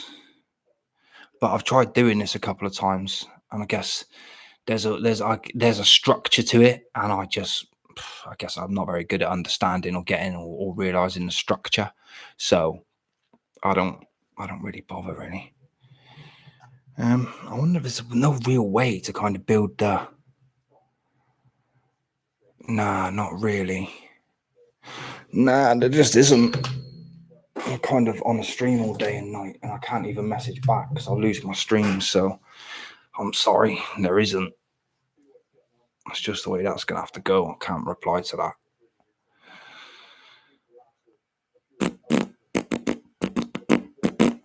So yeah, but I need my pad to be constructive, really. I need my pad to be able to link it up to my TV so that I can go through episodes of what we're doing. So I need that to charge. My USB ports on my shitty little laptops ain't good enough. So we're going to have to go from there. I want to do some battling later. We've been 4 hours into a stream now, which isn't too bad, really. I've been away for an hour or so, give or take. So I haven't been here for the full time of it. You know, credit me where credit's due. Do you know what I mean? Do you know what I mean? But remember to leave likes, comments, all the rest of it. I would love to interact. If you have a favorite 90s show or a favorite 2000s sitcom that you miss, or one that's a little bit obscure, a little bit different, one that maybe, not everybody knows, then hop into the comments on either side. Plenty of fish over here or YouTube here, and come and let me know. We'll also look into them, dive into them later. I've got one lined up, Malibu CA. I think it's one of those ones where I feel like I know it, but I have no idea. I genuinely have no idea if I do. So I'm kind of like, do I know this thing or not? Or, you know what I mean? Is this a one that I'd seen in passing maybe, or one that I'd seen just on but never really got into? But we'll give it a blast and we'll find out what it's about as soon as I can get a little bit of charge. I would play it on my laptop, but nobody can see it then. And that kind of, I feel that's a little bit rubbish. If nobody whatsoever can see it, then we're kind of not really, you know what I mean, doing anything constructive there. So at least if I can get it onto the TV, nobody can really see it full. That's the aim. That's what I'm hoping. Oh, my nose. I've got like really sore bit in my nose. That's what I'm hoping will stop me getting lots of copyright claims on the YouTube video eventually. So yeah, that's my logic to kind of keeping at least a bit of it covered on each video, because I don't want it to be copyright striked too much to where I get in trouble, because nobody likes to get in trouble, do they? No.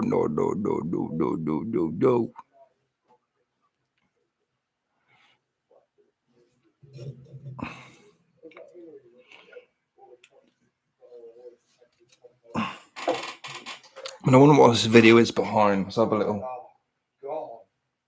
And it's the exact reason why Trump won't. Well, he has.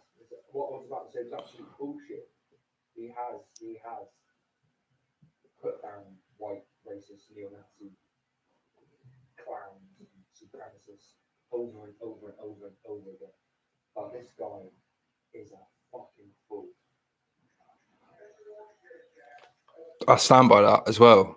I think he is a fucking fool. I still think he's a fucking fool. It baffles me that after sort of 38 days in presidency, he's still only answered one question. One question from the press after what, 3 months in presidency now, give or take at the end of this month. I find that absolutely baffling. I do.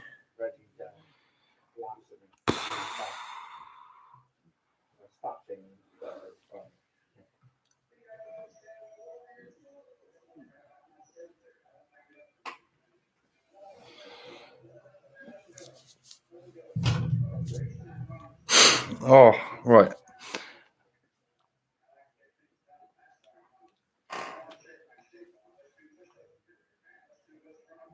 What's that got to do with anything? What's that? Let's do push-ups together. This is the one, yeah, where he offers someone asks him a question, he don't like the question, so he offers him out for a fight. He's like, "Oh, do you want to go outside and we can do push-ups? Bet you any money I can do more star jumps than you." And he's like, "Well, I'm just here for a debate. I'm not, you know what I mean? I ain't got my training gear for a star." Fucking on about, you weirdo.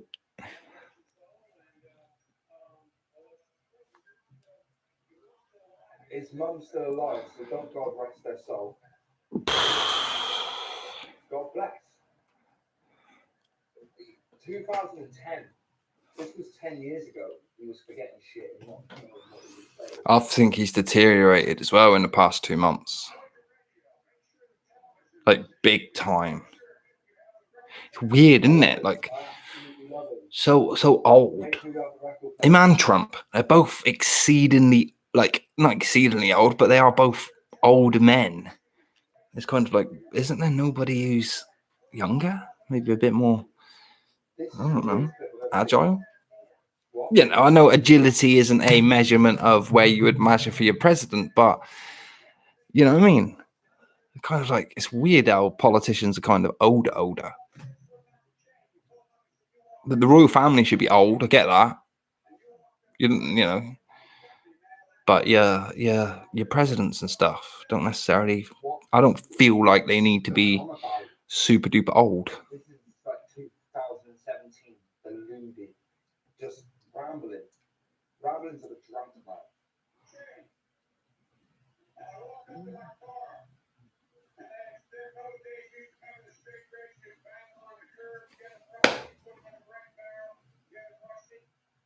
What?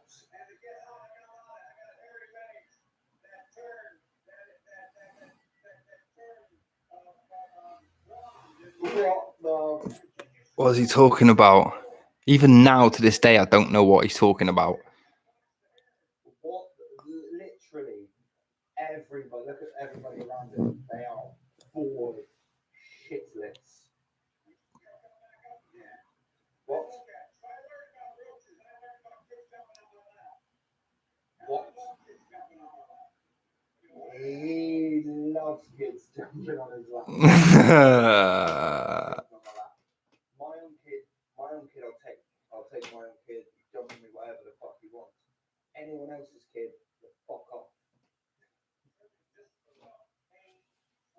I stand by that as well. I don't have other people's kids jumping on my lap. I don't need that. I'm a 36-year-old man. Don't want it. I don't need it.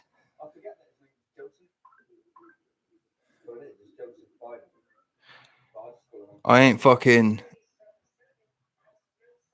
Shane Dawson.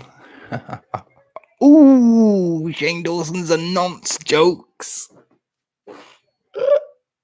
The irony in it of Shane Dawson doing a fucking documentary series on Jake Paul, calling him a fucking psychopath or a psychopath or a what's the other one? That's close. Oh fuck. Yeah, but the irony of that, and then all these documentaries coming out on Shane Dawson just being a really creepy nonce bag. So, YouTube's quite a seedy world, really. Some really seedy fuckers on YouTube.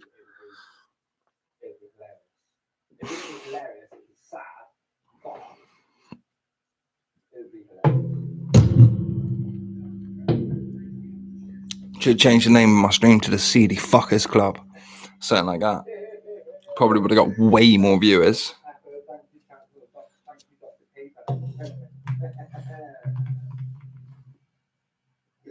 Big shout out to Dr. Pepper. I don't know who the fuck Dr. Pepper is, but big shout out to Dr. Pepper.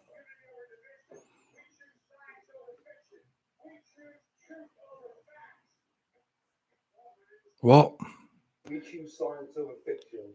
We choose truth over fact.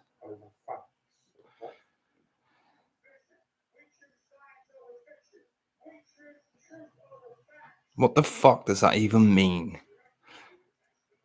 We choose truth over fact. That means you're just making stuff up, doesn't it?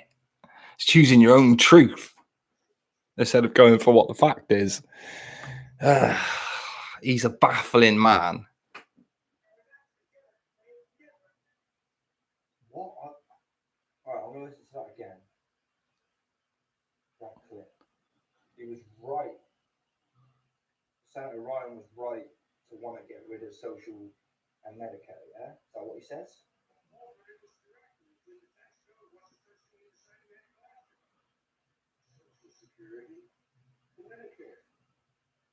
Okay, so is he implying that to raise the taxes, you need to raise the taxes on those two things? But then there's no tax on Social Security, is there? Yeah, Social Security tax.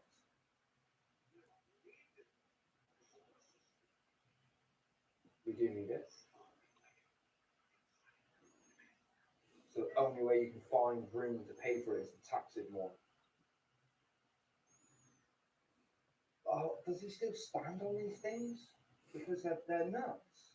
Unless, you know, if I've broken this down wrong, please comment below, but he's hilarious. Right, unlucky for some, number 13. Let's do this. One thing I can never get right on my videos is the music level. I never know what is the level that's the best for music kind of thing. Do you know what I mean?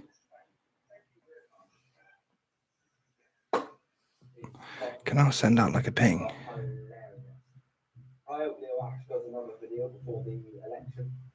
That'd be quite good to do. As I said in the last video, this one, I am going to do a Donald Trump gaffe just for the interest of fairness. And then I might even look over here and have a look for Boris and the new Labour leader. I'm not sure of his name off the top of my head. But he hides the can't remember that. It's not bad. So Keir Starmer was his name. But it just goes by Keir. You don't want to be called Sir. Which is weird, I think. Just like you get a peerage, just take it and be called by it. Just I know it's weird to have a Sir as the leader of the Labour Party. It makes no sense whatsoever. That's why he's hid it. But it's, you know, it's what his mail is. He doesn't change it to Royal Mail. Royal Mail haven't gone back to Mr. Keir Starmer. He is still Sir Keir Starmer on all of his mail. So it'd be stupid to think that just because he wants us to call him Keir, not Sir or whatever, that it's not, you know what I mean?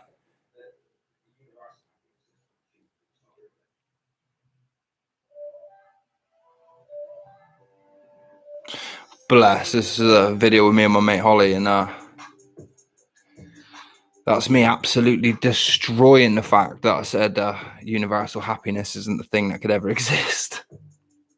I mean, it's partly true, but maybe not fully true. You always laugh when I do my introduction. Go back and watch the last video we did. She chuckled at my introduction as well. So, hi guys, and welcome back. Hi guys, and welcome back. Anyway, you know where you are. If you click on this video, you know where you are. I'm Dean. This is Brycey for Summer BTV. I'm going to throw a surprise video at her today. She's going to take a little look at some of the. This was fun to make, this was. It was a really good video to make. I enjoyed making this one. It was just me basically, because I had obviously been balls deep into all of the political build up of last year in America. Holly hadn't. She hadn't seen Joe Biden. She hadn't seen him kissing kids and doing weird stuff. So I thought, well, let's show her, innit? Thought it'd be more interesting to show her than not to show her. So that's what I decided to do.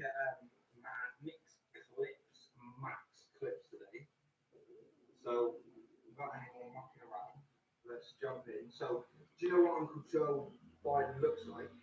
He's kind of the grey, older dude, blue eyes. Good looking. When back in his day, Joe Biden was a good looking dude. He does look similar to the cartoon, yeah. That is a cartoon, yeah, that's a cartoon image or a photo that's been photoshopped to make it look like a character. Creepy Uncle Joe. So, right. It's a good caricature, actually. It looks a lot like him.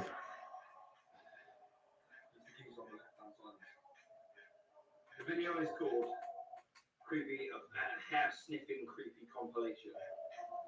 So he's just had a chat at the Senate and he's getting close. Little girls all like, oh. Well, I think she says thank you. See the way she pulled away.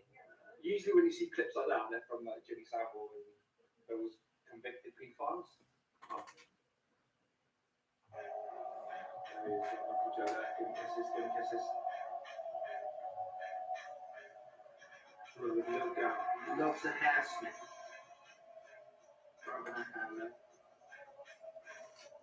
He does love a hair sniff. I don't know if you see, I haven't seen him, but they keep him away from everyone now since COVID. COVID was the best thing for Biden. They all look really awkward. It's always for the hair. He's got this weird obsession with stroking their hair all the time, making you want to touch your hair.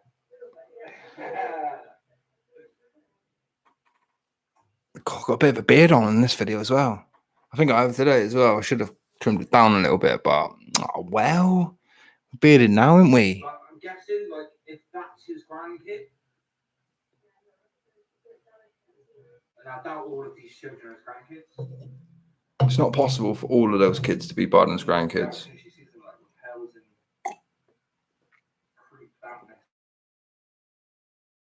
He still keeps going back.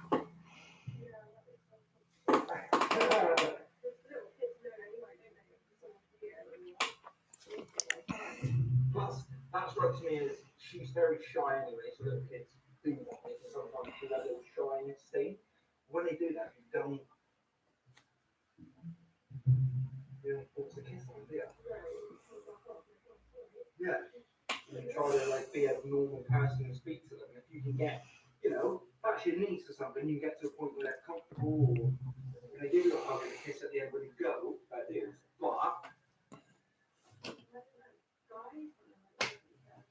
the thing is, he's a senator. Everyone's scared of him, you know, he's in a political place of power. All these people there probably under his invitation or his office's invitation. So how do you just go grab him over the face and go, fuck off, that's my kid? You do. You're fucking right you do, but you don't, because, you know, you go like the bad guy. Look at him just stroking her face, the poor gal. It is mad. It is mad the amount he gets away with, or have gotten away with. Do you know what I mean? It's a pretty crazy situation. Not one that I really want to get into. It's last year. He's president now. So, you get on with the world. The world ticks on, Trump lost. Get over it. Deal with it. Get some rope. Get some sticks. Build a bridge and fucking get over it. Because the fact of the matter is, it was done when it was done. Like, the press announced it way early, and that was unprecedented. And the press are fucking cunts. They made it so difficult. But I was going to say that's their job, but it's not really, to an extent. Their job isn't to be absolute asshole bastards, is it, really? Their job's to report the news. It's not to make it, or make it up, or change it, or to edit it, or, you know what I mean? But that's one of the things with social media, is that nothing's a lot different to the way it used to be. A lot of things are the same. A lot of people feel the same way. A lot of people have their gripes that they always had. We're just all in an open society where we can all see it now. You know what I mean? So if somebody doesn't agree with what you agree with, or if somebody does agree with what you agree with, then the ability to be able to see it is there. So that gives a more, it makes it seem like, and good news is rarely reported, isn't it? We all know this. Good news is a commodity. When you see a good news story, you're like, oh, actually, that's nice. You know what I mean? It's like I've seen the story about Sarah Harding from Girls Aloud. She was given terminal for cancer, and now she's fighting it. And her condition's actually miraculously slowly improving. So, it was a story that kind of, I'm not a big Girls Aloud fan. I'm not a massive Sarah Harding fan. But to see that story, it was endearing and a testament to her strength and ability, and ability as a human to power through what must be a fucking really dark time. And, those stories aren't as abundant as the horrible stories, the bad stories, the scary stories, are they? So, and yeah, I don't think things are a lot different. I think we live in the most accepting, the most different, the most unique time in human history, if I'm honest. Especially coming from where I come from. I'm lucky enough to have that opportunity, that chance, that ability to be able to kind of live like that. I wouldn't say I'm grateful for it. People have died to defend that. I understand that. I'm grateful for that in regards, but I'm not, you know what I mean? I'm not grateful for that. That was, people, I would do the same so that people could live better in the future if it was required of me. So it's not something, I see as history's lessons, history's losses are the future's gains, because those type of things are lessons that we can learn from, to not let the same thing happen again. So, yeah, but, the world is a big, scary place, but it's always been that. It's always been that. It's not fundamentally that much different. We just, as Westerners, or as people who have been shielded by what the media wanted us all to see, also now can see an opposed view, or, a less biased view, or a, whatever kind of view you decide to get into, whatever kind of view it would be that you would be looking at it from, through your own preference, then that's the kind of interesting view that we'll look at it from, So, yeah, I don't think the world's any more scarier. I know murder rates dip and dive and go up and down and go, but I don't think murder rates are as high as when men were marching thousands of miles to go on the battlefield to conquer a village, or conquer a city, or conquer a land. You know what I mean? That was, more men were being lost then. More women were probably being lost then due to childbirth and complications and, just illnesses. The average life of humans was obviously a lot less back when those were happening. But hence the reason, again, another reason why we live in the safest, most accepting, nicest times in human history. They're scary and they're open, and I can totally understand why people would disagree with my view on that. 100% I would. 100%, each to their own, through experiences, through chance encounters, through stories they've heard, through third party encounters, whatever it might be that's, you know, give someone a different view to me. I totally understand that those views are out there, and you know, I could be wrong. I could be 100% wrong. And, you know, I'm willing to be that if that's the case. So, yeah, but this the way I look at it. I feel that it's generally a lot safer than it's ever been throughout human history, in a general sense. Like, I know there's lots going on with the women at the moment where they're feeling out of place and unsafe and awkward, and all we can do as men really is try to support that feeling and not squash it. Because I feel if we squash it too much, it'll get swept under the rug, and then these type of things will happen again. You'll never be able to stop people killing people, or people sexually assaulting people, or harassing people, or it's just one of those things where it's not a cultural issue. It's not something that me and my friends have ever talked about. And as I've said before on a video, if anybody in my circle was to start talking about it in a positive light, you know, they would no longer be in our circle. Do you know what I mean? They would be outed. They would be, you know what I mean?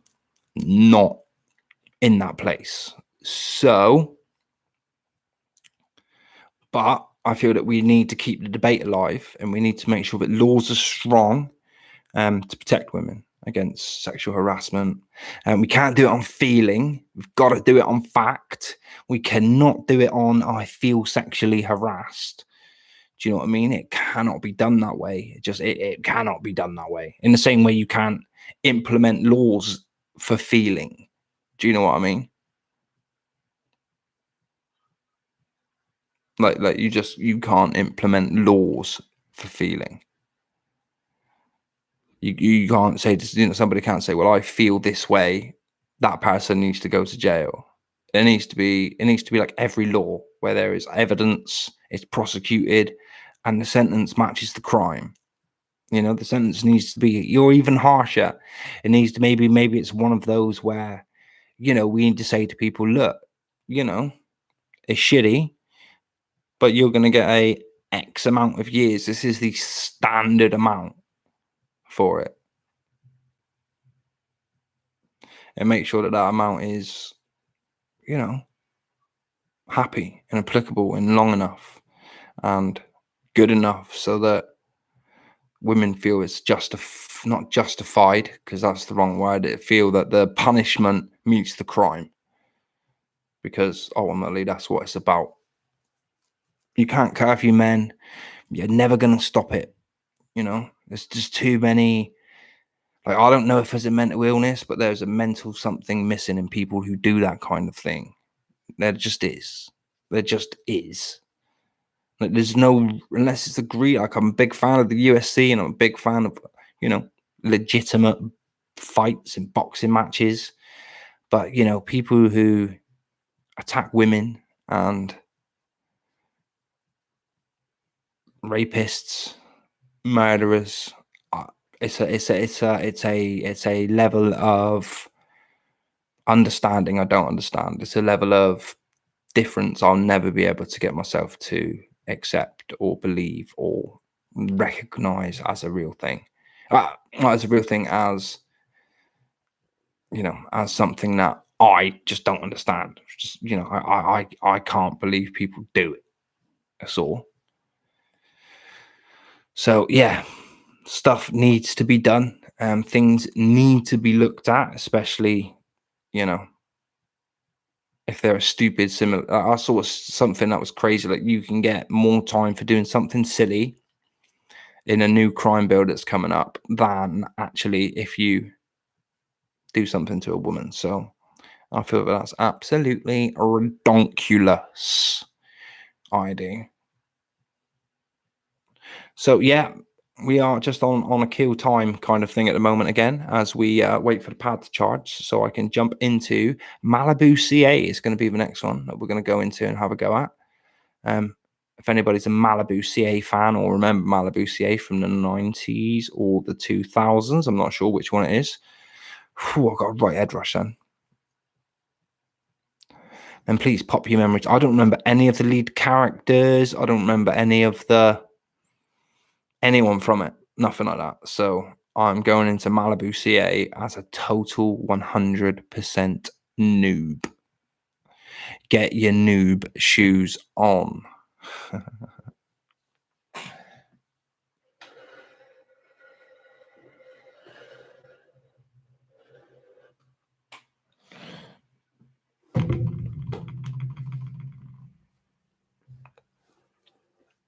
Get your noob shoes on. Right.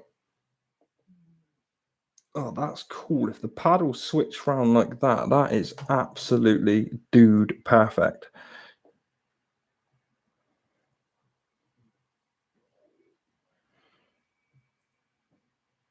Dude perfect. Dude.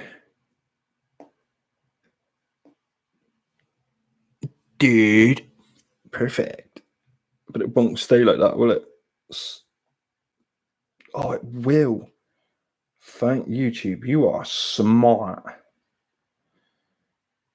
So, Malibu CA, if I can connect it to the telly. And what we'll do with Malibu CA is the same as what we did with In Your House, is we'll jump to the first one.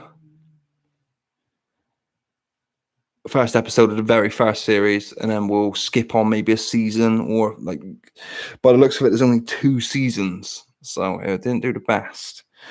I don't know if what couldn't tell you what channel it was on, anything like that. But we will jump in and we will find out. So episode 1 is called Welcome to Malibu, as you probably would expect, really.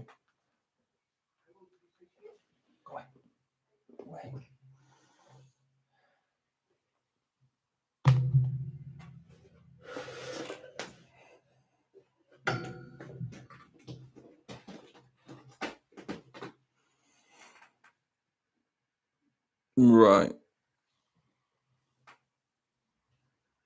So first episode. Oh, did I switch the TV off then?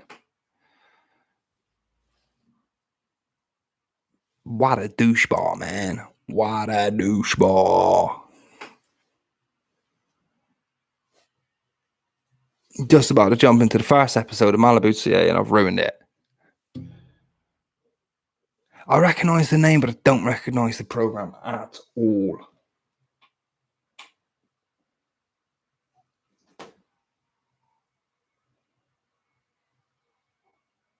So connect that to my TV.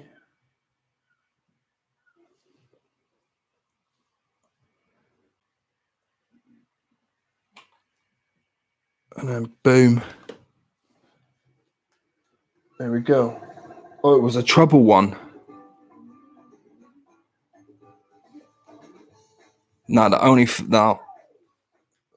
I will worry about that because I don't want to get copyright on the intro straight off the bat. So Malibu CA, I need to move out and move over a bit so that one there can be seen a bit more.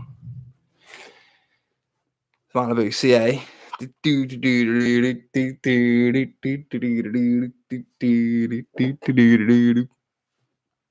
Come on, man. Malibu CA. I kind of recognise it a little bit.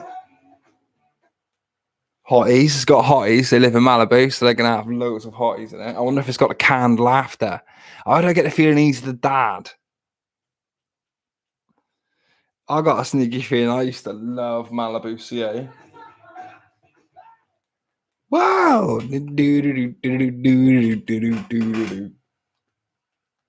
So here we go.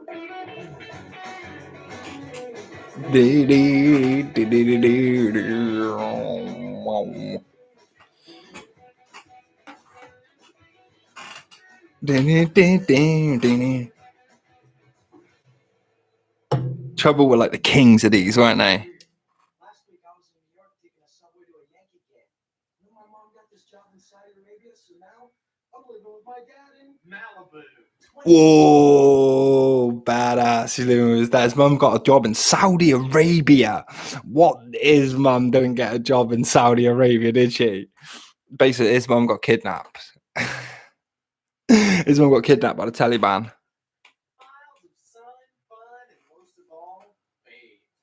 Awesome babes. Bikini babes? That's my brother Jason. We're twins. Lucky for you, we don't look alike.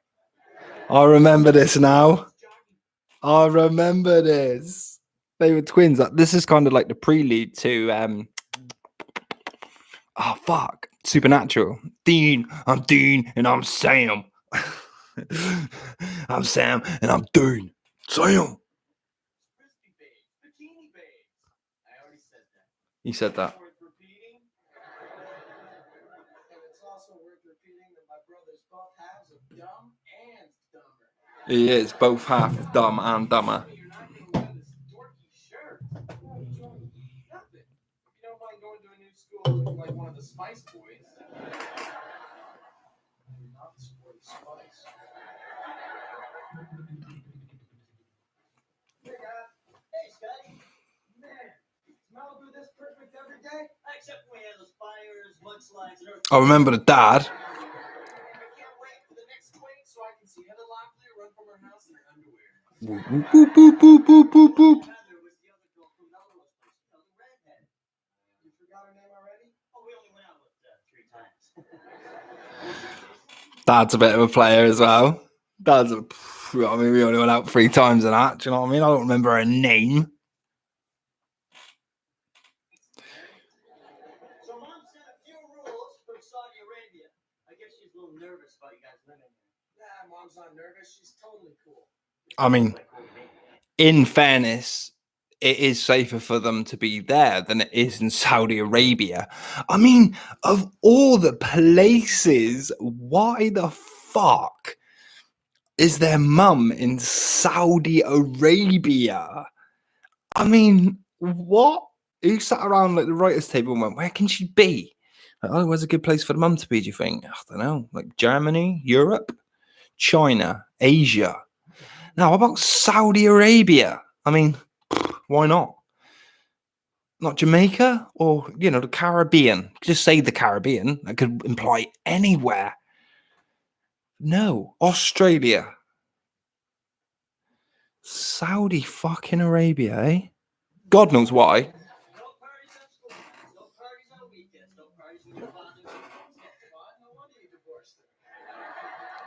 Get it? Like the mum's like really boring and that, but the dad's like, yo, I'm smashing hoes. Hey, Scotty, you sure you want to wear that shirt to school? Girls are going to think you look like Al Gore.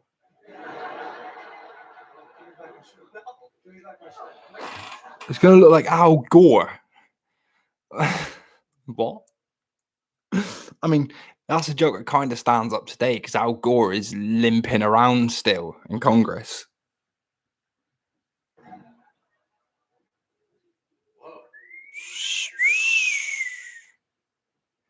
Live audience. You know it's a live audience because they get the whistle. I'm Jason Collins. Nice to meet you. Well, Jason, I have a favorite act. Answer's yes. I haven't even told you what it is. Doesn't matter. The answer's yes. Good. Will you sign this? We're going to tell Henry Updike, the guy who owns Malibu Oil, to stop drilling near our beach. Malibu Oil. Oh. He owns Malibu Oil.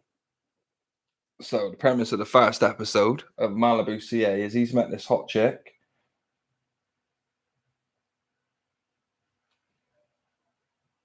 Who, in fairness, the hot chick has met him with a purpose. She wants to stop Malibu Oil, which is, I mean, they live in Malibu. You know, I mean, the mum's gone to Saudi Arabia, which is really imaginative, right? But he couldn't think of anything. I mean, it would make more sense if she had moved to another state in America and Saudi Oil were doing the oil. I mean, I'm just saying. Clay, can you move away from there? Bobby, you're going to have to move away because you're near my wires. Clay, you're going to have to move. Move, baby. Clear, you buy my wires, you're gonna have to move. Absolutely, always glad to help the neighbor. No, not under there neither. That's kind of all. Not under there because I need my feet room. Baby, you're gonna have to move. Thank you. Go somewhere else. You've got the whole house. Go away. Go to the other part of the house or something. You've got a whole flat to go to. Just not under my feet would be awesome. Right, I missed the part then because I was worried about the cat putting her claws near all me into me wires. That's all.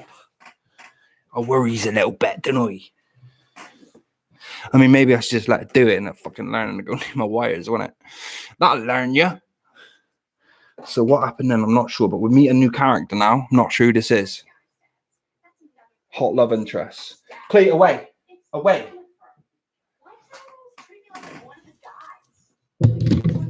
Away. No, not there. Baby, go away. Away.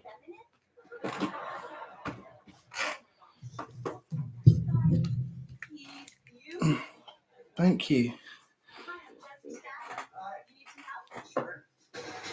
Oh, that's the first introduction then to what, Twin One. Call him Twin One because I can't remember his name. Oh.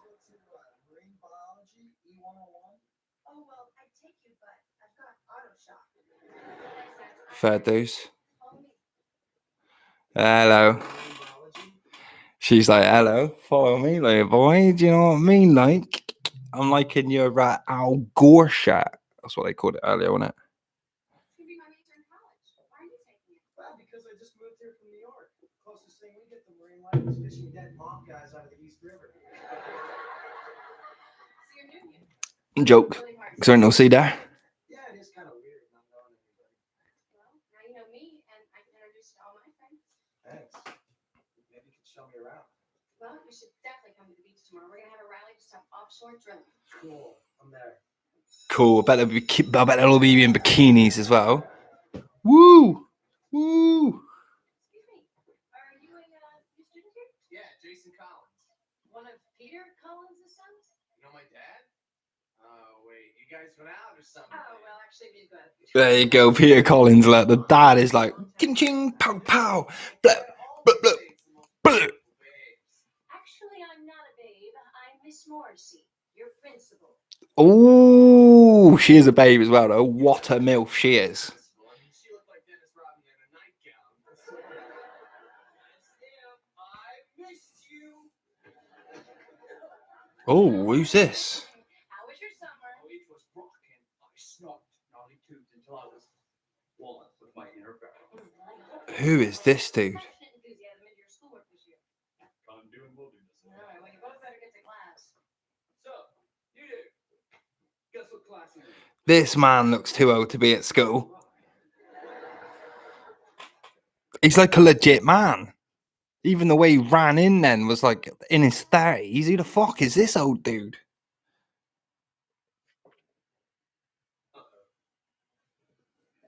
Major groundswells coming in. Yeah? How can you tell? The ocean flows and Murray knows. You coming?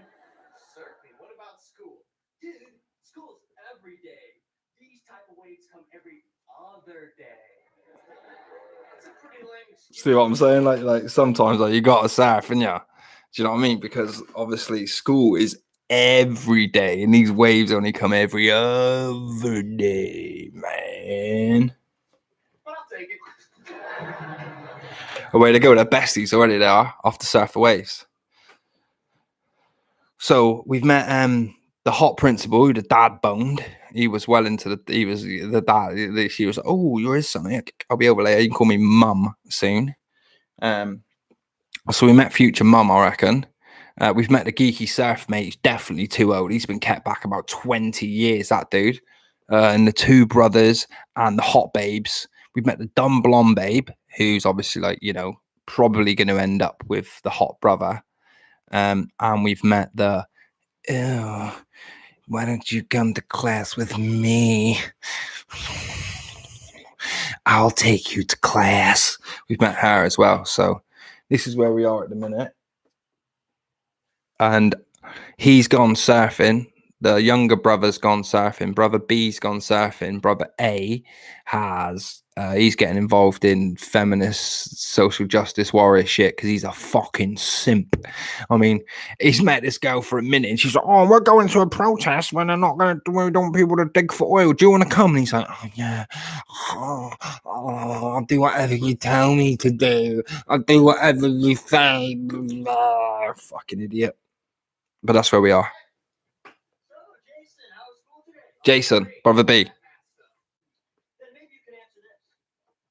If a kid is surfing at 24 feet per second and he should be in school, how long will it take for his father to ground him? Ooh, Jason. Nah. He went surfing all day, didn't he? And then obviously now dad knows about it because dad's like fucking.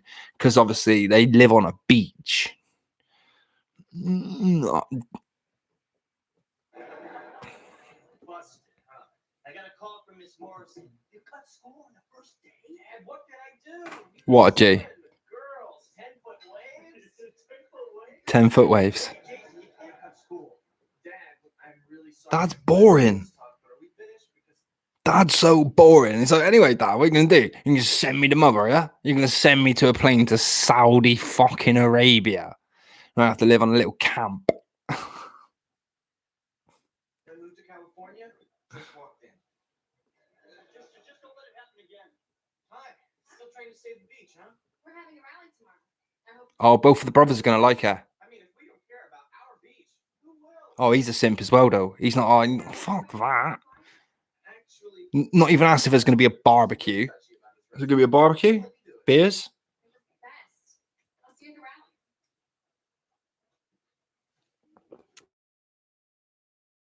rally. Over the same girl. Hey, simp. We met a deep California girl and she's into me. Really? Can she read? Get it? Because he's a dumbass. She's not a bikini airhead. Hey, my girl is no bimbo. She's smart and beautiful. Wait till he sees Samantha. Oh, they both can break the fourth wall then. So they both can speak to us. Be like, yo, 1 minute it'll be like, I enact, and then be like, yo, do you know what I'm saying? Like, you guys out there. Hi, I can see you too. A little bit of fourthwallbreaking.com.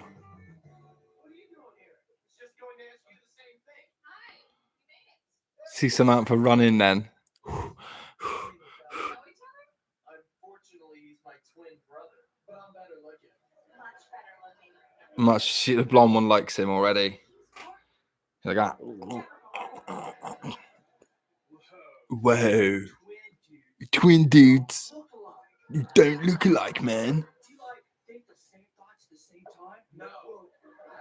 No, we don't think thoughts. This is too freaky. He's a bit noncy, isn't he? Way too old looking. Both of them are actually simping over her. I wonder what the first message of the first episode of this is going to be. Whoa.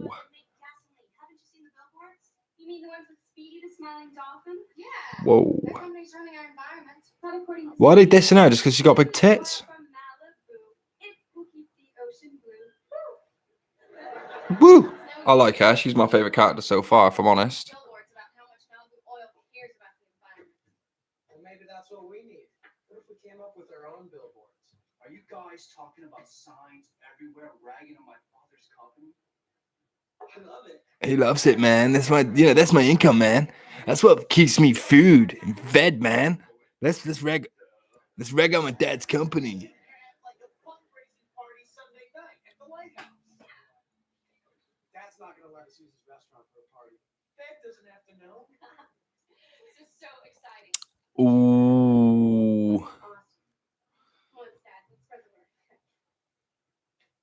I can see why people are such simpy twats these days if this is the kind of stuff they were watching. Awesome. Tough luck, bud. Aww. Score 1 for Jason. This is only the first round, Murray. Wait till Samantha sees how much money I raised for her. Brothers at war. This is better than the time the Olsen twins got in a fight for the same Barbie. Yeah, man.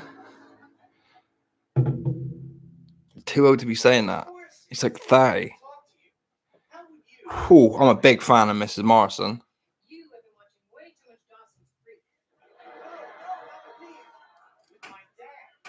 He wants to take you to that Fleetwood Mac concert Sunday night. Does he? Oh my gosh, we actually went to see them on our first date. Yeah, he mentioned that. But he's worried about asking you because you're a principal. Oh, well, that's silly. That's what I told him. So I bought these front row tickets. Maybe if you asked him, he'd go. I love this little kid so far. He's not had any.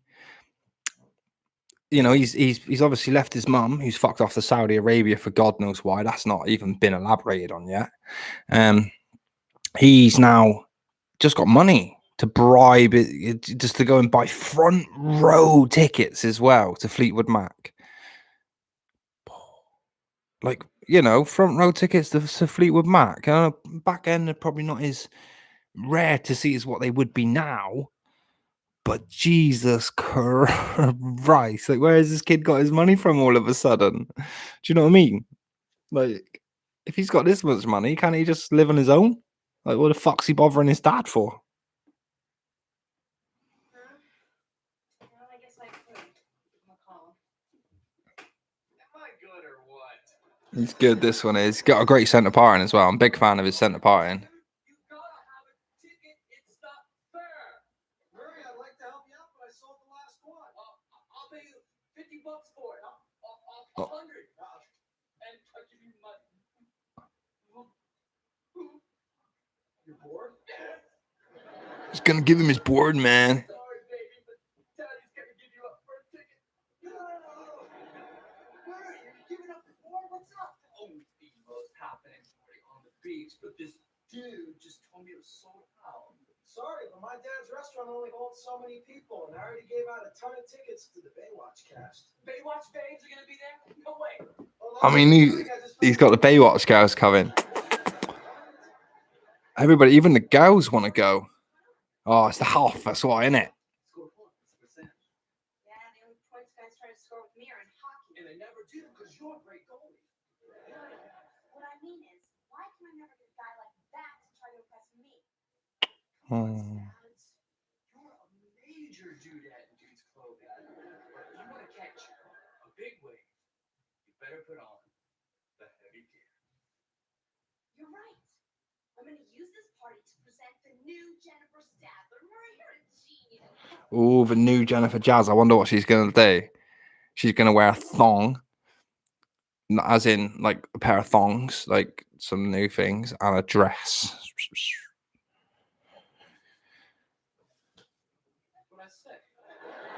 What did he say, dude? Do you know what I mean? Like, I'm just a 30-year-old man at school, dude. Whoa, he caught her. Oh. Thought there was supposed to be a party here. Murray, let my people in. Holy shit, like, what has he got? What has he done to these people? Excuse me, but do your people know it's $10 to get in? Excuse me, but I already got them to pay $20. Samantha, a little contribution for your billboard fund. I can't believe how much you both care about the beach. I love the beach. Samantha. I can't believe how much simps these pair of twats are. Do you know what I mean? Like, giving away all their dignity in the first episode, fighting each other for this fucking girl. What? I do vaguely remember this, but not immensely.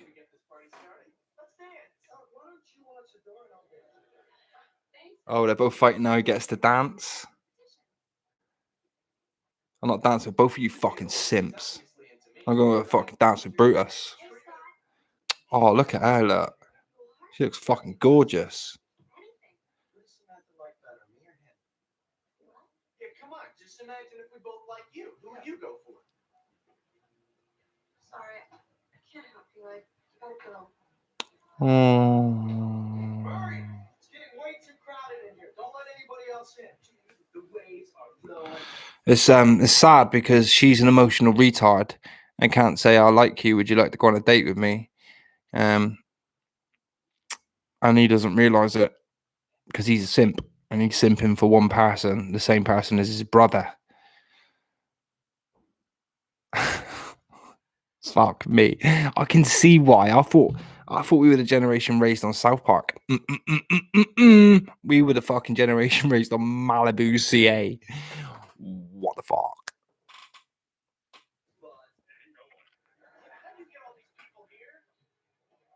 Oh, my favourite's back. Look at this go.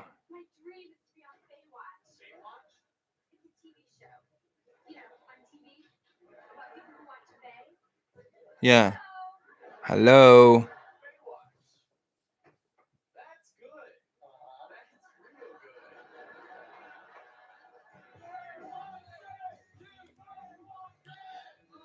I'm worried that the generic music's going to be copyrighted.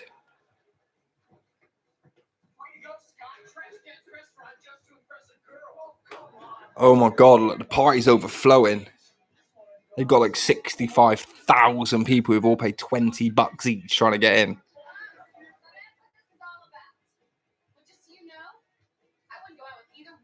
Yeah, she knows now because they were fighting. Now they're all piling in because they're such simps.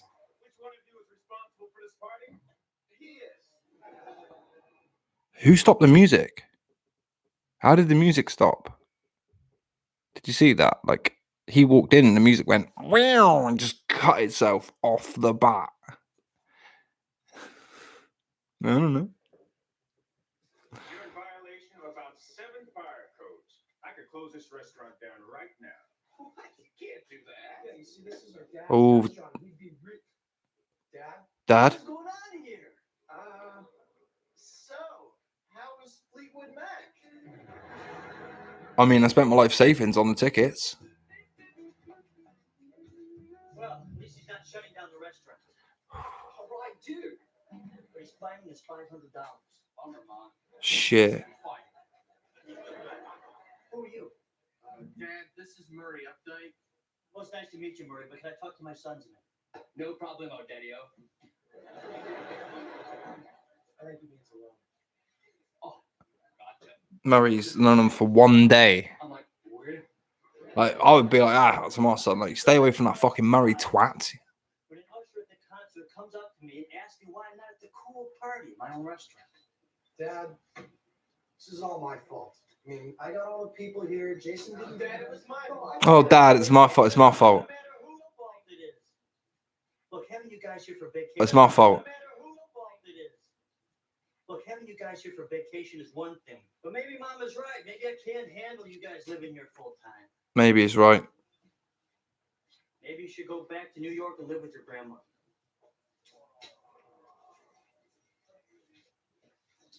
Go on, you little shits. Big time. Tough ride, Pops. You know, the first time I got on board, I watched. There he is, grown man Murray, just working behind the bar. Let me guess. You landed on your head? How'd you know? Anyway, this family stuff is like shooting a big wave. Sometimes you fly high. Sad. But you never let the board go, Because family's what's important. No. The board's attached to your foot with a big leash. What are you talking about? Uh-oh, here we go. She's not talking to you. We just wanted to give you the rest of the money from the party so you could get those billboards made. You guys think you can make it all better by giving Samantha a few bucks? Wow, babies! Okay, a lot of us, but she's still not going out with either of you. This isn't about going out with Samantha. We just wanted to apologize before we move back to New York. What? What? And our dad doesn't think this is working out, so we're leaving. Wow, I'm sorry. I mean, this There you go, look. Lesson from this is don't simp out for women because it will fuck your life up and your dad won't be happy. That was the first message I get from this. The first message of In Your House was a lot better as a pilot. This message fucking sucks, the message they've sent in this. Nice knowing you, Jennifer. I'm never gonna see you again? Jennifer's heartbroken. She's on it for 2 days.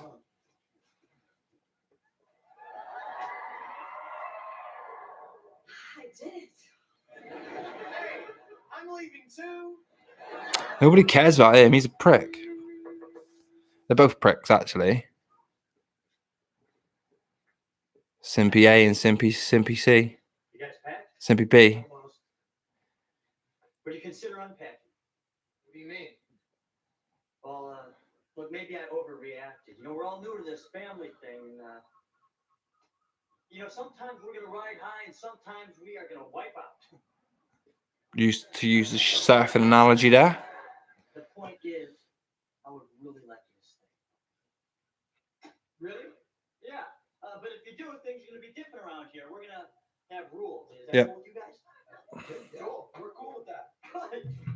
Then the first thing I have to say is your fathers, you're both grounded. Oh, you sure you're not taking the stand thing a little too far? I mean, you don't want to overdo it on the first day. Plus, they're like 26. Yeah, get them little jobs and that. No, we already got a boss. That's me.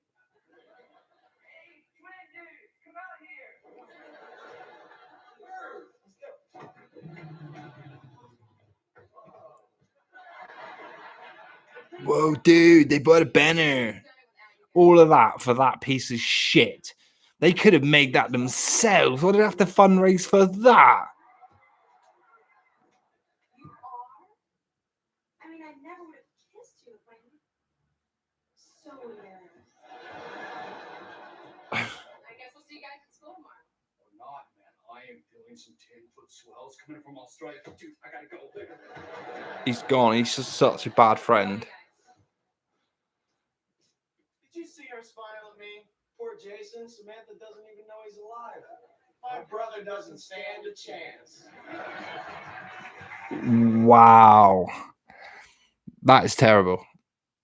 And then, like, the message that is all behind that whole first pilot is one of the most simpiest things I have ever seen in my entire life. Incredible. Right, so what we'll do now is we will jump into series 2 because there is only 2 seasons of Malibu CA. And what we'll do is we'll jump forward to the very last episode. So what I'm guessing was the fucking nail in the coffin, because these things usually go on for like 17, 8, for usually like 24, 25, maybe even 30 shows and some runs for these sort of like teen sitcoms. But this one only ran up to 17 episodes of series 2. How many episodes of yeah. So I'm assuming after episode 17 of series 2, this shit was in the can. They were fucking done. So let's jump to the end and find out what these two simps are like in the end of their existence on TV.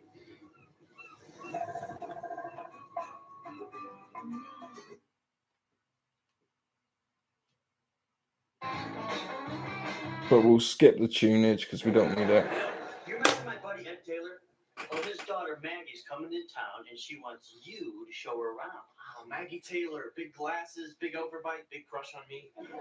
This weekend. These guys are too old to be at school. I think I'm coming down with the flu. You already used that excuse when you stood her up for freshman prom. What? I thought you knew about that. No. My bad. Hey, love. Hey, love. There, you okay? We are currently into Malibu CA, which I don't know if you've got a clue if you know what it's about. But it's about 2 brothers whose mum moves to Saudi Arabia, of all fucking places, and they get shoved off to their dad. And it's incredibly stupid.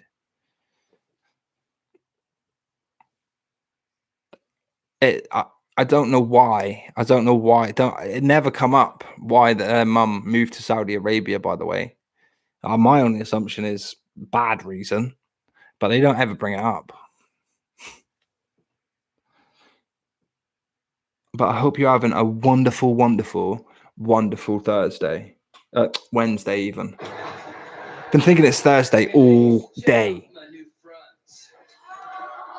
Oh, this dude's still in it. This is the dumb surfer dude. He's like I said last time, he's definitely too old to be just out of school. This dude is in his 30s. This is Princess. This is Princess. And this is Mr. Piddles. Oh no, that's okay. You hold on to Mr. Piddles. These are all new characters. I jumped from episode 1 of season 1 up to the point where it got cancelled. So these are a couple of new characters. I know Surfer Dude with the blonde hair. Blondie in the middle was in the very first episode, but I'm not sure who the black girl is. So I'm assuming she's the seriousness. She's the... Can I have your attention? Oh, here we go. Animals from the shelter are currently homeless. We can solve this right now if each one of us adopts 33 and a half pets. There you go, look. See, this guy is an absolute numpty. Basically, in episode 1 as well, his father's company was digging up the beach. And he wanted to go against that. Basically, not allowing his dad to earn money to feed him. What a fucking idiot. Listen, Murray, wouldn't it just be more logical if we raised money and just fixed the shelter? Yes, Mr. Spock. It would be more logical. Well, this is episode 2 that I've watched, and both times they are raising money. Both times they're raising money. He's like, do you want to raise some money? They're like, yeah, let's raise some money. Sex objects. Sounds fun. I'm in. Yeah, I'm in. I'm definitely in.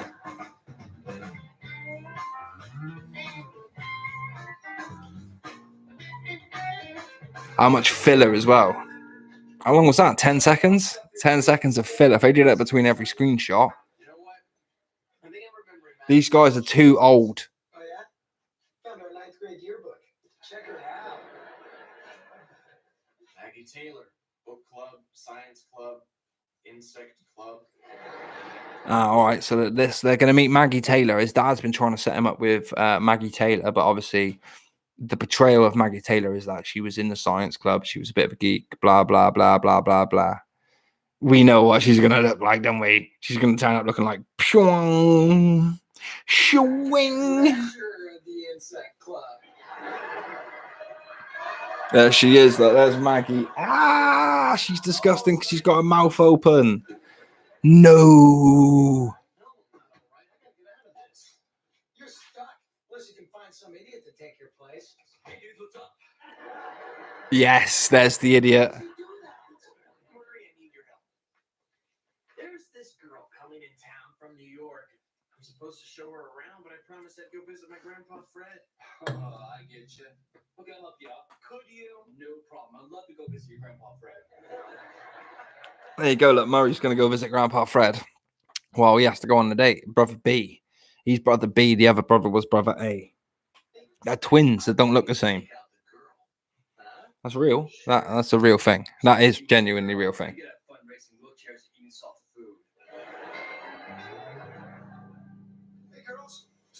What's going on?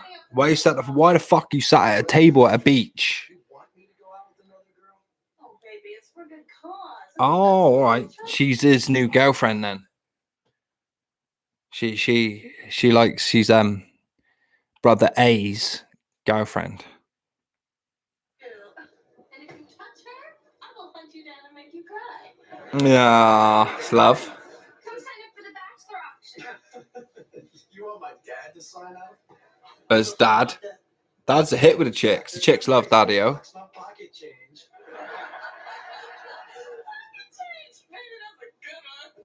Get it? Yeah, good one. Want it? Ah! I don't know what you two are laughing at. Mr. Clown's raised a lot more money than Scott. A lot of women would bet on a distinguished man who owns his own business. She thinks I'm distinguished. Hear that, muscle boy? Oh. Yeah, muscle boy. I'm trying to say that this body could raise more money than this body. Oh, hello. Hello. Body off to see who can raise more money. I would say Blondie could probably raise the most money out of all of them. This auction's for charity. This is not a competition. Yeah, now Blondie, get your tits out and you raise the most money. Because let's face facts here. It's about helping those puppies. $50 to Scott makes more money. You're on, sister. They're betting. There you go. Another 10-second transition. Cuts out 10 seconds that you need to fucking record bullshit. For tickets to the water park, they should have the place to themselves. How do you figure that? Simple. Maggie, bathing suit, scared children crying for mommy. Obviously, Maggie was in the book club, wasn't she? You're feeling pretty good about yourself, aren't you, bro? What can I say? Maggie is stunning. I'm the master. You know, she could have changed since the last time we saw her. She's not going to have changed. Yeah, got uglier. Or she's really hot. Huh? Jason, Scott, hi. Dude, all I can say is thank you. It is so good to see you guys. It's good to see you. Yeah, Maggie, it's great to have you hot here.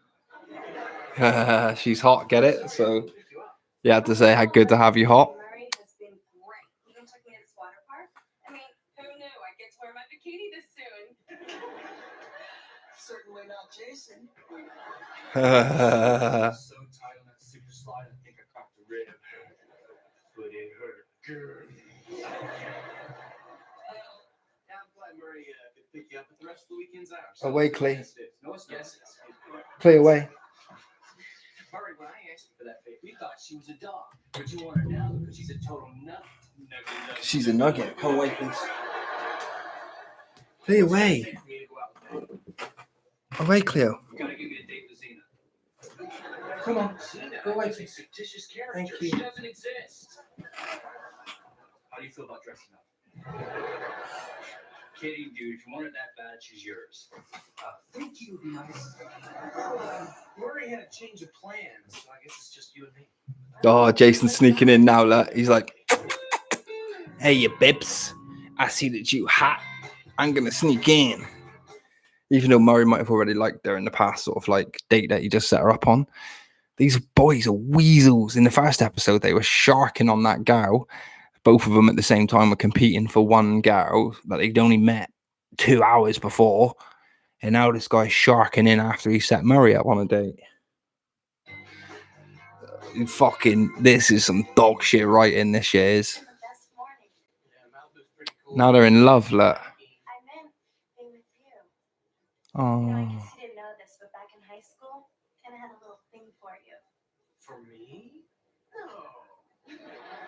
Oh. Come on, I drew pictures of you. I followed you around. I even left you love letters and signed them secret admirer. Oh, you mean the ones on the...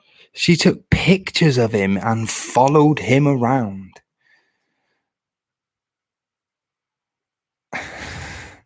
I took pictures of you and I followed you. That's what she said. I'm not making that up.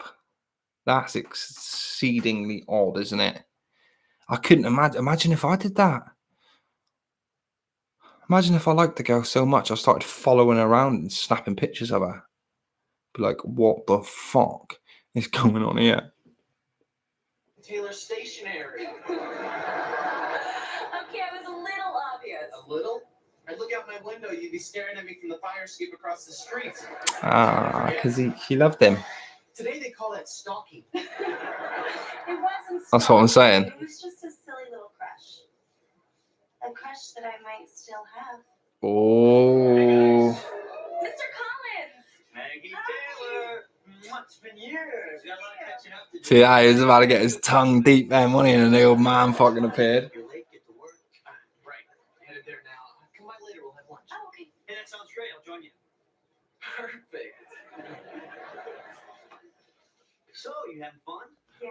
What's going on? Is the dad going to slide into the daughter now? Not the daughter, but the girl. What? Your freshman prom. I thought you knew. The freshman prom, Jason. Oh. Flew. Right, everybody knew about that. Well, I'll see you at lunch. Dad has literally just ruined it for Jason. We're a day away from the auction, and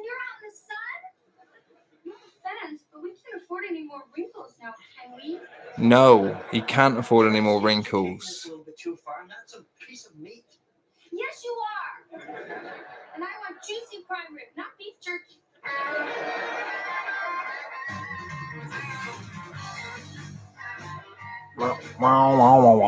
Yeah, your dad and I had some fun times back in the 70s. I remember one night at Studio 54, he hooked up with this wild party girl. We called her Princess Booty Quick. Princess Booty Quick. How does she know her mum was called Princess Booty Quick? Yeah. Speaking of old times, I've been thinking a lot about high school. Our freshman prom. You know, it's a real shame you got sick that night. Yeah, it is. Where is Dad for that dessert? No, I was such a geek back then. Just say I fucking lied. No, I lied. I wasn't attracted to you then. I just wasn't. You're a little bit weird and ugly. But now, woo, absolutely smash your back doors in love. I totally understand. Hey, Jason. I totally understand. Sorry, Alex. Maggie's only in town for the weekend. I don't have time for anything else. Oh, wait. You know, Jason, why don't you enter that auction and I can bid on you? You don't have to bid on me. I'll go out with you for free. Yeah, but then I can buy you and you will be all mine. Sign me up. There you go, lad. She wants to buy him. Oh. Till our date. Ooh, I cannot wait for this auction. No, it'll be great. Trust me. She's not going to buy him. Is she? She's not going to buy him, and then Jason's going to go on a date with a munter. And the lesson is, go out on dates with munters so that they don't trick you when they become beautiful and make you go on dates with munters. Good morals. Lisa, you said no one would find out about that. Lisa's telling everyone's cool. You don't. Girls talk, don't they? Not gonna win the bet because I've created the perfect bachelor, Mr. Collins. Mr. Here he comes. Mr. Collins. Look at him. He looks like fucking Beetlejuice. I think he looks great. Yeah, he looks great, all right, like a great big goofball. Like a great big goofball. Ridiculous. So do I. Look at us. This is embarrassing. Yeah, you're a pair of fucking simp twats. I could have told you that ages ago. The bet's off. Oh, that was a mistake. Come on, Dad. Let's go get changed. Yeah, get on. Lose all your dignity and just walk around and get changed. Father like son. Fucking idiots. There we go. This is the bachelor auction. This is the bit we've all been waiting for. Especially me. We'd like to encourage you ladies to open your pocketbooks and your umbrellas because it's raining men. Woo!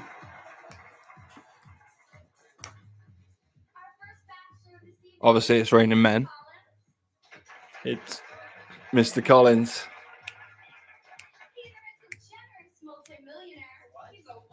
He's a what? He likes to sail in his yacht. Let's go to Egypt.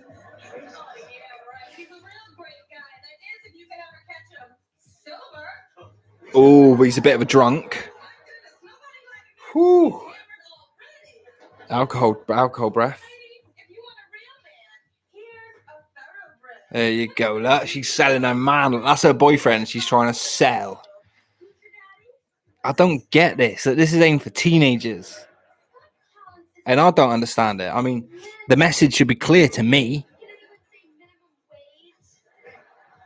That's it. I'm out of here. Me too. I'm not a waiter. I'm an assistant manager. We could have got a lot of money for at least one. Any money for that? We could have got a lot of money. What are you doing? God, these two are a pair of twats. These women, aren't they? I mean, I hope in the rest of the episodes they're all right. Like, quite normal.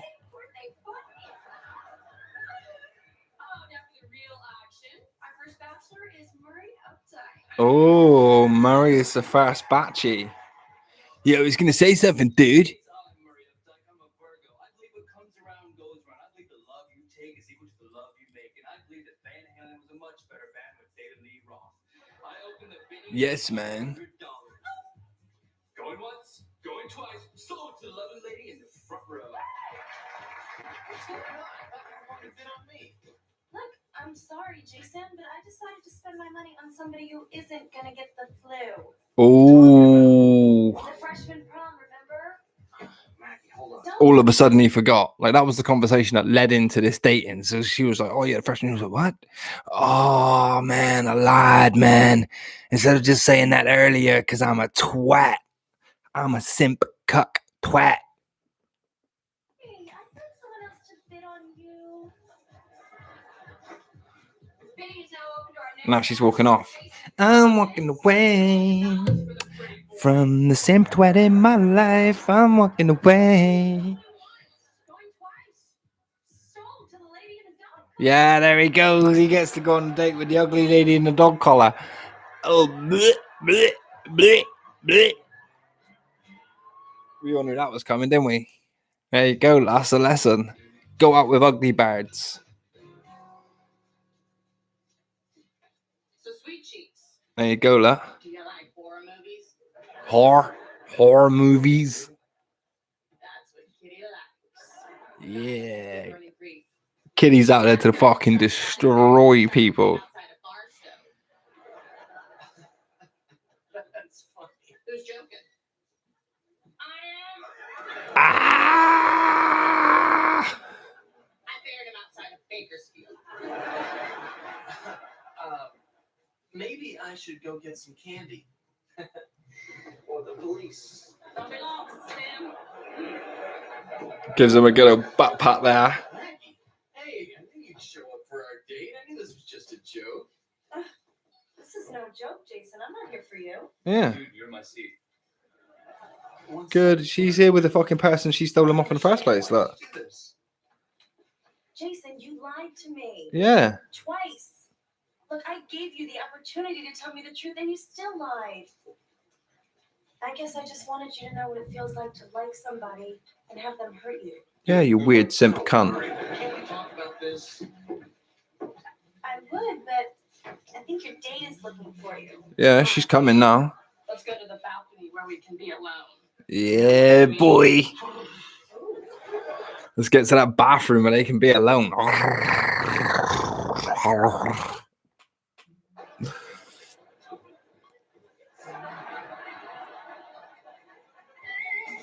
That was the rightful date anyway, because he thought she was ugly, so he set him up with her and then stole her off him anyway. These people, whoever writes this shit, I'm going to find out who's written this shit, and what a bunch of twats.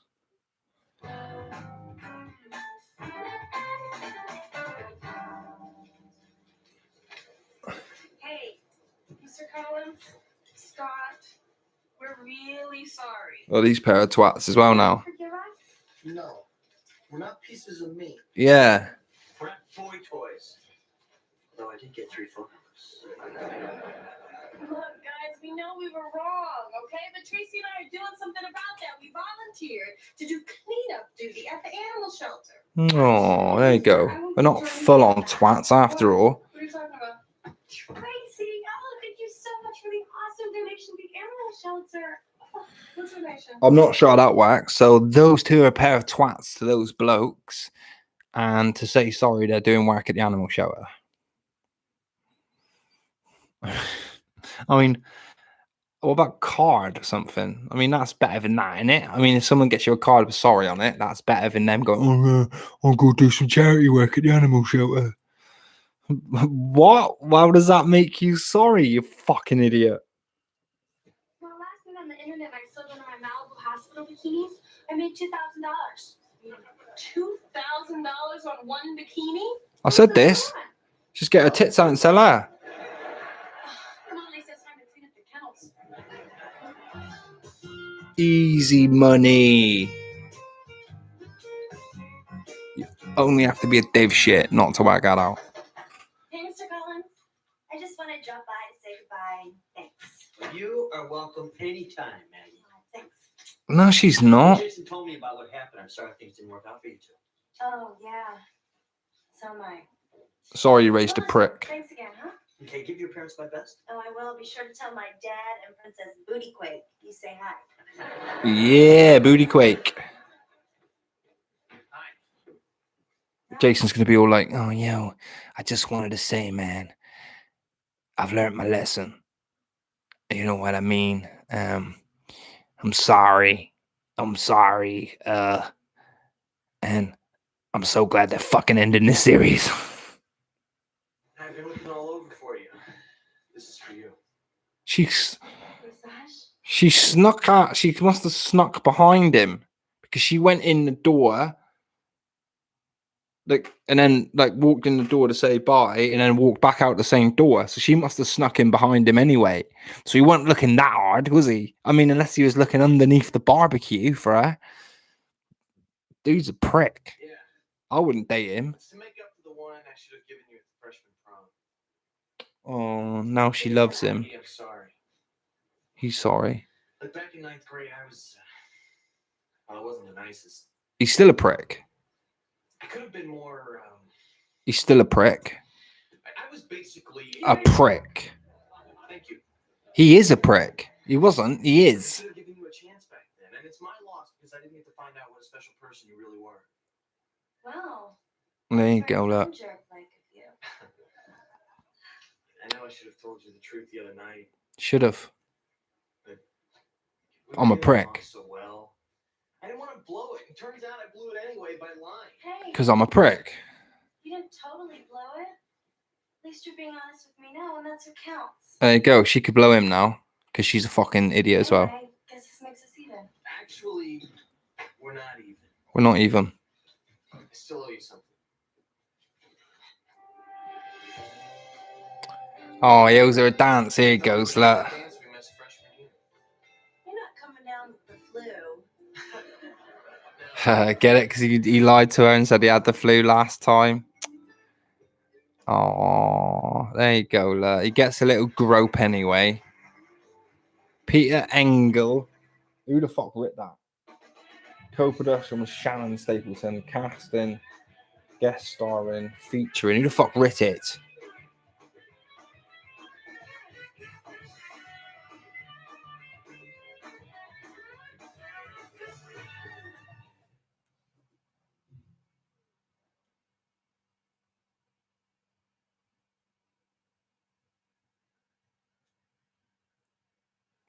But oh my god, what an absolutely shocking shit show Malibu CA was. I mean, there's bad and there's absolutely dog shit terrible, and that is absolutely dog shit terrible.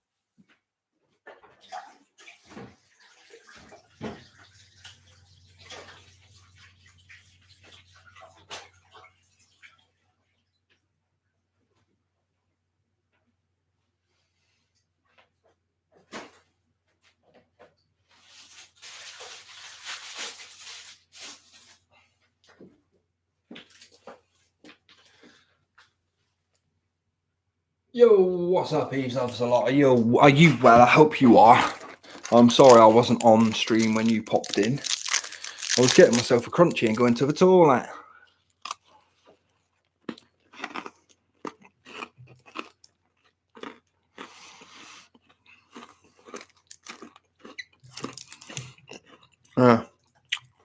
In the house.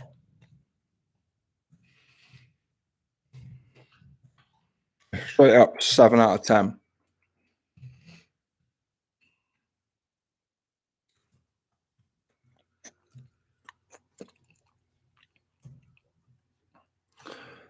Malibu, Boo, CA. Tongue down my throat, right? Malibu, CA. Fucking 2 out of 10. Absolutely dog shit that was. Malibu CA, I don't recommend to anyone. I'm pretty sure I wasn't a massive fan of it growing up, if I'm honest.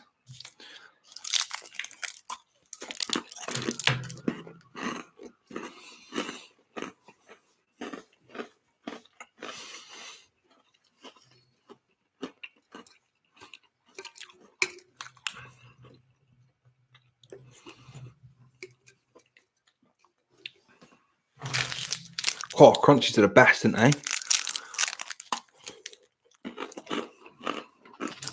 Big shout out to crunchies.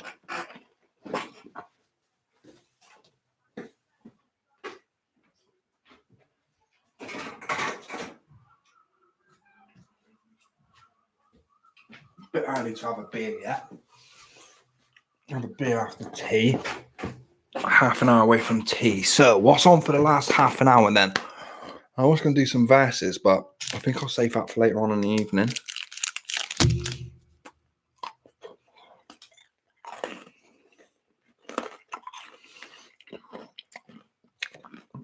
I guess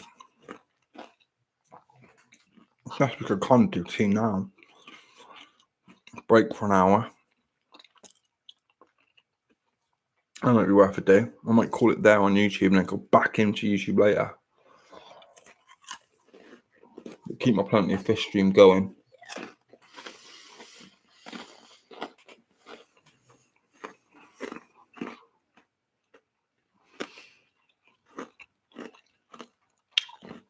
I don't like eating on stream, really. I feel it's very rude.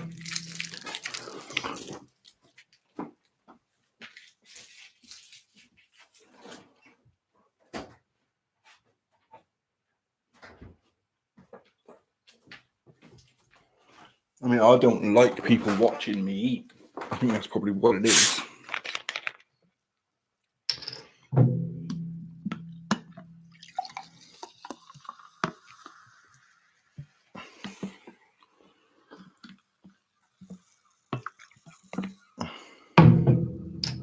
I'd be better off taking my glass to the side, wouldn't I? I think. Right, so actually, yeah, let's run a bath. I can have a bath, do all that stuff. I think that'd be for the better. Let's do it.